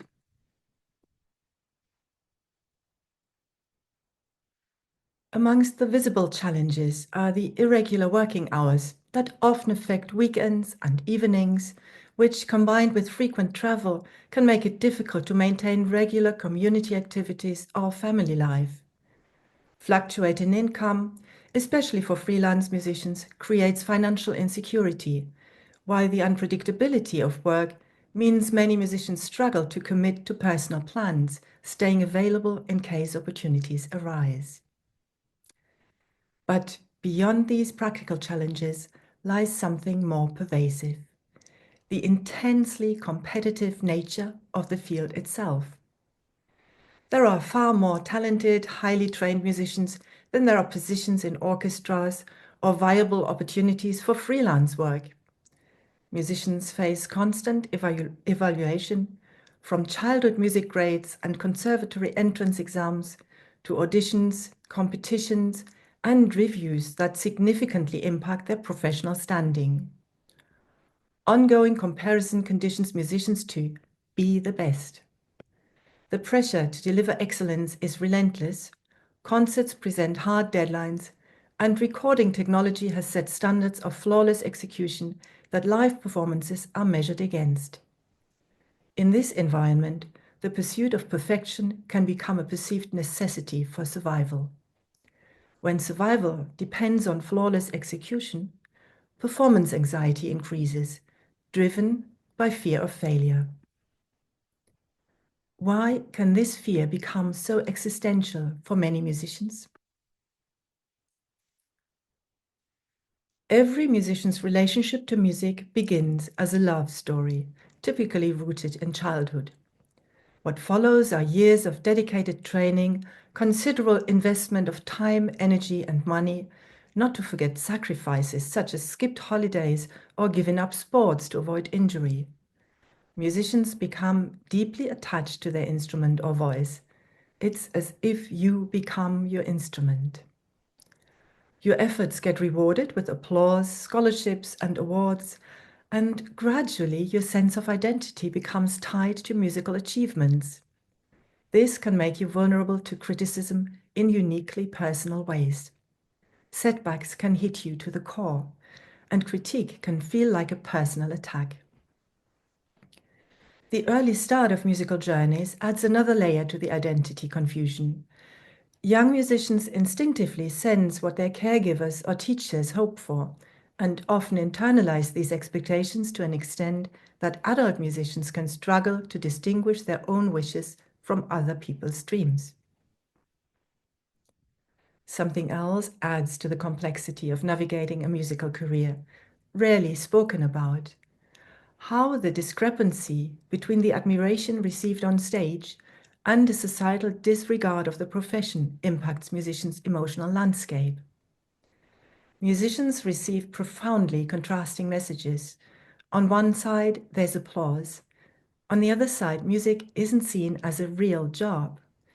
Musicians get marginalized, their careers viewed as precarious.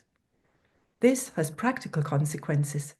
It can be difficult to find a rental home or get car insurance because of your profession. I remember a day I heard this sentence 3 times: "We don't insure musicians." By that time, I was starting to take it personally. In short, leading a life in music is stressful, and it's no wonder so many musicians are struggling. Let me share some examples. One musician described his experience of participating in an international competition with words that have stayed with me. "I felt as if I was going to my own execution." That image captures the existential dread many musicians feel when performance becomes a matter of survival rather than expression. Another musician told me he needed 8 hours of practice to warm up before a concert and would become extremely distressed if circumstances prevented this. This kind of extensive preparation, driven by anxiety rather than artistic need, is more common than many realize. Signs take many forms. Difficulty getting into practice mode, procrastination, practicing for hours without progress, over-preparation, practicing under pressure leading to muscle tension, pain, and injury, insomnia before important performances, overcommitting without allowing time for rest or recovery. The gradual loss of motivation and the joy in music making is perhaps the most painful of all. Many musicians isolate themselves, hiding their struggles behind carefully curated social media images, while privately fearing they'll be exposed as not good enough. These aren't signs of personal weakness. They're the predictable results of the conditions we've been exploring. Undoubtedly, structural changes within the music industry are necessary in how musicians are supported and valued by society. While we advocate for these broader changes, meaningful work can happen at an individual level. Internal shifts can make a profound difference to how musicians experience and navigate their professional lives. I won't offer a recipe, there's no one fits all, but I want to share a perspective that has proven transformative for myself and the musicians I work with, and an invitation to start your own exploration. At the heart of the struggles we've explored lies an identity issue, the fusion of self with instrument and achievement. This is where the deepest work begins. You are more than your instrument. When I say this, I don't mean to diminish the beautiful connection musicians have with their instruments and music, those intimate moments of oneness when the instrument feels like an extension of yourself. They are precious and wonderful. But your instrument is a vehicle for expression, not the totality of who you are. You are more than your job. You are more than your relationships. You're more than any single role or achievement. These are roles you inhabit, expressions of facets of you. And when you truly understand this, none of these roles can break you. The shift happens when you gain clarity about who you are beyond your roles, clarity about the deepest desires, your needs, your values. Part of this is knowing what you're here to contribute as a musician and as a person. When you know your message and truly own it, when you're connected with the why, something substantial changes. The focus moves from how was I to how was it for you? Did I offer something meaningful? This isn't about lowering standards or abandoning excellence. It's about grounding excellence in something internal and unshakable rather than external and precarious. It's about moving from survival mode to a sustainable, nourishing engagement with your art.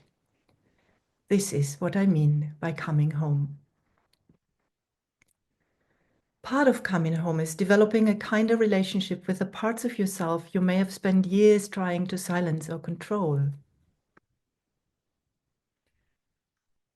We often try to push away what we don't like, the anxiety, the self-doubt, the fear of not being good enough. But the harder we push these feelings away, the more forcefully they tend to return. The shift doesn't come from overcoming or eliminating what's unwanted, but from turning towards it with curiosity and compassion. When we do that, the inner pressure softens.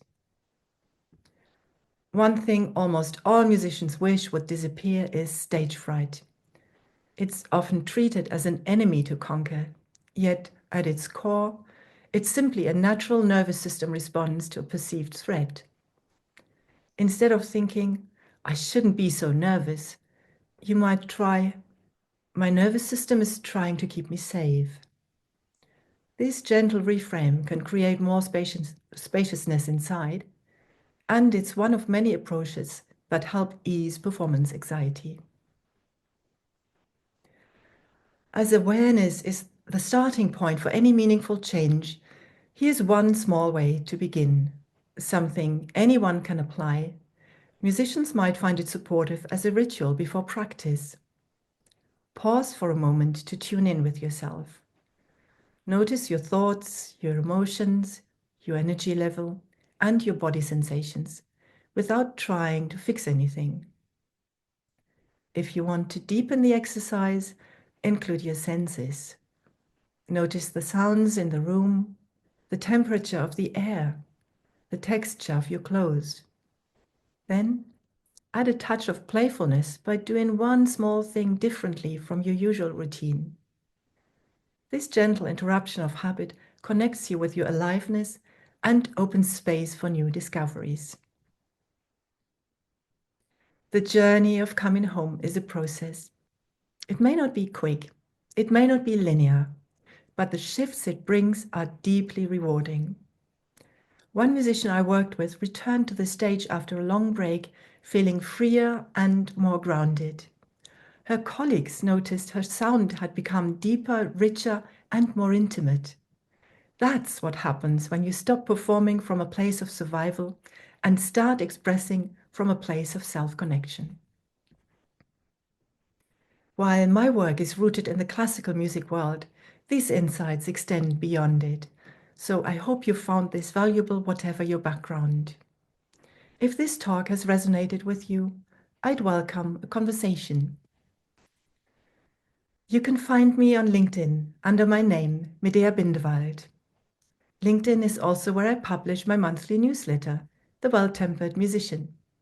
I'm easy to find, there's only one of me, and I'm committed to accompanying people on their journeys from survival mode to coming home. Thank you for listening.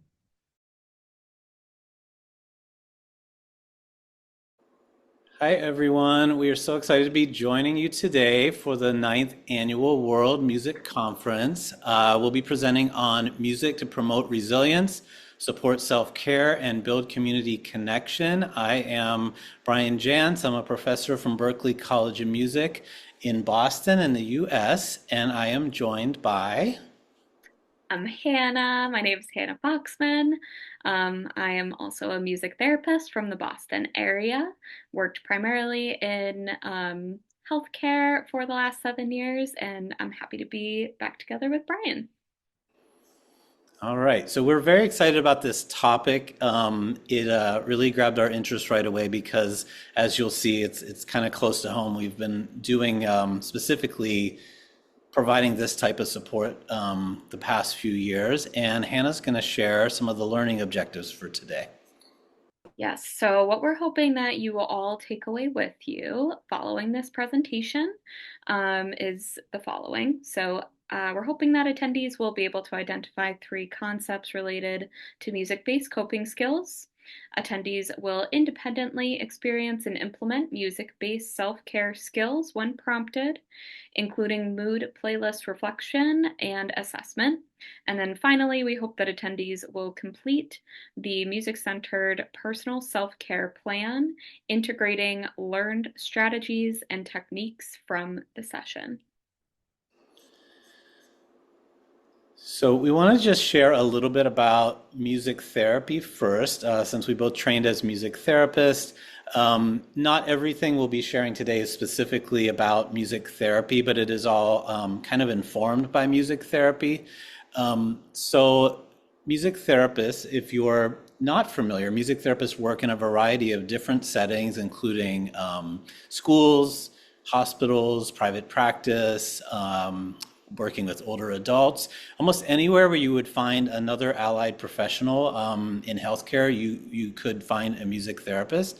So these are some photos here. That's me working with a child at Children's Hospital. There's our former President Obama at Walter Reed working with the music therapist Rebecca Vaudrey. And who's that in the other photo, Hannah? That is me working with a patient at Boston Children's Hospital. Yeah, so we'll say a little more about some of the goals that we often support when we're facilitating music therapy sessions, and we'll also kind of point out some of the overlap when we're working more to support staff and employees. And of course, music can only be thought of in a way like initially through the lens of neuroscience. It's not, it doesn't provide all the context, it doesn't tell the whole story, but I guess what I'm saying is there's no way for us to experience music where we are not processing music with our brain. So this specific image describes the different parts of the brain and how they are involved in processing music. And it's the entire brain. In fact, music is a sensory experience we have that involves the entire brain more than any other experience. All right. And today, Brian and I will mostly be focusing around kind of tools and techniques that you will all be able to apply to your everyday life. And we'll be speaking a lot about workshop that we had completed with other employees who worked at Boston Children's Hospital. This workshop took place specifically around the COVID-19 pandemic. So you'll hear us reference this experience quite a lot, what we learned from it, and some of the experiences that we led with our other staff. But here is some information and also a very cool experience that we got to have where we presented to the Professional Nursing Development Association for their presentation, Sigma. And so these QR codes on the left, they do connect to that specific presentation, but they also connect to some of the other resources that were connected to our presentation with Sigma. And Brian, I don't know if you want to kind of add on to this as Yeah, well. we'll be getting into more detail around specific sessions we planned for and techniques that we used. But yeah, this was really our first time thinking about a new way to support the facility where we were both working, not just through the direct patient care we had been providing for years, but supporting the community through these sessions. So there was a lot of like out of the box thinking during that time period. And then I think what we'll also be talking about is how it's like informing hopefully future directions, like things we learned.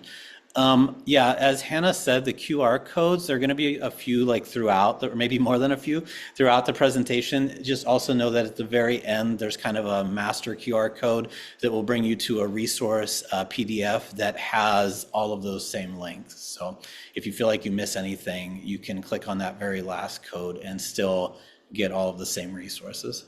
So when we were preparing to do these sessions that were really new for us, we needed to look at different research. What we provide as music therapists is evidence-based, but it didn't all necessarily inform how we would support staff. Indirectly, maybe, but we were specifically asked to support and promote resilience. So it kind of, we had to dig back into the research and look at studies, in some cases, not music therapy studies, on how does music support resilience. There were some really interesting discoveries in the studies themselves where researchers admitted they were sometimes finding things they didn't expect to find, but also for us. Some of it made sense right away. It was maybe what we suspected we would learn. And then there was other information that made us very glad that we took that time. This study, or these studies here, there's one about supporting resilience, there's one focused on mood stabilization, and then one focused on how music can help to modulate stress response. And then I think the next slide gets into some of the details around a study on resilience that we found especially interesting. And all of these also will be in that same PDF works cited reference list at the end. So if you're interested in really reading these studies, this one especially just really, I think, struck us as being important. So both of these studies, actually, both of the studies showed that music did not necessarily decrease the stress response. So this was both studies. Participants were encountering a stressful experience and had access to music as their support through that experience to support them, and they were able to choose whatever music they wanted to listen to. And in both cases, the music actually temporarily elevated their stress hormones. And on the other side, so that was not what they were hypothesizing. They were thinking that it was going to be that it lowered it, right? That they were more calm when they encountered a stressor. But actually, they had more cortisol. They had more, adrenaline. They were like tapping into their courage to face these stressors. But maybe the most important thing is on the other side, they recovered more quickly when they were allowed to continue listening to music. So I think this helped us realize that the music we would be providing in terms of promoting resilience didn't always need to be just relaxing, soothing music. It could also be like a fight song. So, we'll get more into like how we approached playlist building, but we realized like in our community, sometimes folks really needed to like tap into their courage as part of feeling resilient, like they were up for the challenge. Here we are going to be getting a little bit more into the depth of what Brian was mentioning around intentional playlist creation. And so what we were seeing in our community is folks going through a very scary time, right? COVID-19 came with a lot of unknown, a lot of questions. Part of what we guided folks through was how to create a playlist that meets you where you're at. And so part of this is looking at a life review project. And so this is something that I also did as a college student and found a lot of success in just connecting to a little bit more of myself, the music, the why behind the music of what I'm listening to, and then making better choices as well of what song I was going to select and how it would make me feel. And so part of the life review project is we would ask folks to collect 3 to 10 songs that kind of tell your life story. What you may start with is like a first musical memory, so something that could be you as a child or you as like a young adult when you first connected to a piece of music, and then continue to move chronologically forward. The choices that you make on songs, they can be based on themes, people, memories, places, just pieces that connect to important parts of your life.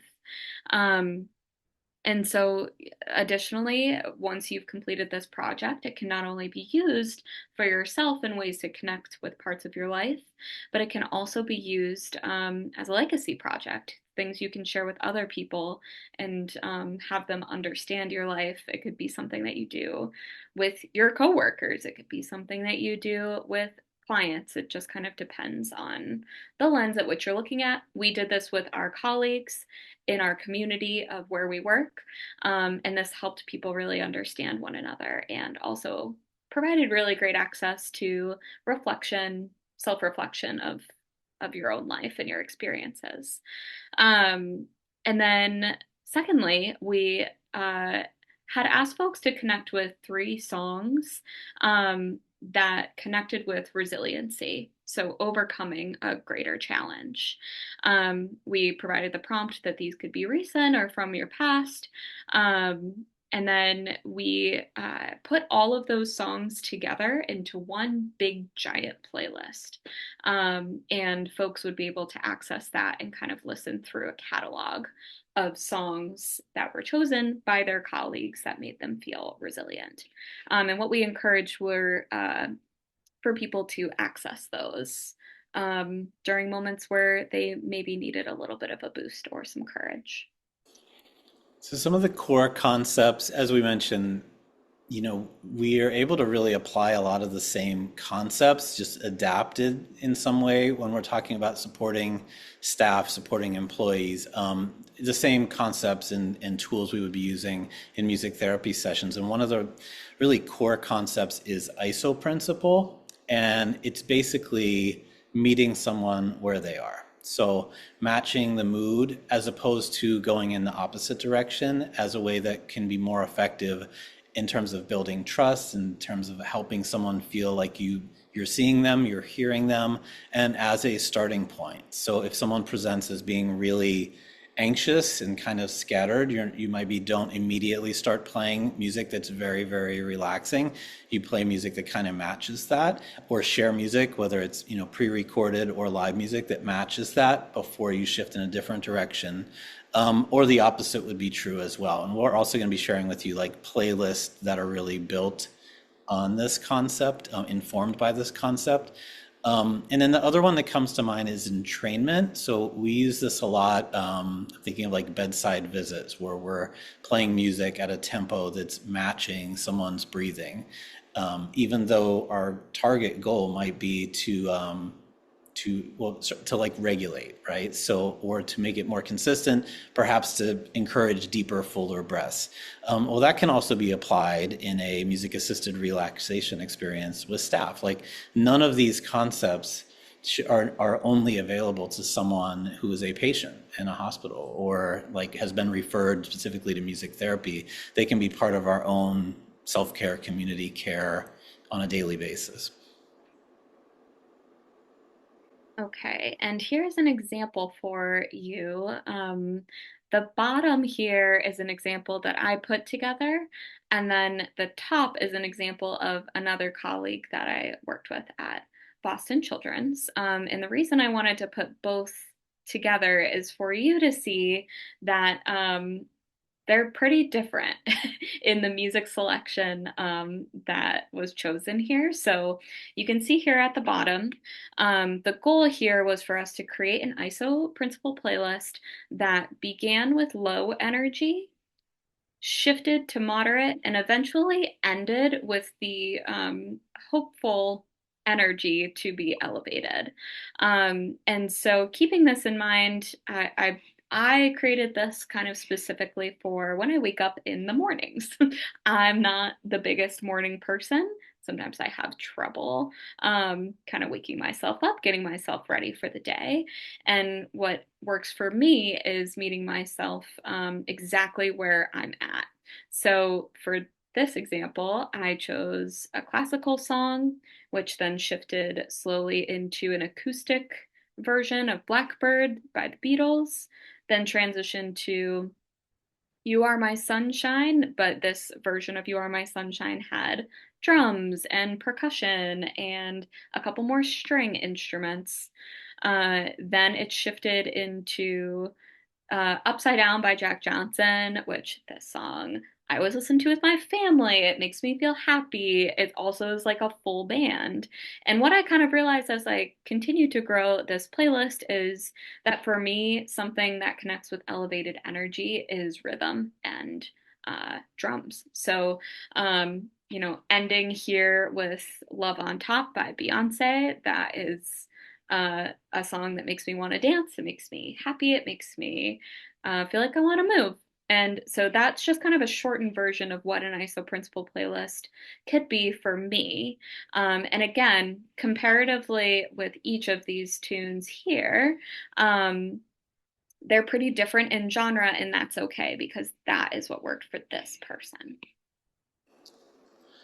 So I think this is just kind of another way of sharing. I think this is very similar to the other slide that connected on resiliency.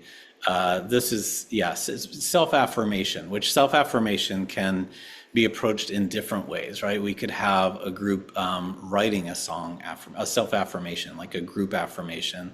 And in this case, it's connecting with resilient self. But like all that we're sharing, we're talking a lot about resiliency because that's what our, that's what we were tasked with when we were doing this type of support. It could be focused in a different direction. It could be on like affirming what healthy communication is like or what a healthy work environment is like. But in this case, it's like, it's usually kind of a simple ask, like 3 songs that you aspire to as part of your resilient self. Thinking of the quality, then thinking of a song you connect with that, and then having that as a way to remind yourself that is maybe not how you feel all the time, but it's part of who you are. Let's say it was a team working on having healthier communication. You could work as a team on like, what would that sound like? What would that look like? And then come up with songs to kind of remind the group of how important it is. But yeah, anything to add here, Hannah? Yeah, just that I think this is a really great exercise for folks to do, regardless of what kind of the result that you're aiming towards. Like Brian said, the folks we were working with needed a lot of resilience. They needed support in coming to work every day and having their tank not be empty. And so resiliency was the word that we connected to. But yeah, I think that this is a wonderful way to connect more deeply with yourself, and you're providing just a really great support tool that is accessible and something that you can even reevaluate on like a weekly basis. Yeah. And so, for example, like I had mentioned before, we had asked participants at Boston Children's, our colleagues and community there, to please identify what song makes them feel resilient and why. And so here is an example of 3 different songs that we selected. A little over 100 participants provide responses for this. And one thing I will add is almost every single person provided a different song, which is also just a really big indicator of the uniqueness, the individuality that folks find with music and art and how they connect to it. And even people, I believe, if I remember correctly, Brian, feel free to correct me. Rise Up was the only song that was duplicated, and I think there were only 2 other participants who selected that song. And as the three people who provided that as their resilient song all had very different reasons for selecting it. So again, I think it's just a great reminder that, there's no right or wrong here. It's really just the things that connect to you, and your experiences and your heart and what is going to be most filling for your cup. Yeah, I do remember that there were not as many repeats as we thought. And I think, yeah, it definitely speaks to how personal and individual our preferences are and our associations. And then there's the cultural aspect as well. But even with like both of us, both growing up, not too far away actually in the US, like there's a good chance that a song that I find really uplifting, you might think is kind of a downer or just kind of not so uplifting, and the opposite could definitely be true. And the way we would approach these groups was definitely from a place of like acceptance, knowing that like we all have differences in terms of our like preferred music. Everyone didn't have to like the same music, and we definitely saw that. So the playlists were nice in that way because I think it also like exposed everyone to music that they maybe were not as familiar with. Yeah. Yeah. And Brian and I would listen to them a lot, and it exposed us to a lot of really cool new music just in that lens too. And this is just continued examples of that uniqueness in song selection. So again, we did continue to work with nursing grads as this kind of developed and changed into things outside of the COVID-19 pandemic. And we can touch on that in a little bit. But this was from one of our nursing grad groups, just the songs that the participants selected that also made them feel resilient. And then this was an example for songs that make you feel nostalgic, which I just thought was like an interesting category to kind of connect with too. All right. So just to continue with some of these tools that we did provide in our sessions that also, again, continued into later on sessions, were musical mantra exercises. And so our tried and true at this exercise has always been a song called I Am Light by India Ari. It's a beautiful song by itself, and I'm going to play a little bit of it for you. But what I'd also like us to do together, now we're in a unique format here where this is a pre-recorded session that we are sharing, and it's also on Zoom, which can be tricky to find that connectedness with participants. However, Brian and I have both seen in our practice and have also seen within these workshops how powerful singing together can be to deepen your connection to your community and the folks around you. So we're going to try this together. What I'd like everybody to do is either find like a notepad and paper, or you can use your phone, app, your computer, whatever you have laying around. And you're going to write out I am with a space 8 times. And then underneath that, you're going to write out we are 8 times. I want you to think of yourself, your communities, the people that you work with, your friends and family, and fill in the blank with a variety of mantras for I am. So this could be I am brave, I am capable, I am joyful, I am beautiful. However you would like to fill in that blank so it meets you and all of the things that you are and that you do every day. And then following that, I'd like you to create we are mantras. So whenever I would do this one with nursing grads, I would get some really interesting responses. And I wish I could remember some of them off the top of my head, but it was my favorite thing to share with all of them. And so something that I'd also encourage you to do as you're thinking about the communities of people that you are writing about, if you feel like you'd like to share these mantras that you're creating after this exercise, I definitely encourage you to do so, because the people in your community I know would love to hear from you and what they mean to you and what you mean to them. So what I'm going to do is play the original song so you can hear the melody of it. And then once you hear the melody, I'm going to play it again and just hum. So continue to think and write of those mantras as you write them, and then we're going to kind of sing together to the best that we can over Zoom.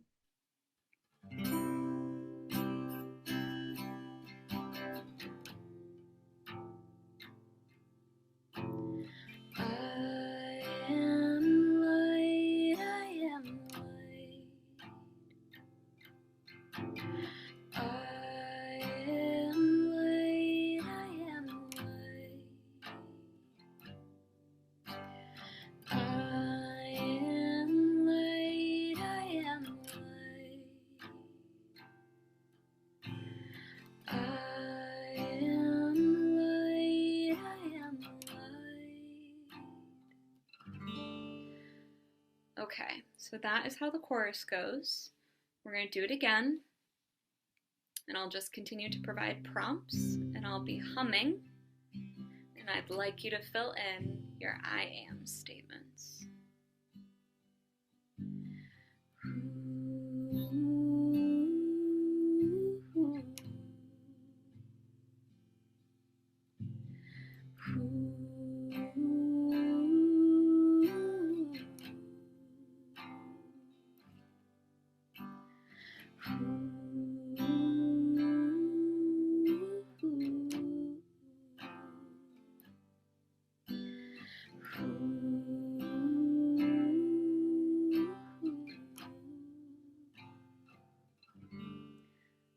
Okay, nice job. And now we're going to go into our we are. So again, think of yourself, your communities, your workplaces, your friends and family.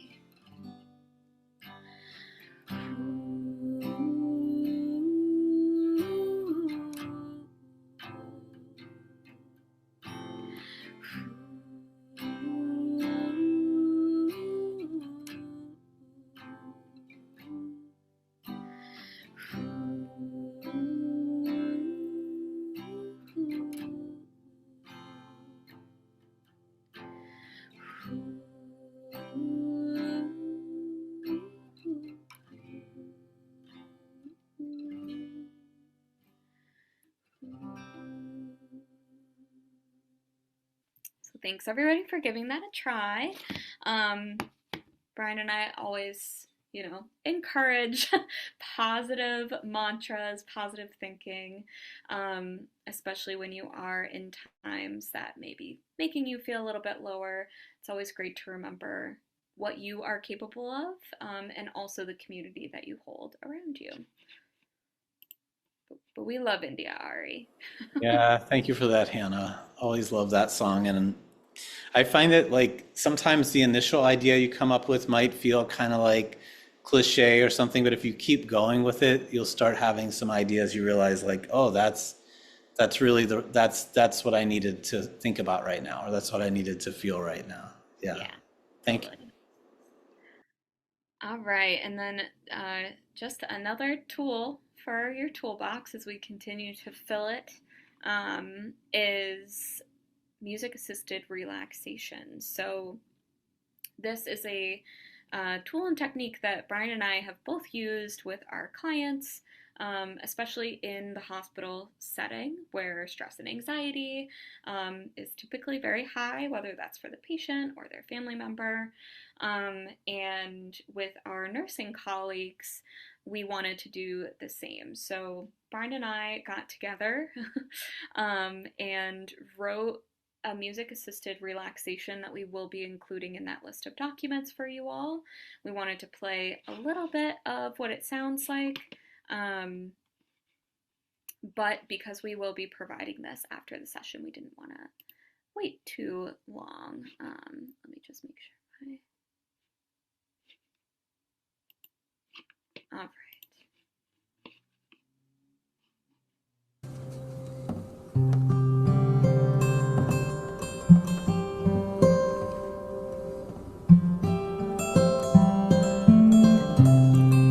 to this guided imagery exercise. Please begin by finding a comfortable position. And we'll pause there. So we do recommend, there's a lot of great resources that you can access as far as it comes with mindfulness and specifically whether that's guided imagery, music-assisted relaxation, those are accessible, but we wanted to provide you with a specific tool that you're welcome to utilize for yourself or others. These were some of the prompts that we would follow after our assisted relaxation exercise. Just some things to be mindful of, to be reflective of.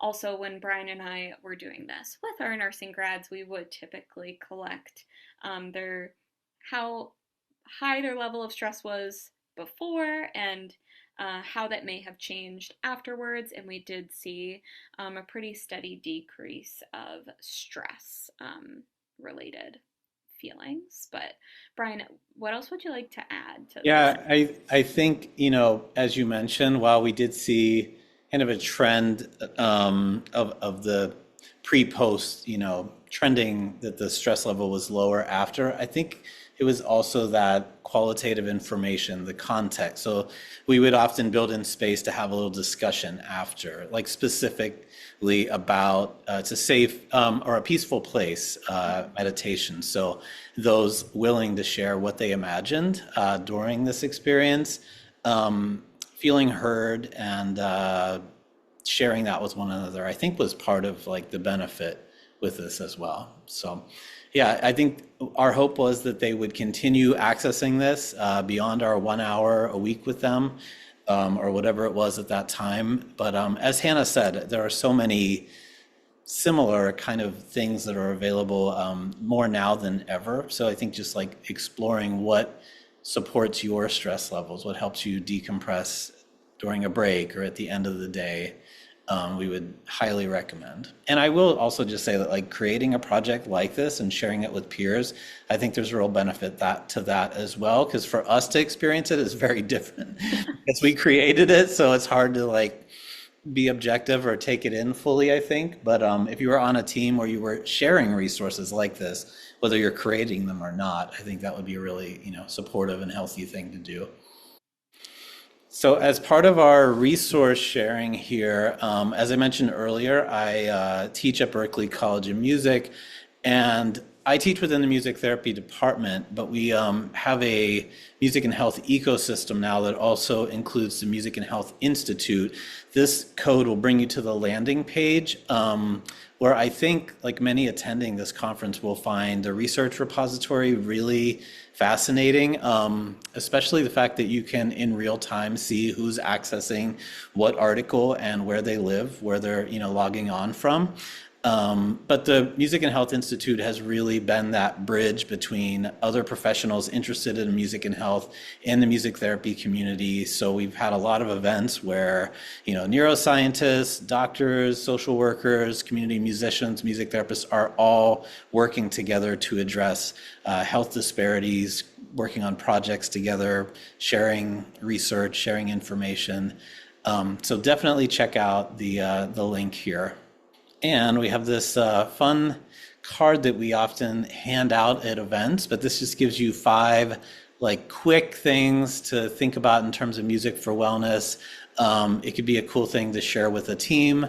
Something as simple as singing, but actually like the act of singing along with your favorite song, listening to a song that you've determined is your theme song for that day, a music and breathing break, creating beats. I mean, we have more ability now than ever to, even if you're not, a professional musician, to explore beat making using an app or software. And then, music and movement, or dance, stretching break. Just sounds very simple, but huge benefits when you build that into your day. Okay, and then we're coming to a close here, but I just really like this quote and how it connects to how the world connects with music. So I just would like to read it out loud as we close our presentation today. Music touches without physical touch. Music expresses feelings without the need to explain. Music draws us to community without commitment. Music stimulates the body on a physical level. Songs tell our stories without needing to be logical. Music reflects culture. Here you'll see some of our references and works cited, which you can also find in this document here. So thank you very much for attending our presentation today. As Brian mentioned, this QR code will take you to our big resource document that has a lot of what we spoke about today included within that document. Please feel free to utilize it. Also, please feel free to reach out to Brian or I if you have any questions or comments or things that, or if you just want to connect. We're very happy to connect with anyone. And Brian, anything you want to share as we close out? No, yeah, definitely let us know if there's anything you want more information on after you check out the resource document. And I just want to say thank you so much to everyone involved with organizing the World Music Conference. We're excited to be part of it this year. I look forward to all the other keynotes and fireside chats and the other presentations coming up December 6th. So yeah, and Hannah, thank you for joining and for your beautiful music that you shared today. Oh, thank you, Brian. I could never do this without you, so. Thanks, everyone.